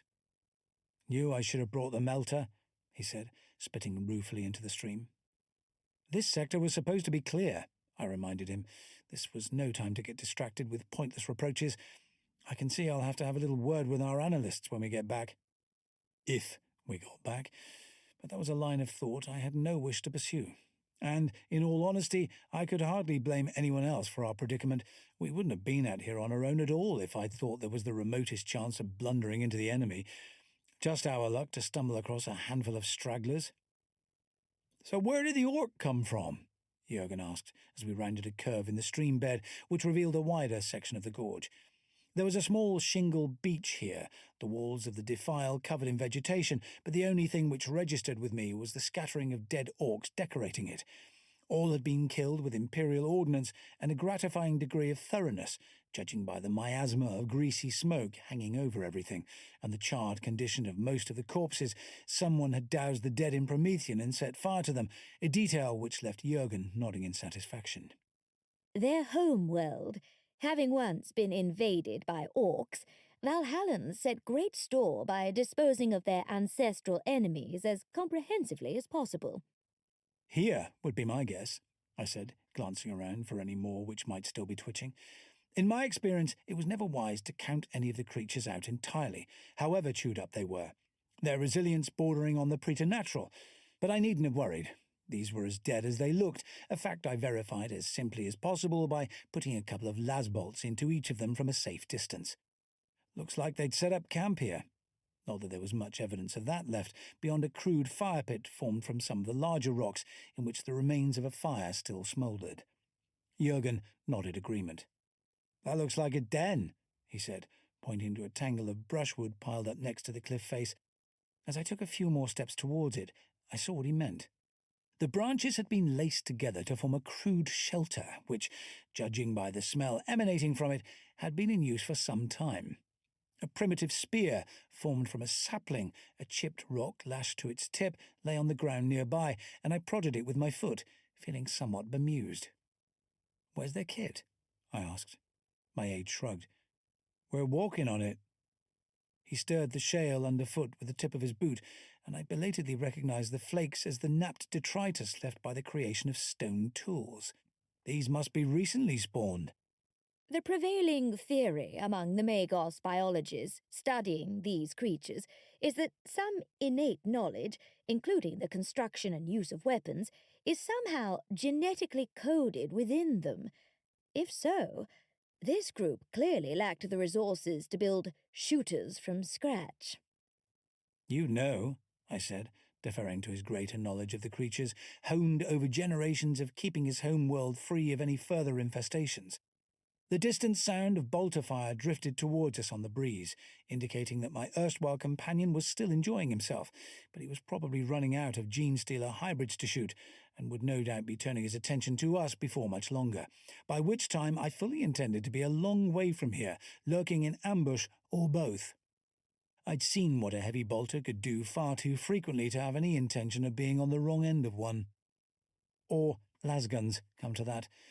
The unmistakable crackle of several bursts echoed around the defile, and one of the stones by my boot burst from the sudden thermal shock of a lasbolt hit.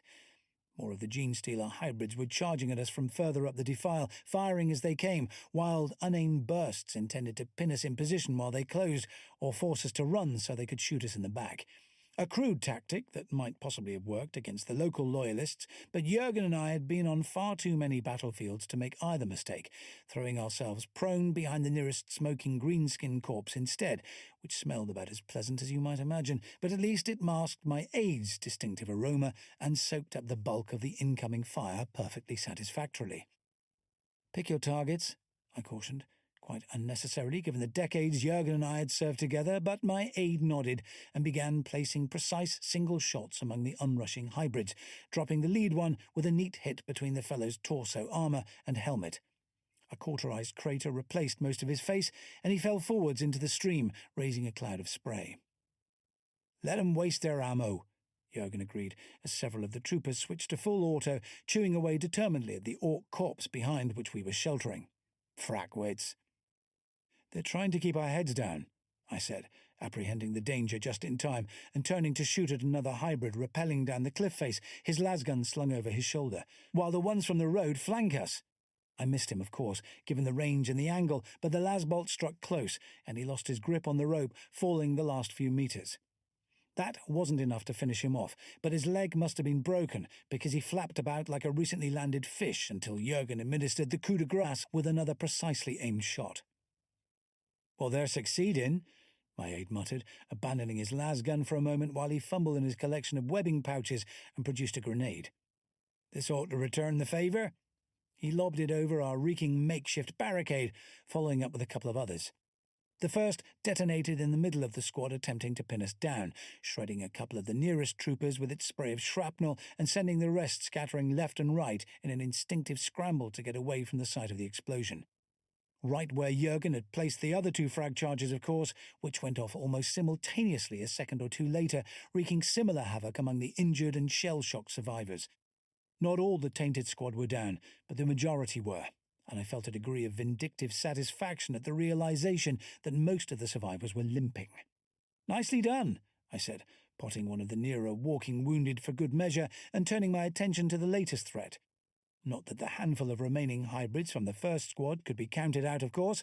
Their connection to the brood mine kept them focused on their objective long after most human troopers would have retreated to regroup or simply fled for their lives, but at least they'd stopped shooting at us for the time being. Which reminded me the distant sounds of bolter fire had ceased. Either the orc had been killed or he'd run out of ammunition. Either way, that would be a problem for later. I glanced at the enemy gathering by the cliff face, their boots crunching on the rocky beach as they struggled free of their repelling lines, a potential way back up to the road, and help if we could reach them. The airstrip we'd left so short a time before was only a few kilometres away, and Jurgen and I could walk it in an hour or so, but with any luck, someone would have noticed we were missing before then and sent out a search party we could hitch a ride with. Right now, though, I might as well wish for the Emperor himself to turn up and offer us a hand. The dangling ropes and the arduous climb they promised were well out of reach, cut off from us by a horde of well-armed, human-looking abominations. The battered survivors of the other squad were joining them, and I counted a dozen or so enemy troopers in total. Presumably, he'd taken a few of the ambushes on the road out with the heavy bolter before the salamander crash, or the group had already been severely depleted in earlier clashes with the Imperial Guard. "Got any more of those grenades?" I asked, and Jurgen nodded soberly. "2 more frag and a couple of crack ones, which might have been some use if the enemy had a vehicle, but we both knew the armour-piercing charges would be pretty much useless against dispersed infantry, other than startling them with an unexpectedly loud bang. "Then frag it is," I said, eyeing the next dead orc to our left, which seemed to offer a bit more cover against the new direction of the enemy advance than our rapidly decaying current refuge. "Better make 'em count." "I will that." My aide followed the direction of my gaze, reading the situation just as clearly as I was. "That one there?" "That one there," I confirmed. "On 3. I took careful aim at the cultist with the sergeant's rank insignia. They were all part of the brood mine, so taking out the nominal leader wouldn't actually make a blind bit of difference, but I couldn't see any point in overriding my normal targeting priorities, and pulled the trigger. 3. The shot was a good one, taking him squarely in the chest. I couldn't see if it had penetrated his torso armour from this distance, but I don't suppose it actually mattered. He staggered from the impact, and Jurgen and I moved, running for the next cadaver, crouching low to minimise our profiles, and popping off a few rounds in the general direction of the enemy. A few desultory lasbolts followed us in return, but by the grace of the throne, none came close enough to actually hit. I threw myself down behind the shielding corpse, driving the breath from my lungs against the hard-edged stones, briefly envying my aide his body armour, an instant before the hybrids found the range again, and the dead orc twitched as though disturbed by dreams as 6 lasbolts slammed into it. "Oh, no, you don't." Jurgen snapped off a double tap. 2 shots in quick succession. And one of the figures by the cliff face folded, the rocket launcher which had presumably done for our salamander dropping to the ground beside it. He must already have primed the warhead, because it detonated inside the tube, spraying a satisfactory amount of shrapnel in all directions, which more or less halved the number of our opponents in one fell swoop. Quite literally in the case of the couple standing nearest to him. Jurgen nodded in quiet satisfaction. "Thought that would be a frag charge?" "Nicely done," I told him. It may have been a happy accident, but he might as well get the credit. I began to think we might get out of this after all. Then a familiar bellow ripped through the air, and the orc reappeared. Not dead, as I'd hoped after all, but very much the worse for wear. He was limping, his whole torso pockmarked with the stigmata of las weapons. One ear was missing, along with enough muscle and skin to expose the teeth along that side of the jaw, and an ecstatic grin stretched across what was left of his face. Even by the standards of his own species, he seemed remarkably resilient, although I'd seen the like often enough before. I've practically lost count of the number of orcs I've encountered, too stubborn or stupid to realize they're dead, lumbering on long after they should have dropped, fueled by nothing but bloodlust and rage. "Kill them all!" he roared, picking up speed, his eyes fixed on Jurgen and me. "Now you!" The bolter was still in his hand, but it seemed I'd been right about him running out of ammunition. He was brandishing it like a club, and it seemed to have acquired a patina of congealed blood, to which a few patches of what looked like hair, brain, and bone fragments adhered to give it a little variety. He seemed so fixated on ripping Jurgen and me to shreds that he might not even have noticed the remaining hybrids if they hadn't made the obvious mistake of opening fire on him as he closed with us, no doubt in the hope of ridding themselves of all three of us at once. "Not all!" I yelled back, keeping my aim on the other enemy with an almost preternatural effort of will.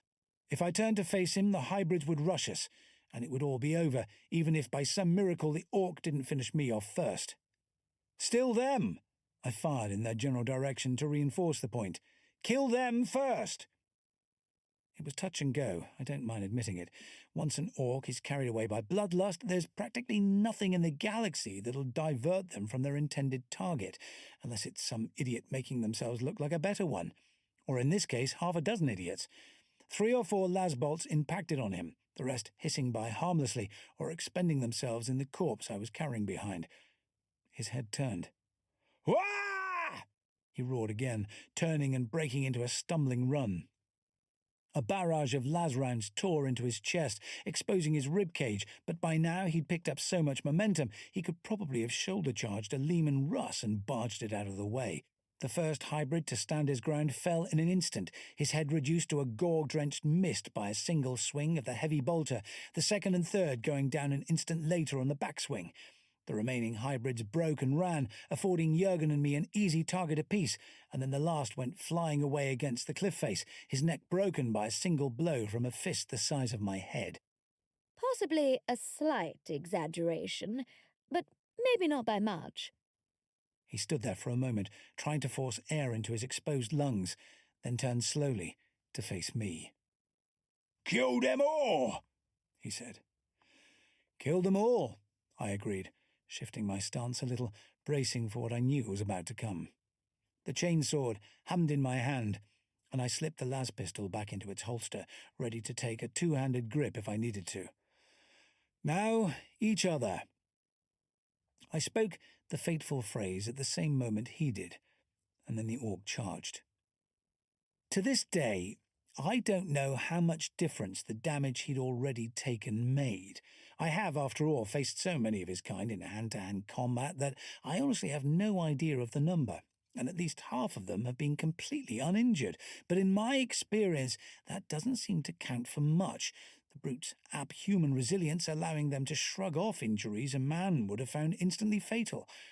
His charge did seem to me to be a little slower than most, however, and I sidestepped his first blow easily, the teeth of the chain blade whining and raising a shower of sparks as it deflected the mass of metal in his hand.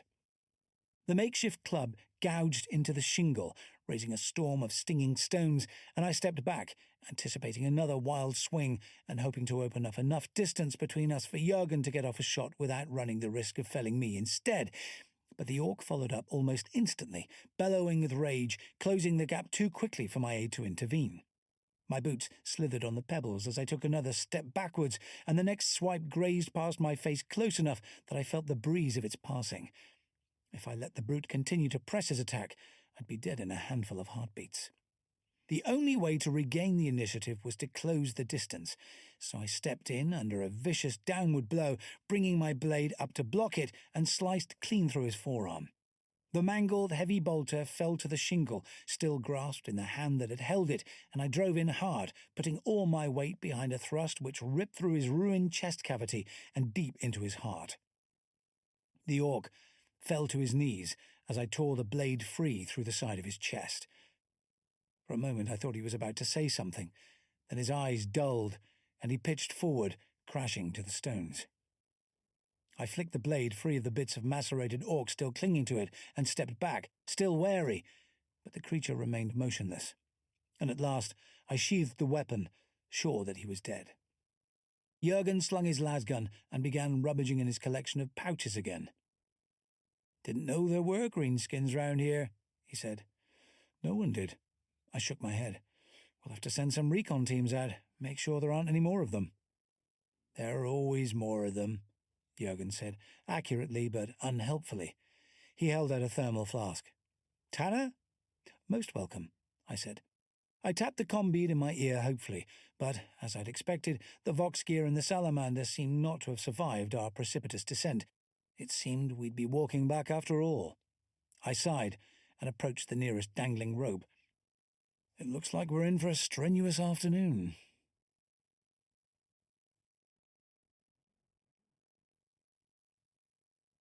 Three questions. I wouldn't go so far as to say I detested Commissar Fossick the minute I first laid eyes on him, but I didn't exactly warm to the fellow either, an instinctive antipathy that had only deepened with every subsequent encounter. So I can hardly say I was surprised to hear that he'd been found dead in his cabin aboard the troop ship our regiments were sharing, only by the fact that it appeared to have been from natural causes. "Positional asphyxia?" I asked, in faint bemusement, looking down at the cadaver, which appeared remarkably intact compared to the ones I was used to seeing. My late and unlamented colleague could almost have been asleep, apart from the faint bluish hue of his skin, which put me in mind of the towel we'd so recently left behind on Gravilax. Dr. Werson, the chief medical officer of the Onward March, nodded. "It can happen," he said, in the unmistakable tone of a man determined to minimize the amount of paperwork in his immediate future. "Even to people in good health. They get into a position where they're putting pressure on the chest muscles or compressing the neck, and their breathing becomes too shallow to provide enough oxygen. Then they suffocate."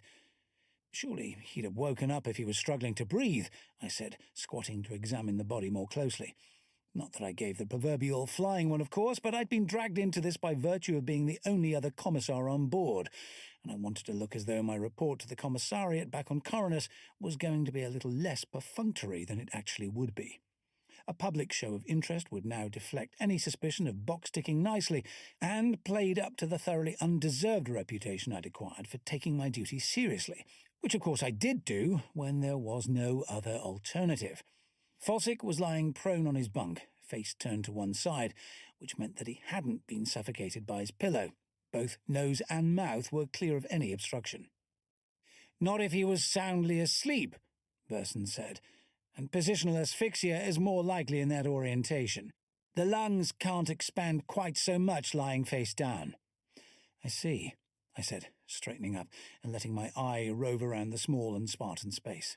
There was nothing at all to personalize it, apart from a battered copy of the Infantryman's Uplifting Primer on the bedside table, which proved to be extensively annotated in a cramped and pedantic hand when I riffled through the pages in the vague hope of finding something illicit secreted inside, and an empty drinking glass beside it which smelled of cheap amasec. The footlocker contained nothing but a change of uniform and the bottle which must have filled the glass. I lifted it out and shook it, finding it almost empty. "And I doubt this would have helped." Werson nodded briskly, clearly satisfied that his job here was done. "Precisely. Intoxication can be a significant factor in a case like this." I nodded too, prepared to let it go. Then a random thought occurred to me. Though our interactions had been as limited as I could contrive, on account of his being a humorless disciplinarian who regarded every comma of the regulations as the word of the Emperor and the use of strategy and tactics instead of charging headlong down the gun barrels of the enemy as barely distinguishable from cowardice, Fossick had never struck me as the kind of man to drink himself into oblivion in the privacy of his own quarters. In fact, the glassful or two left in the bottom of the bottle argued precisely the opposite, that he was abstemious enough to be eking the liquor out, whereas a heavy drinker would have polished off the rest of it without a second thought. "Nevertheless," I said, "perhaps it would be prudent to run a blood test, just to be sure." "If you think that's wise," Werson said, not bothering to add, "if you really want to waste my time," because his tone did it for him. "I do," I said, more because I found his attitude irritating than because I expected anything to come of it. Although, if I'd had an inkling of the consequences, I'd simply have left well enough alone. Natural causes? Colonel Castine looked faintly surprised for a moment before rearranging her face into an appropriately neutral one. No doubt Colonel Graydon will be relieved to hear that. Far less paperwork, I agreed, pretending to miss her thinly veiled insinuation. It hadn't taken any of us long to realize that the Castrian 73rd's morale was so low as to be verging on the subterranean, and Fossick's presence had contributed far more to that than the mauling they'd taken at the hands of the tower before Gravellax had been returned safely to the Imperial fold. The best thing he could have done for the regiment was what he had done, in fact, and, saving one of his erstwhile comrades in arms the bother of arranging a friendly fire accident, quite likely the only favour he'd ever done for anyone. "They don't seem to be missing him much, do they?" Castine remarked, glancing around at the guardsmen in our immediate vicinity. Since protocol demanded a courtesy call on her opposite number to offer our condolences, she'd elected to accompany me on my own errand to fill Graydon in on my conclusions, and I must admit to appreciating her company. After a bit of a rocky start, I was beginning to find my feet with the 597th, and our working relationship was coming along nicely. "No, they don't," I agreed.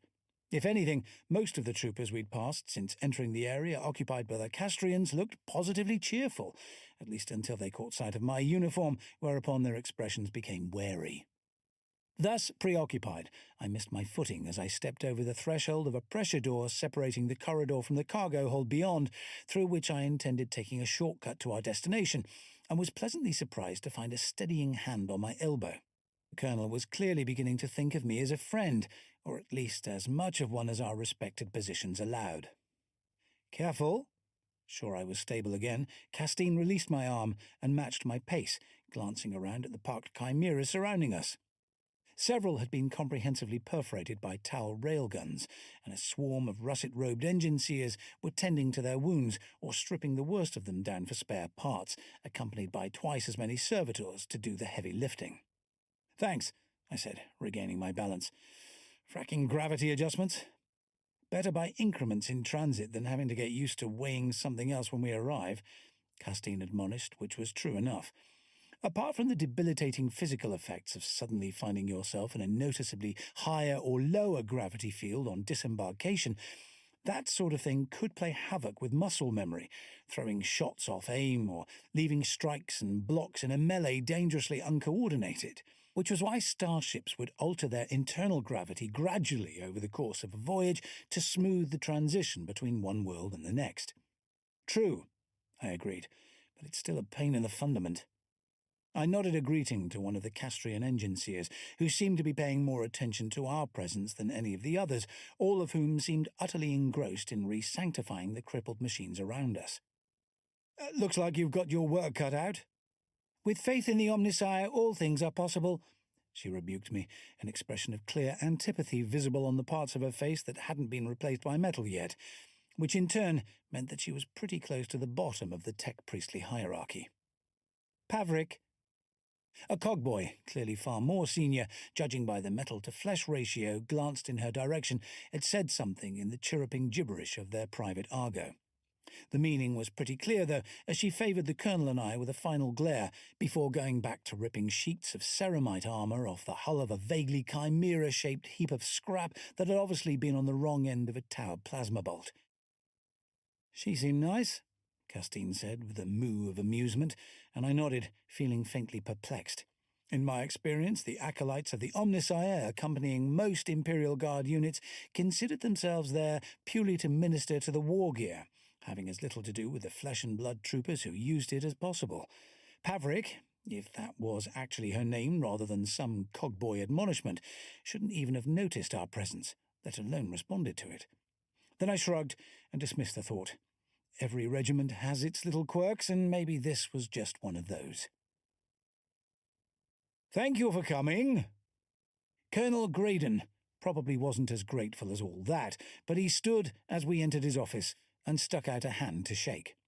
Castine first, I noticed, before turning to me. His grip was firm, but his manner slightly reserved, which I could hardly blame him for if his experience of commissars had largely been confined to Fossick up until now. "Not at all," Castine said, slipping easily into the polite stock phrases which occasions like this seem to demand.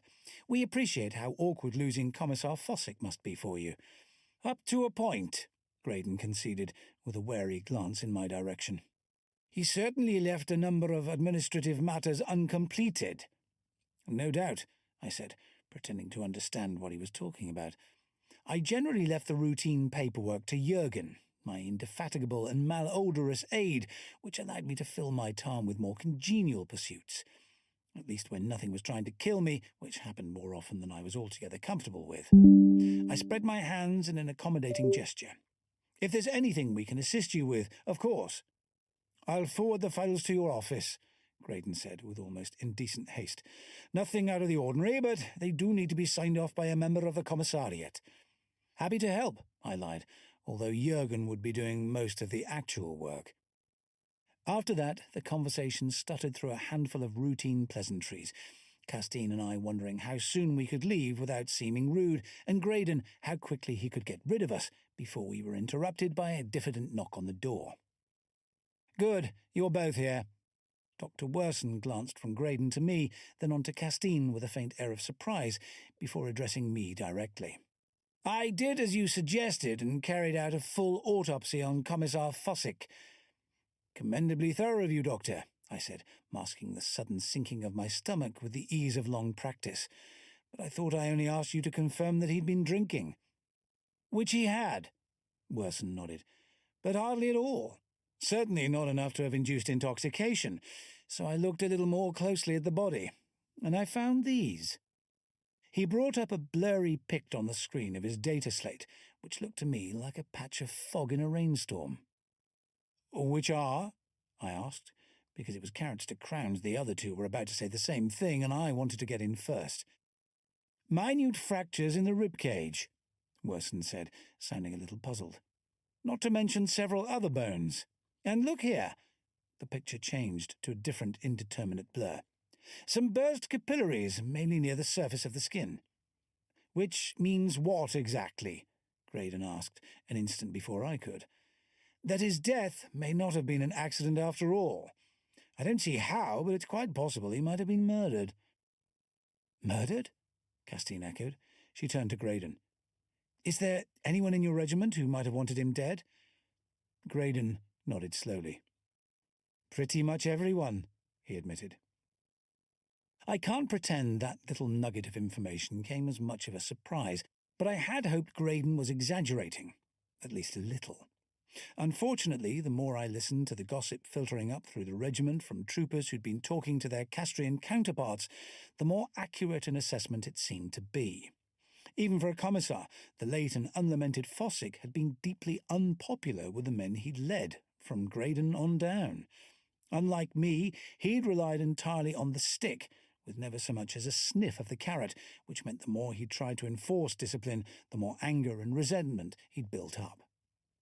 "Quite honestly, I'm surprised no one tried to kill him before now," I said, reviewing the files Graydon had sent over. "I'd had Jurgen do the bulk of the work, of course, but under the circumstances I thought I ought to at least take a look at the things. The man was a martinet." "Sounds like a polite way of putting it," Castine said, leaning around the door of my office. "And how do you know they haven't tried? There were a couple of near misses in combat." "True," I conceded. "Some of the files I'd been sent were after-action reports, and I couldn't see why Fossick would have bothered wading through them. Perhaps he had grown suspicious and was looking for evidence that he was being targeted. Or perhaps he was just petty-minded enough to be checking up on the actions of individual troopers to make sure they were piling into the enemy with what he no doubt thought of as an appropriate lack of concern for their own welfare. Some of them were very near misses." "Can't you leave it for now?" Castine asked, tapping an admonishing finger on the chronograph strapped to her wrist. "You'll miss the opening events." I hesitated.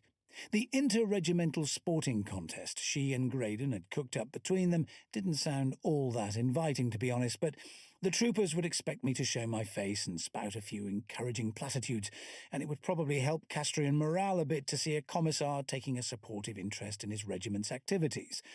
On the other hand, if Fossick really had been murdered, Though, Throne alone knew how, there might just be something in his legacy of paperwork that could point to a motive. I just need to finish this, I concluded reluctantly. I'll join you in half an hour or so. Once I'd got through the AARs, everything else could wait. What do you want me to do with these, sir? Jurgen asked, right on cue, sidestepping Castine to enter the office with an armful of print sheets. The colonel smiled, breathing a little more shallowly as my aide passed. I can see you're busy. See you on the recreation deck a bit later. She withdrew, a little more hastily than was strictly polite, leaving me to glower at the stack of paper which had suddenly appeared on my desk. What are they? I asked. Jurgen shrugged. Disciplinary orders. They need to be signed by a commissar before they can be carried out. Fine. I hefted the stack and dropped them into the waste bin beside my chair. Let's give his successor a clean slate. If I knew Fossick, he'd have been as severe on every minor infraction as the regulations allowed, whereas I've always taken the opposite view, on the entirely reasonable grounds that troopers who think I've got their backs are more inclined to watch mine when the lasbolts start flying. Nobody needs to get flogged for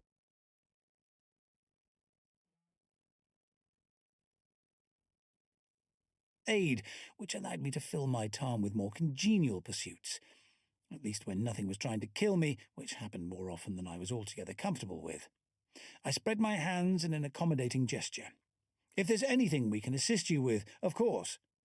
I'll forward the files to your office, Graydon said with almost indecent haste. Nothing out of the ordinary, but they do. The sudden sinking of my stomach with the ease of the sudden thing, and I wanted to get in first.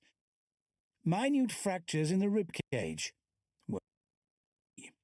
Even for a commissar, the late and unlamented Fossick had been deeply unpopular with the men he'd led, from Graydon on down.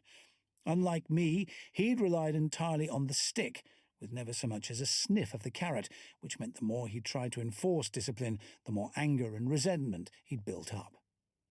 Quite honestly, I'm surprised no one tried to kill him before now, I said, reviewing the files Graydon had sent over. I'd had Jurgen do the bulk of the work, of course, but under the circumstances I thought I ought to at least take a look at the things. The man was a martinet. Sounds like a polite way of putting it, Castine said, leaning around the door of my office. And how do you know they haven't tried? There were a couple of near misses in combat. True, I conceded. Some of the files I'd been sent were after-action reports, and I couldn't see why Fossick would have bothered wading through them. Perhaps he had grown suspicious and was looking for evidence that he was being targeted. Or perhaps he was just petty-minded enough to be checking up on the actions of individual troopers to make sure they were piling into the enemy with what he no doubt thought of as an appropriate lack of concern for their own welfare. Some of them were very near misses. Can't you leave it for now? Castine asked, tapping an admonishing finger on the chronograph strapped to her wrist. You'll miss the opening events. I hesitated.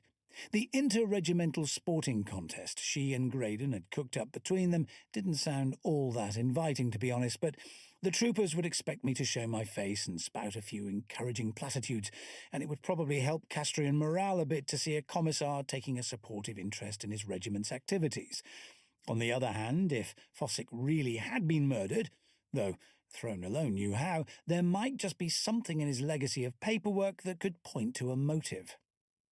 I just need to finish this, I concluded reluctantly. I'll join you in half an hour or so. Once I'd got through the AARs, everything else could wait. What do you want me to do with these, sir? Jurgen asked, right on cue, sidestepping Castine to enter the office with an armful of print sheets. The colonel smiled, breathing a little more shallowly as my aide passed. I can see you're busy. See you on the recreation deck a bit later. She withdrew, a little more hastily than was strictly polite, leaving me to glower at the stack of paper which had suddenly appeared on my desk. What are they? I asked. Jurgen shrugged. Disciplinary orders. They need to be signed by a commissar before they can be carried out. Fine. I hefted the stack and dropped them into the waste bin beside my chair. Let's give his successor a clean slate. If I knew Fossick, he'd have been as severe on every minor infraction as the regulations allowed, whereas I've always taken the opposite view, on the entirely reasonable grounds that troopers who think I've got their backs are more inclined to watch mine when the lasbolts start flying. Nobody needs to get flogged for wearing their cap at the wrong angle. I suppose not, sir, Jurgen agreed, although in his case I strongly suspected there'd be no such thing as the right angle. He didn't so much wear his uniform as hang around in its general vicinity. If you're going to be here a while, I'd better find you some refreshment. Thank you, I responded automatically, my attention already back on the AARs scrolling steadily across the screen of my data slate. I'm not sure how long I remained immersed in the files, as they weren't exactly riveting, but I stuck to it diligently, barely glancing up at the sound of footsteps in the corridor outside. Is that you, Jurgen? I called, hearing a rattle at the door, but after a moment the footsteps receded, and I resumed reading. The formal prose was soporific, and my attention began to wander. After a while I hauled myself to my feet, intending to jettison the residue of the recuff I'd been drinking, astonished at how weary I felt. Every step was an effort, my feet seeming to weigh twice as much as they should have done, and the blood flowed sluggishly through my veins. I began to wonder if I was sickening for something. I reached for the door handle and tugged at it, but it refused to open. Beginning to feel seriously alarmed by now, I drew my las pistol and fired a couple of las bolts at the locking plate, but they went wide. Normally the weapon felt so familiar in my hand it was more like an extension of my own body, needing no conscious thought to aim and fire, but somehow it had become a dead weight, dragging my hand down. It slipped from my grip and thudded to the carpet. I could barely stand by now. Summoning all my remaining strength, I lifted a hand and tapped the comm bead in my ear. "Jurgen," I rasped, "I think I've been poisoned." Then my knees gave way, pitching me to the floor. I hit it far harder than I'd expected, feeling a couple of ribs crack and the shock of impact jarring up the arm it extended to break my fall. My outstretched hand tipped the waste receptacle, spilling the papers I'd dumped in it unread, and I caught sight of the nearest. An execution order. My antipathy to routine paperwork had been a stroke of good luck for someone. Then my vision greyed, and oblivion sucked me down. "You were lucky," Dr. Worson said, frowning at me as I finished redonning my shirt. "If your aide hadn't found you when he did, I'd have ended up like Fossick," I agreed. "But luck had nothing to do with it." I nodded my thanks to Jurgen, whose own expression was murderous. Throne help my would-be assassin if he caught up with them first. I knew Jurgen would get there in time, which wasn't exactly true, but it was what he needed to hear. "I'd have been even quicker if some Gretchen fondler hadn't jammed the door," he said, scowling. "Which meant this was a deliberate attempt on your life," the doctor said, coming to exactly the same conclusion as I had. "But how and why?" "Two very good questions," I said, "but you're missing the most important one." Jurgen nodded. "You mean who?" he said. "I do." I shrugged my greatcoat into place, ignoring the flare of pain from my cracked ribs, and buckled my weapon belt. The weight of my las pistol and chainsword, now no more than they ought to be, was comfortingly familiar. Fortunately, I think I can answer all three now. I picked up a crumpled piece of paper from Worson's desktop. "If you'd care to accompany me, Doctor, I'd be happy to explain." "Good of you to meet us here, Colonel," I said, raising my voice a little over the ambient noise. The tech priests were still scurrying about, ministering to the Castrian-stricken chimeras, and, as I'd expected, only one showed the slightest interest in our presence. Graydon glanced around at the parked vehicles with a faintly bemused expression. "It's certainly close to the recreation deck," he conceded, "but we'd be a lot more comfortable in my office." "No doubt we would," I said. "But if you've no objection, I'd like to get this over with as soon as possible." "No objection at all," he said, a faint air of apprehension settling around him. "Then I'm sure you'll be delighted to hear that no one in your regiment is responsible for the death of Commissar Fossick," I began. "I am." The relief, not to say astonishment, he clearly felt was palpable. "So what happened to him?" "It looks as though it was a regrettable accident," I said. "He fell asleep, quite naturally, then suffocated. Dr. Worson was perfectly ready to certify it as natural causes, and in a way I suppose it was. The only thing is, he suffocated because the artificial gravity in his quarters was turned up to several times the level the human body evolved to cope with." Worson nodded. "Hence the hairline fractures I noticed during the autopsy. In layman's terms, his lungs simply became too heavy to inflate, and he died from lack of oxygen." I see. Graydon nodded thoughtfully. It was just an accident after all. Oh no, I said, beginning to enjoy myself. I just said it looks like an accident. The ship is several centuries old, after all, and the occasional mechanical failure is only to be expected. I turned my head slightly to address the nearby tech priest, who was trying very hard not to look as though she was listening. Isn't that right, Mechrite Pavrik? I suppose so, she conceded, turning back to the piece of junk she was ostensibly working on. And that's precisely the conclusion I would have drawn, I said, if the same thing hadn't happened to me about an hour ago. But a systems failure that roams around a starship apparently stalking commissars? Hardly seems likely, does it?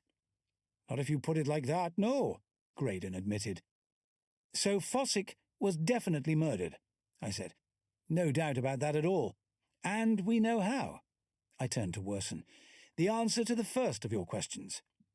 Never mind how, sir.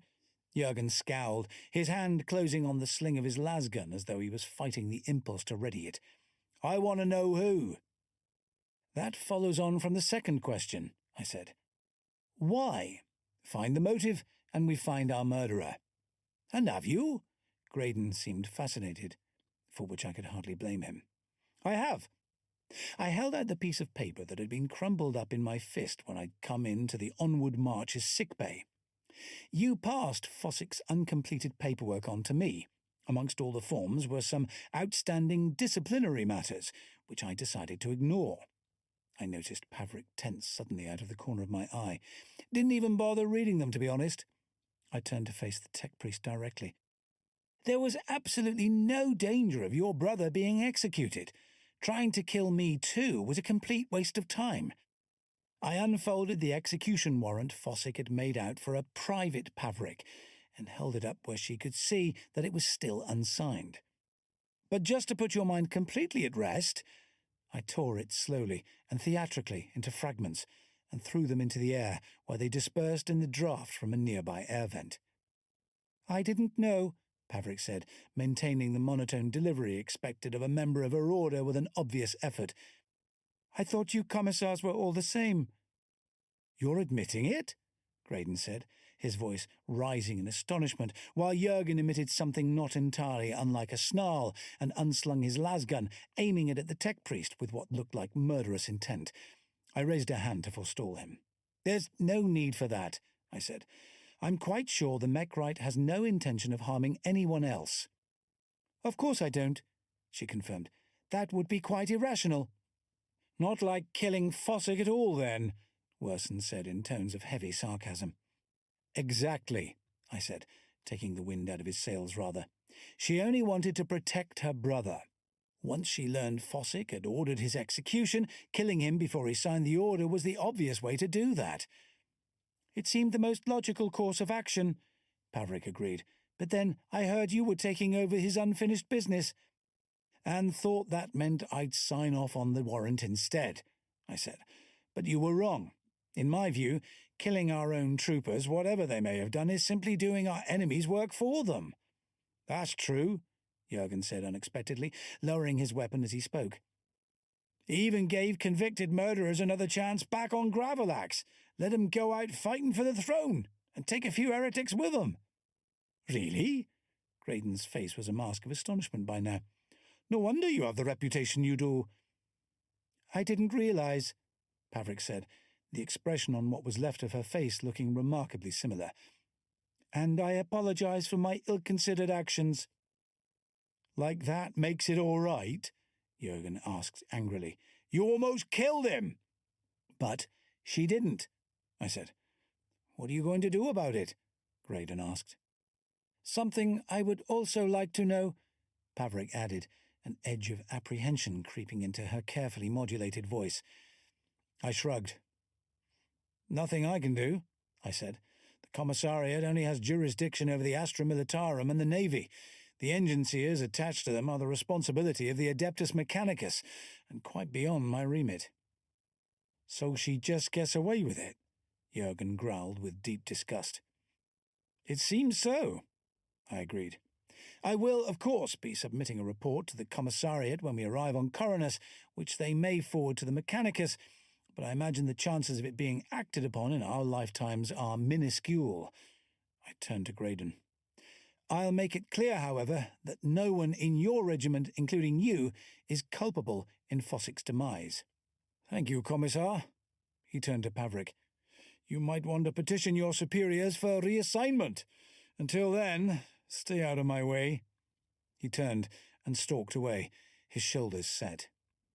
Reassignment? For the first time, Pavrik looked unsure of herself. If I leave the regiment, I'll never see Roland again. You wouldn't have seen him again if he was dead either, I said. At least you'll know you prevented that. For a while, anyway.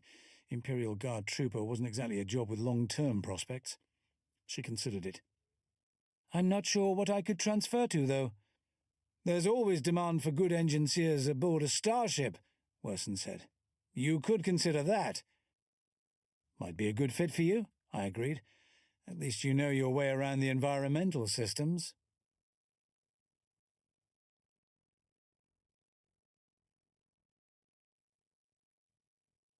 Rotten to the core. The thing about void stations is that the clue's in the name. Small bubbles of life and air completely surrounded by infinite amounts of frack all. I've passed through more than I can count over the years, for the most part in orbit around major imperial worlds or outer system way stations, but the ones that tend to stick in my mind are the ones that most exemplify their appellation. The warp currents are fickle, and not all flow directly to inhabited solar systems.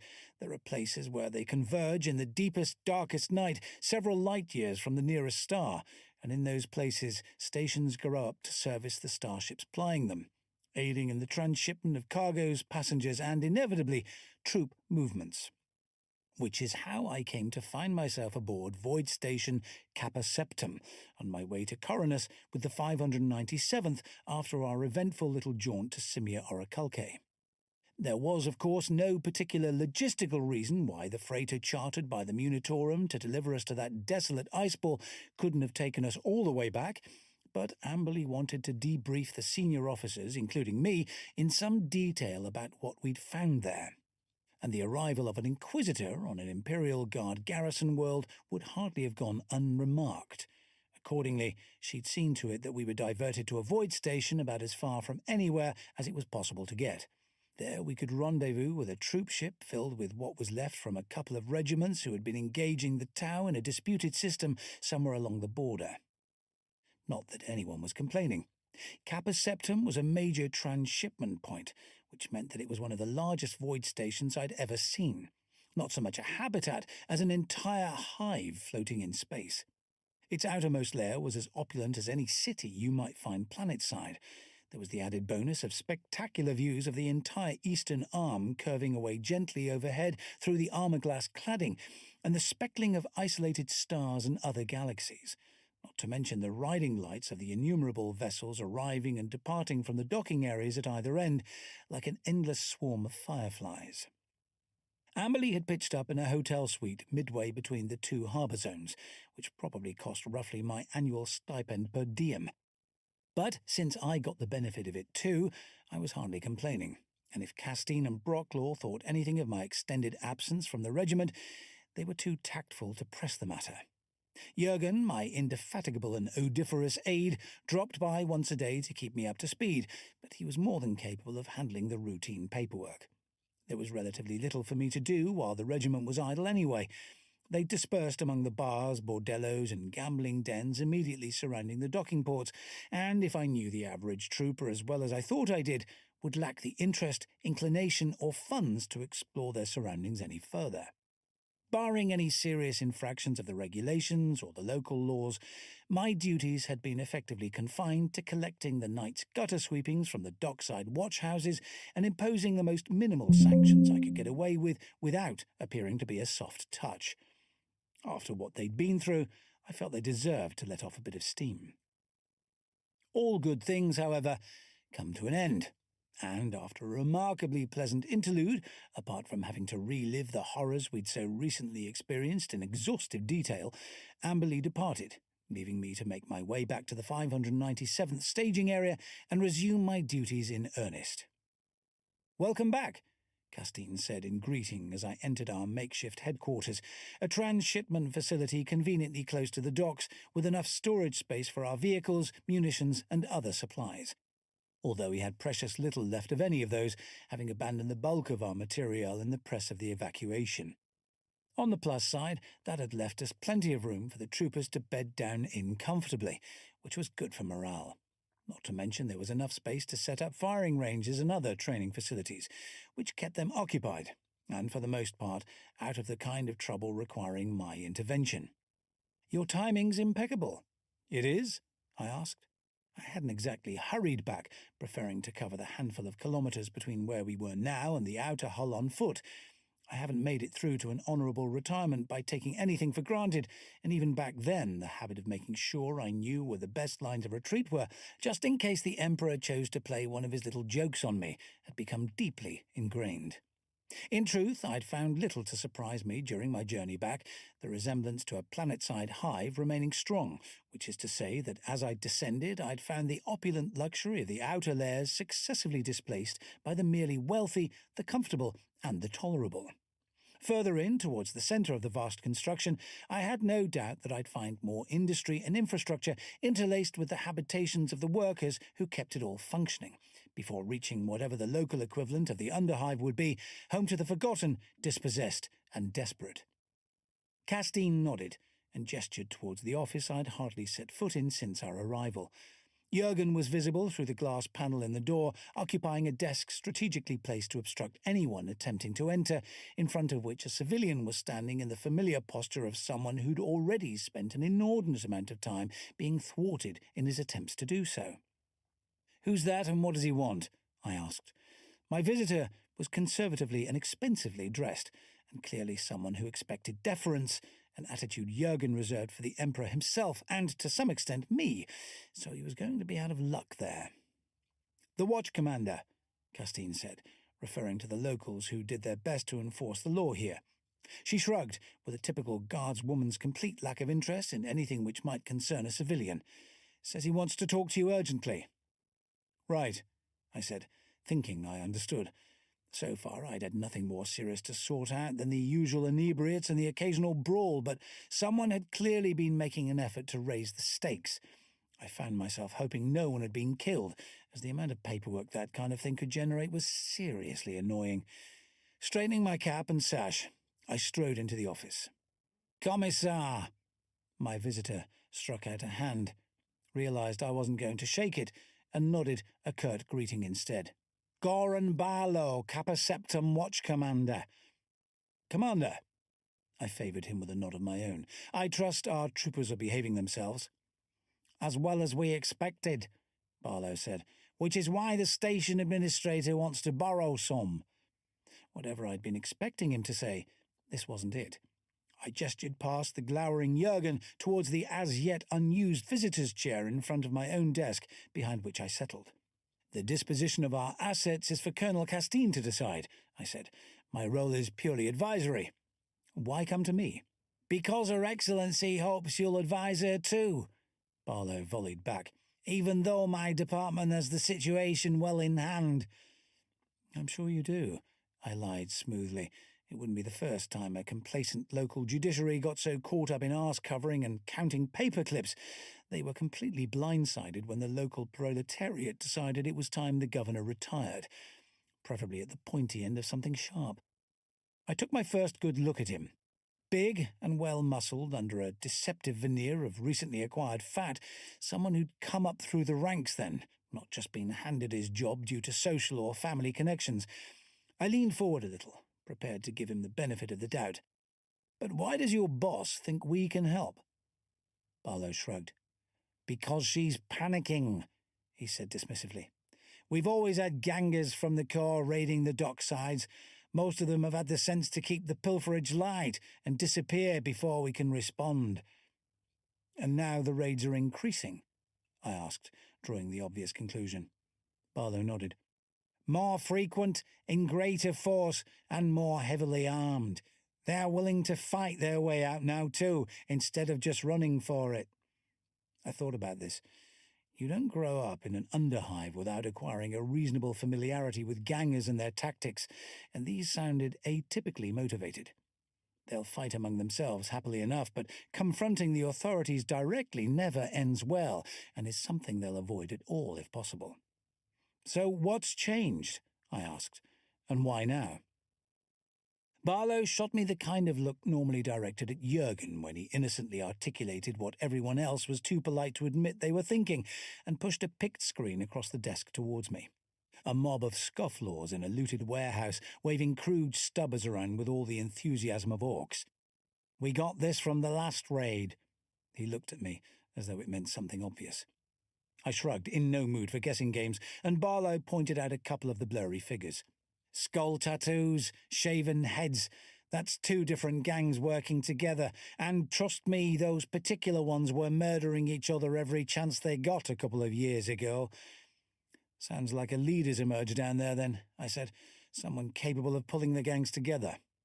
Barlow nodded again. "Which Her Excellency seems to think is going to lead to a full-scale insurrection. Hence the request for your assistance. She wants them eradicated once and for all." "Never going to happen," I said. "Taking out gangers is like punching holes in a river." For a moment I wondered if he knew what one of those was, being a voider and all, but he seemed to take my meaning. "A complete waste of everyone's time," he agreed dismissively. I sighed, with every appearance of regret I could feign, and was on the verge of telling him I couldn't in all conscience advise the Colonel to agree to the request, when I took a closer look at the pict in front of me, and my blood ran cold. "Chaos?" Castine asked, after Barlow had been ushered out with bland assurances that I'd take his concerns to the Colonel, and we were all sure he was well out of earshot. "Are you sure?" "Sure as I can be," I said. I pulled up the pict Barlow had shown me on my own data slate and magnified the image as much as I could. "This woman here, her forehead. See? The tattoo." Major Brocklaw, the regiment's second in command, peered at it, his expression as puzzled as the Colonel's. "Just some gang thing, isn't it?" "I hope so," I said, "but I've seen it before." I squinted at the blurry image too, and for a moment dared to hope that I was wrong about its significance. Something like it, anyway. "Then we have to act." Castine's face was pale, even for an ice worlder, but her voice was resolute. "If there's a chaos cult active on the station, it must be eradicated at once. Souls are at risk." "Including ours." Brocklaw nodded, then turned to me, lowering his voice instinctively, even though we were alone. "Your friend the Inquisitor is long gone," I said. There were channels of communication I could use, of course, but her ship was in the warp already, and a message might not reach her for months. "Then we're on our own," Castine said decisively. She looked from one of us to the other. "I'll contact the station governor, or whatever she calls herself, and tell her we're granting her request. But don't tell her why," I added. "Chances are the cult's confined to the underhive, the station core for now, but we can't be sure how far the rot spread. It's unlikely to have reached her household yet, but better safe than sorry." "Agreed," Brocklaw said. "And what do we tell our own people?" "Nothing," I said. "So far as anyone outside this room's concerned, it's a routine action in support of the station authorities. Nothing our people can't do in their sleep." "A walk in the rice fields," Brocklaw agreed. I smiled and nodded too, because that was my job, but somehow I doubted it would be as easy as that. And of course, I was right. "Simple, effective, and to the point," Barlow conceded, glancing up from the data slate on which he'd been perusing our plan of action, or at least as much of it as Castine and I felt comfortable about sharing with a civilian. Given the size of the station, we decided to keep it simple. We sent a couple of platoons into the core from the docking bays at each end, while the rest of our task force encircled it in the surrounding layers, ready to follow up, reinforce, or simply mop up any troublemakers trying to make a run for it. "We thought so," I replied, raising my voice over the howling engine of the scout salamander we were riding in, not untypically for a vehicle being driven by Jurgen. This was not only about as loud as it could reasonably get, but also overlaid by other sounds, presaging the vehement disapproval of whichever engine seer would be unlucky enough to be assigned its next routine reconsecration. Barlow looked as if he was about to say something in reply, but grabbed the pintle mount of the heavy bolter to steady himself as Jurgen swerved around a cargo hauler, chugging its way up from one of the industrial levels before he got the chance. Both of us glanced over the tailgate at the vehicle behind us, a civilian lorry reinforced with some light armor plating and painted in the livery of the Watch, the same sober green as their uniforms. Nothing like as well protected as a Chimera, of course, but proof against pretty much anything they'd be likely to face down here. To my faint surprise, it was still keeping pace with us. The driver grinned as she tucked in behind the Salamander, and the heavy vehicle Jurgen had just overtaken braked suddenly to avert a collision. At least someone seemed to be enjoying themselves on this little expedition, although I seriously doubted that any of her passengers were. To be honest, I wasn't entirely sure why they were with us in the first place. The 597th had everything well in hand, and anything a full company of battle-hardened guard couldn't deal with would hardly be incommoded by half a dozen civilians with shock mauls and riot guns. But if Barlow wanted them around, that was fine with me. He'd insisted on observing the operation up close, and as liaison was my area of expertise, I'd been the obvious choice to escort him, which meant that for once I wouldn't have to find some excuse not to lead from the front, as people tended to expect given my unmerited reputation. "Almost there, sir," Jurgen assured me, his voice attenuated a little by the vox bead in my ear. Before swerving abruptly down a descending ramp, the transporter behind us remained glued to the rear of the Salamander, though it rocked rather alarmingly on its suspension as the driver swung the wheel to follow. "Excellent." I turned to Barlow, whose face was beginning to take on a little of the hue of his uniform, and nodded encouragingly. "I'm afraid we'll be moving in on foot from here." "Not a problem," he assured me, with rather more evident relief than I suspected he intended. We both grabbed reflexively for a handhold as Jurgen brought us to an abrupt halt, alarmingly close to a solid-looking tangle of pipework that barred any further progress. A moment later, the Watch transport squealed to a halt an incrementally shorter distance from the Salamander, slewing round to come to rest broadside on to our tailgate, leaving a thin deposit of tyre to mark its passage. The driver hopped down from the cab, a broad smile stretched across her face. A moment later, the rest of her squad disembarked, looking considerably less happy. "Gonzales!" The largest and testiest of them, the leader, judging by the silver aquila adorning the chestplate of his body armour, glared at her, hefting his shotgun as though tempted to discharge it in her general direction. "What the hell do you think you were doing?" "Following orders, Sarge. And him." She gestured towards Jurgen, who was clambering out of the driver's compartment of the Salamander. "You said to stay close." "Which you certainly did," Barlow conceded, regaining the deck plates with manifest relief. I followed, watching the sergeant deflate slightly before turning away to retarget his ire on the watchmen slowest to regain their wits and form up. "Nifty driving," Gonzales said to a faintly nonplussed Jurgen, then trotted across to rejoin the rest of her squad, apparently impervious to the glares of the majority. "Thank you, miss." My aide took up his usual place at my shoulder, his lasgun in his hands, glancing at everything in our vicinity with an expression of wary disdain. "Where to now?" Barlow asked, with a faintly puzzled look at the data slate, followed by a glance at the obstructing pipes. I began to suspect that he'd never been this far from the outer layers in his life.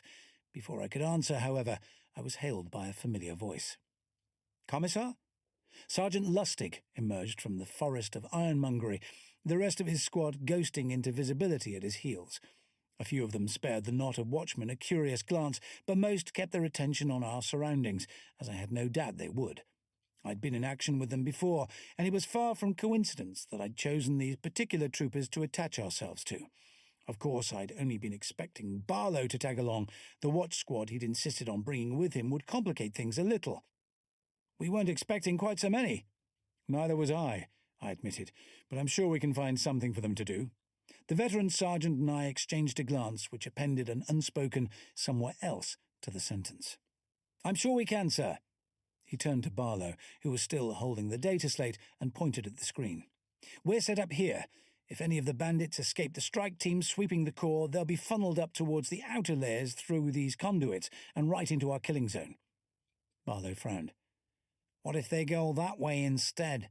"Then they'll run into Sergeant Griffin and her people," I explained, taking the slate and shrinking the scale to reveal a couple of the other squads in this sector. "We have every possible egress covered." I made a bit of a show of listening to the voices in my combead, although, of course, I'd been monitoring the operation from the outset. It was all going precisely to plan, with several groups of bandits already engaged and eliminated. Most had either surrendered or broken and run as soon as they started taking casualties. Not what you'd expect from the adherents of a chaos cult, who were more inclined to the berserker charge approach to life's little difficulties, and I began to feel that perhaps I'd been letting my imagination run away with me after all. "Good." Barlow nodded in satisfaction and strode off towards the piping, gesturing to his watchmen to follow. After a moment they did, hefting their weapons with an air of grim determination, clearly intended and utterly failing to impress the watching troopers with their professionalism. "Then let's see for ourselves how ready they are." "Of course," I said, with all the polite enthusiasm I could feign. As I made to follow, Lustig lowered his voice. "Do you want to take second team with you, in case the plotters frack it up?" I shook my head, appreciative of the offer. Better stick with the plan. I've got Jurgen to watch my back, and I don't suppose the civilians can get into too much trouble this far from the fighting. Which just goes to show how much I knew, of course. Squeezing through the tangle of pipework was simple enough for an old underhive boy like me, and Jurgen managed it tolerably well too, although judging by the faint echoes of profanity I caught, not all the watch squad were finding it as easy as we were. After a couple of minutes, we broke through into a conduit wide and high enough to walk along 2 or 3 abreast with little difficulty. Several of the pipes turned to follow the ceiling and walls, where other utility ducts and cabling mingled with them. Judging by the faintly glowing luminators set into both at intervals, it was evidently used by the station's tech priests, although rarely, given the amount of dust being kicked up by the watch squad as they jostled to sort themselves out. "This way," Barlow said, with the firm assurance of a man in authority who doesn't have a clue, after a surreptitious glance at the data slate. As it happened, he was right, so I let him get on with it, while I spent a moment or two orientating myself and getting a feel for the echoes and air currents, both of which were as good as the light for anyone capable of reading them. My nose told me Jurgen was watching my back, as always, so I didn't waste time turning to check. "Move out," Barlow added. Then, belatedly remembering that this was supposed to be an Imperial Guard operation, he turned back to me. "If that's all right with you, of course." "Just what I'd do," I assured him, although what I'd have done if it were up to me was stay comfortably behind Lustig's squad, who, judging by the faint sounds of movement and breathing to my left, were already resuming their positions among the pipes, which offered both concealment and hard cover against the gangers' crude slug-throwers. The corridor became considerably less crowded as the vanguard moved off, their shotguns at the ready. Barlow followed, leaving Jurgen and I to take up the rear. Not a position I'm normally sanguine about in this kind of situation, but I'd been following the operation since it started, and the chances of any hostiles taking us by surprise from behind seemed negligible. Which reminded me, I returned my attention to the tactical net. "We've got runners," one of the squad leaders mopping up the core reported, over the faint crackle of lasgun fire. "Rising to Sector 617. My intuitive understanding of three-dimensional spaces kicked in instantly, recalling the image of the station's internal layout in the briefing hololith. The fleeing bandits were heading in our direction. If it hadn't been for Barlow's impulsive decision to bring us down here, they'd have emerged into this conduit and been picked off by Lustig or Griffin, depending on which direction they turned within moments. As it was, however, we were going to meet them head-on.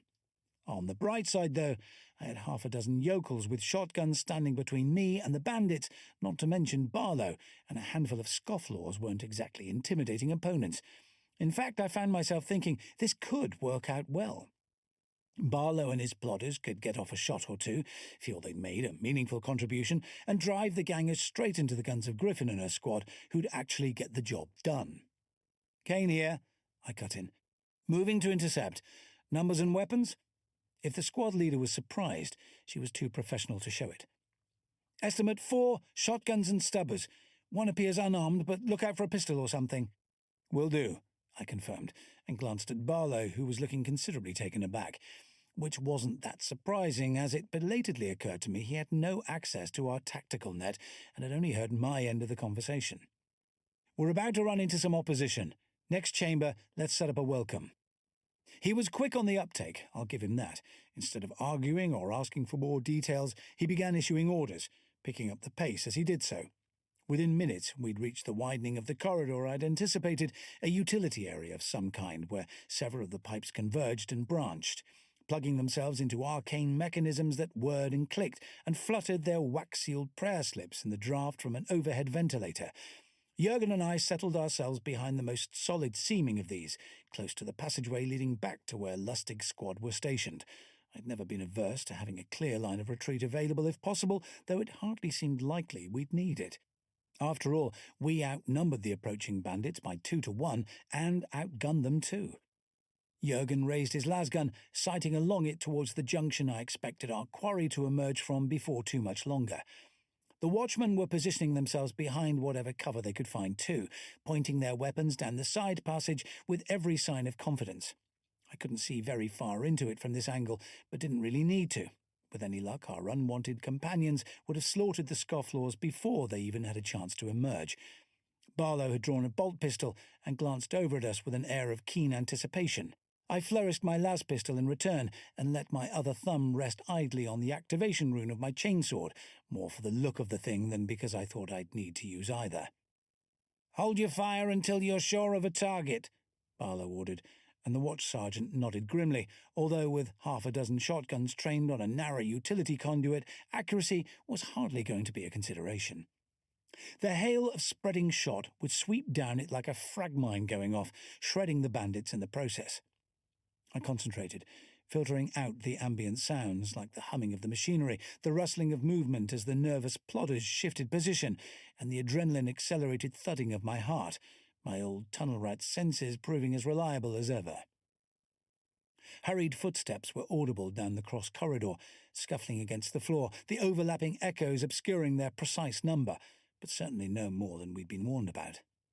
I nodded to Barlow, although the sudden tensing of his subordinates was enough to tell me they had just caught sight of their quarry. "Fire!" the watch commander bellowed, and the concussion from half a dozen shotguns battered my eardrums, overlaid by the sharper crack of Barlow's miniature bolter. A heartbeat later, the storm of shrapnel burst back out of the tunnel mouth, ripping into the watchman who'd fired it.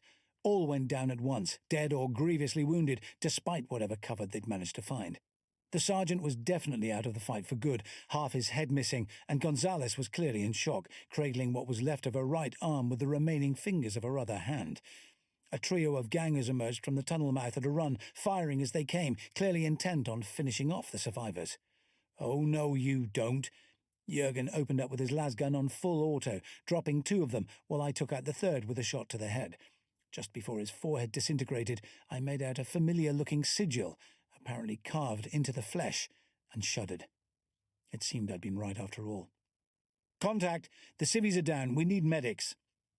I glanced at the dead gangers Jurgen had shot, seeing my worst fears confirmed. They too carried a mark of the dark gods, which made no sense. Why would they have run instead of fighting to the death against the squad that first discovered them? 3 hostiles neutralized. "On our way," Lustig assured me. "What about the 4th? That was a good point. The palms of my hands began to tingle. Nothing the gangers had should have been capable of wreaking so much carnage so quickly. Unless... A figure was emerging from the conduit, walking with a casual confidence that reeked of arrogance.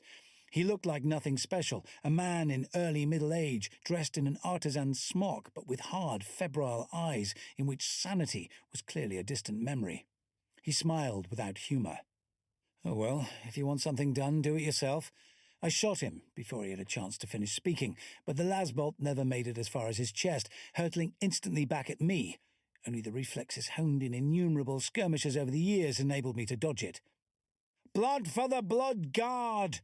Barlow roared, emerging from the shadows of the pipework, his bolt pistol aimed in my direction. A trap. I fired twice, taking him in the chest, and he fell, the weapon falling from his spasming hand. "Jurgen with me." I was moving, even as I spoke, drawing the chainsword and sprinting towards the psyker. If I couldn't shoot him, then I'd just have to do it the old-fashioned way. The abomination smiled again, with a hint of genuine amusement this time. "This is gonna be messy." "Not for me," I assured him, taking a swipe at his neck. As the whirling teeth approached the exposed flesh, however, I began to feel resistance, slowing my stroke. Despite my best efforts, the blade simply hung there, chewing empty air, my muscles straining to move it closer to its target. "Be right there, sir," Jurgen assured me, his voice partially obscured by a burst from his lasgun. Something insubstantial kicked me hard in the chest, forcing me backwards, and I struck out at thin air, the whining teeth of my chain blade hewing nothing. The psyker followed up, swinging at my face with a hand tipped with razor-sharp talons, its back ridged with spurs of cartilage, and I blocked reflexively, expecting the blade to shear through flesh and bone. But again, the weapon stopped short just before making contact. "Any time, Jurgen," I said, trying to keep the desperation from my voice. Our only chance now was my aide's peculiar warp-dampening gift, which he was still too far away to use effectively. "Sorry, sir, the fracker won't stay down." "What?" I broke away from the advancing weird, glancing in his direction, and immediately wished I hadn't. Barlow was staggering under the repeated impact of the lasbolts, but striding forward, his uniform shredded by the fire he'd already taken, and what was revealed through the rents had clearly long since ceased to be human. "He's the cult leader." "Of course I am," Barlow growled, turning on me. "And I'd have taken this place from the lackeys of the corpse god if not for your arrival." He stamped down on the neck of a feebly twitching watchman without breaking stride. "Blood for the blood god!" He reached out for me, his face distending, opening a mouth lined with far too many needle-sharp teeth. "I heard you the first time," I snapped, ducking beneath my rising chainsword. The blade bit deep, and Barlow howled, pressing forward again as flesh and bone tore, leaving his hand dangling at an awkward angle, sprouting blood. Seeing a flicker of movement in my peripheral vision, I pivoted aside, avoiding another clumsy swipe from the psyker, and struck backwards, thrusting the blade beneath my own armpit. As before, it met resistance, but this time it yielded, moving incrementally towards its target. A hint of confusion appeared in the psyker's voice. "How are you?" "I'm not," I said. Jurgen's familiar odour was strong in my nostrils, my aide circling to get behind the fellow. "He is." "What?" The psyker seemed to become aware of Jurgen's presence just as my aide's bayonet slid between his ribs, and the pressure preventing me from completing my cut ceased abruptly. He was probably dead even before my humming chainsword sheared through his ribcage, Jurgen's blade buried deep in his heart. But with witches, you can never be too careful. I learned that lesson on Slaukenberg, and I've been careful to apply it ever since.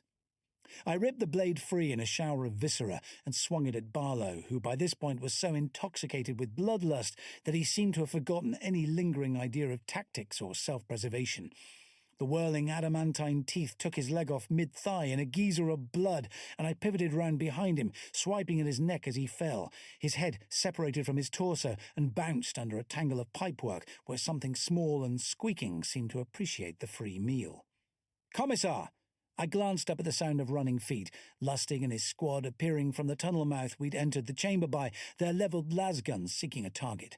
Finding nothing to shoot at, they broke out their primary aid kits and started doing whatever they could for the surviving watchmen. "He was a mutant," Gonzalez said, mumbling a little as the analgesics kicked in and spitting surprisingly accurately at the decapitated corpse. "Would have killed us all if the commissar hadn't—" At which point she passed out, with a commendable sense of the dramatic, leaving me to look appropriately modest. "Can't say I'm sorry to see the back of the place," I said, staring out of the viewport of the troop ship Hammer of Faith at the outer hull of the station.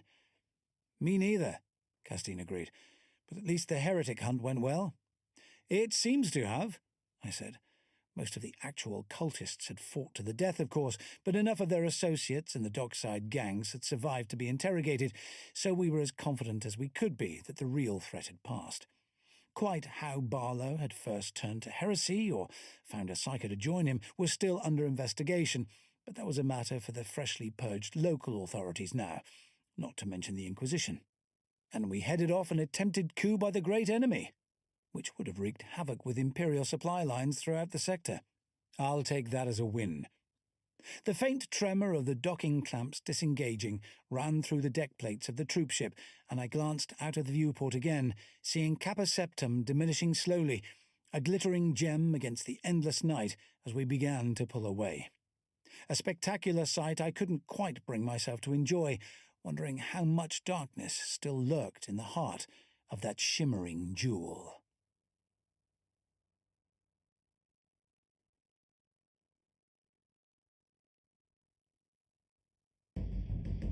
That was Caiaphas Cain, the Anthology, written by Sandy Mitchell and read by Stephen Perring, Penelope Rawlins, Emma Gregory. Philippe Boscher.